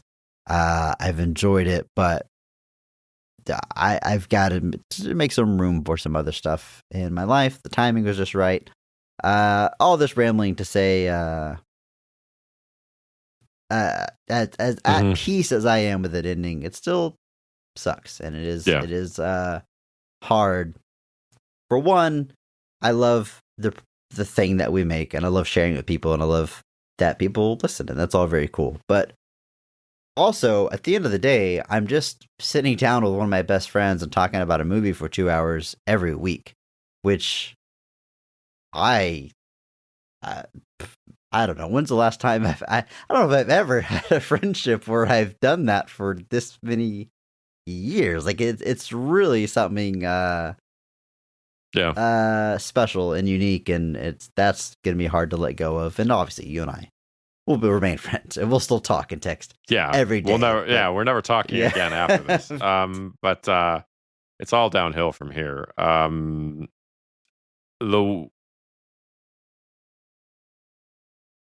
I'm probably going to wander here for a minute, so I apologize. Oh well, what I just speak. said was very to the point and narrow and thought out. Yeah, So yeah, no, be sure. they're thought out.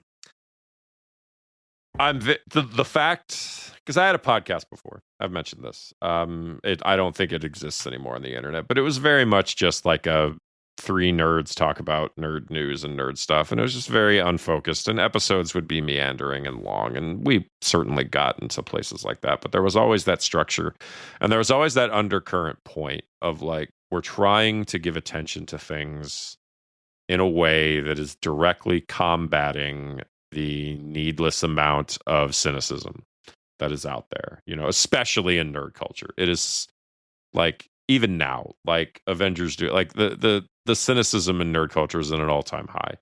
And it's always been high because it's really easy to hate things. It's a lot harder to enjoy things. That's probably not true in a literal sense, but just it feels that way, especially within movies a lot. Just being a movie fan, like a trailer drops for a movie on Reddit and it feels like everyone's already decided that it's garbage. Or they announce a new superhero movie and everybody's just like, oh, we're still doing that. Like it doesn't feel like people get excited about anything anymore. And I realize there's a larger, holistic thing you could look at as to why that's the case. But to be able to create something that specifically tried to stay the best that it could in the lane of being positive about things, as difficult as that was at times, looking at you, the spirit. But I'm allowed to say that now. It's the last episode. But and the fact that caught on with the group that it did, the dedicated fan base that we have, the listeners that we have, and the fact that it meant enough to them to keep coming back. That's the thing that I think I'll remember the most, is that what started as an errant throwaway line I told you that worked its way into your brain to the point that you came back to me days later and said that it was something we needed to do. Something that you suggested you would fly to Chicago to record episodes in bulk so that we could do it in person during COVID. Insane plan, but we figured it out. To see that become what it has is something that I'll be proud of forever. And I'll go one further. Like, obviously, I think we've become extremely good friends over the course of doing this podcast. We were good friends before this, don't misunderstand me, but I think we got closer in a way that I probably never would have expected doing this show. Like, if you go back to us meeting, which is, God, what, 14 years ago now? 15? 2012, is that what we decided? God. I always forget. Yeah, it was a Halloween party. Okay. But it was probably Halloween 2011. 2011, yeah. So almost 15. So almost 15 years, which is, I didn't like saying that number out loud. That's crazy. But if you had asked me then, of everybody in the room, like, hey, Andrew, who are you going to do a podcast with in this room for 5 years? I don't think I would have ever thought it was going to be you. And I don't mean that in a bad way. I just mean that at the time, and even in the first couple of years of our friendship, I don't know that I ever would have seen our friendship being the kind of thing where it's like, yeah, we're going to do a podcast about movies for 5 years. Let's be honest. We were like friend of a friend level for a while. Right. For a long time. We had similar circles. Doug was the mutual link, friend. And that was it. And so to not just see the show be able to grow the way that it did, and the concept be able to grow the way that it did, and to catch on and exist as it has, but to just be able to build a good friendship with you specifically over the course of doing this, and being able to bond over this concept and through the good movies and the bad ones that we struggled through. Those are the things that stick with me. So the ripples of this show and what it's done are things that are not going anywhere. I will always treasure what we've done here, but I know that I get to continue to treasure being your friend and being in this place where, like I said, that I don't know that even 10 years ago, even before COVID, like, I don't know that I was ever in a place where I was like, yeah, Chris is definitely the one that I'd do a podcast with. But And I imagine you were similar. It's like that loudmouth jerk. Jesus, no way. But dude never shuts up. But to be able to do this, to be able to get where we got, and to be able to do it together, and to just even like just see your growth as a person, like literally, like to see like you get married to Rachel, to having Bruce, to raising Bruce, to see where he is now, to see that growth alongside of all this. So I've not just gotten to build this better friendship with you, Chris. I've gotten to literally like see you grow and change as a person. And while I have stayed exactly the same. No. It definitely goes both ways. I mean, we've talked a lot about your journey moving away from home, which is no small feat. It's something that I don't know if I was ever the kind of person that would be able to do that. And you truly striking out on your own and building a life for yourself from the ground up, basically, I think is the best way to say that, is something not only do I not know if I could have done it, but very few people in this world, I think, can, or maybe more importantly, are willing to even attempt. So something I admire about you very, very much, Andrew. And I agree. This, the journeys, the friends you make along the way, or the friendships you deepen along the way, maybe, in our case. And just to go back to something you said, our goal of putting some positivity out there in a world that very much needs it, not just the world at large, but the internet nerd fandom very much needs it. You said it's easy to hate and harder to love, and you said you're not sure how literal that is, but I think it's very literal. I think to hate something, to dismiss something, to mock something takes no courage, no effort, no bravery. There's really nothing there. There's a vulnerability to liking something. To say, I love this thing, you're opening yourself up to have someone try to knock you down, which tends to be the way people go, especially on the internet. There's a vulnerability in taking a stand for something you care about or defend. You're opening yourself up. And that applies not just to nerdy stuff like movies and music and stuff we talk about, but life. You say, I like this person. I like you. I love you as a person. Romantically, you're making yourself vulnerable, and that is tough. That's why it's so hard. Much easier to say, I don't care about anybody. I don't want to be close to anyone. I don't want to be his friend, because there's no vulnerability there. There's no courage. It just doesn't take very much, which is a huge reason why it's so rampant, because it truly is the easier path. So that's not to pat us on the back saying, look at us for doing the hard thing. But hopefully, even though we did it in such a nerdy way of finding positives in quote unquote bad movies, I hope it's something that people can take away from listening to us. Just an attempt to look for the positive, to find the positive, and most importantly, speak about the positive. Like, speak it, like, say it. Like, you like a thing about it, like, say it. Don't be afraid to say it, to lean into it, to talk about it. That's admirable. That's what takes care of just the harder path to choose, but ultimately the more rewarding. Certainly the case for our podcast. It's been very rewarding, but apply that to any part of your life, I think it remains the same. Mm-hmm. Conan O'Brien, whenever the Tonight Show ended, a lot of people would tell him, oh, you got screwed, oh, it sucks, something's happened to you, and he was always very quick to dismiss that. And his final message going off the air was something along the lines of, if I can leave you with anything, it's this: don't be cynical. I hate cynicism. And it's a very easy trap to fall into, because, again, it doesn't take very much. So be positive. Hashtag positivity podcast. I think it's been our message since day one, and it's what I would want to leave as a final message of our show. I'm going to take us out of here, Andrew, but first, we got to tell everybody to remember, maybe not every movie is great, but all movies have greatness. Thank you to Mark Benavides for singing our theme song. You can check him out on Instagram at Not That Mark Anthony. Thanks to Mitch for the music. follow him on Blue Sky. Check out our show notes for this SoundCloud link. And check out our store on TeePublic for some Best of the Rest merch. If you enjoyed this podcast, please share it with a friend. It's the only way that we can grow. Follow us on social media at BOTRcast. Andrew, I love you, brother. Thank you. All right. I love you too, man. It has been nothing but a pleasure.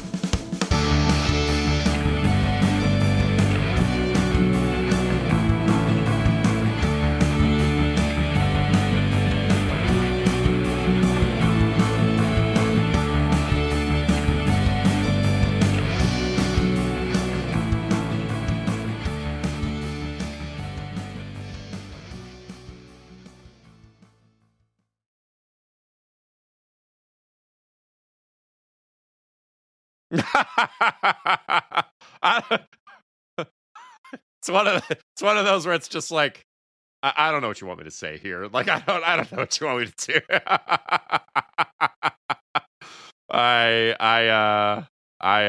You just turned straight up like Gandalf. Like I have no memory of this place.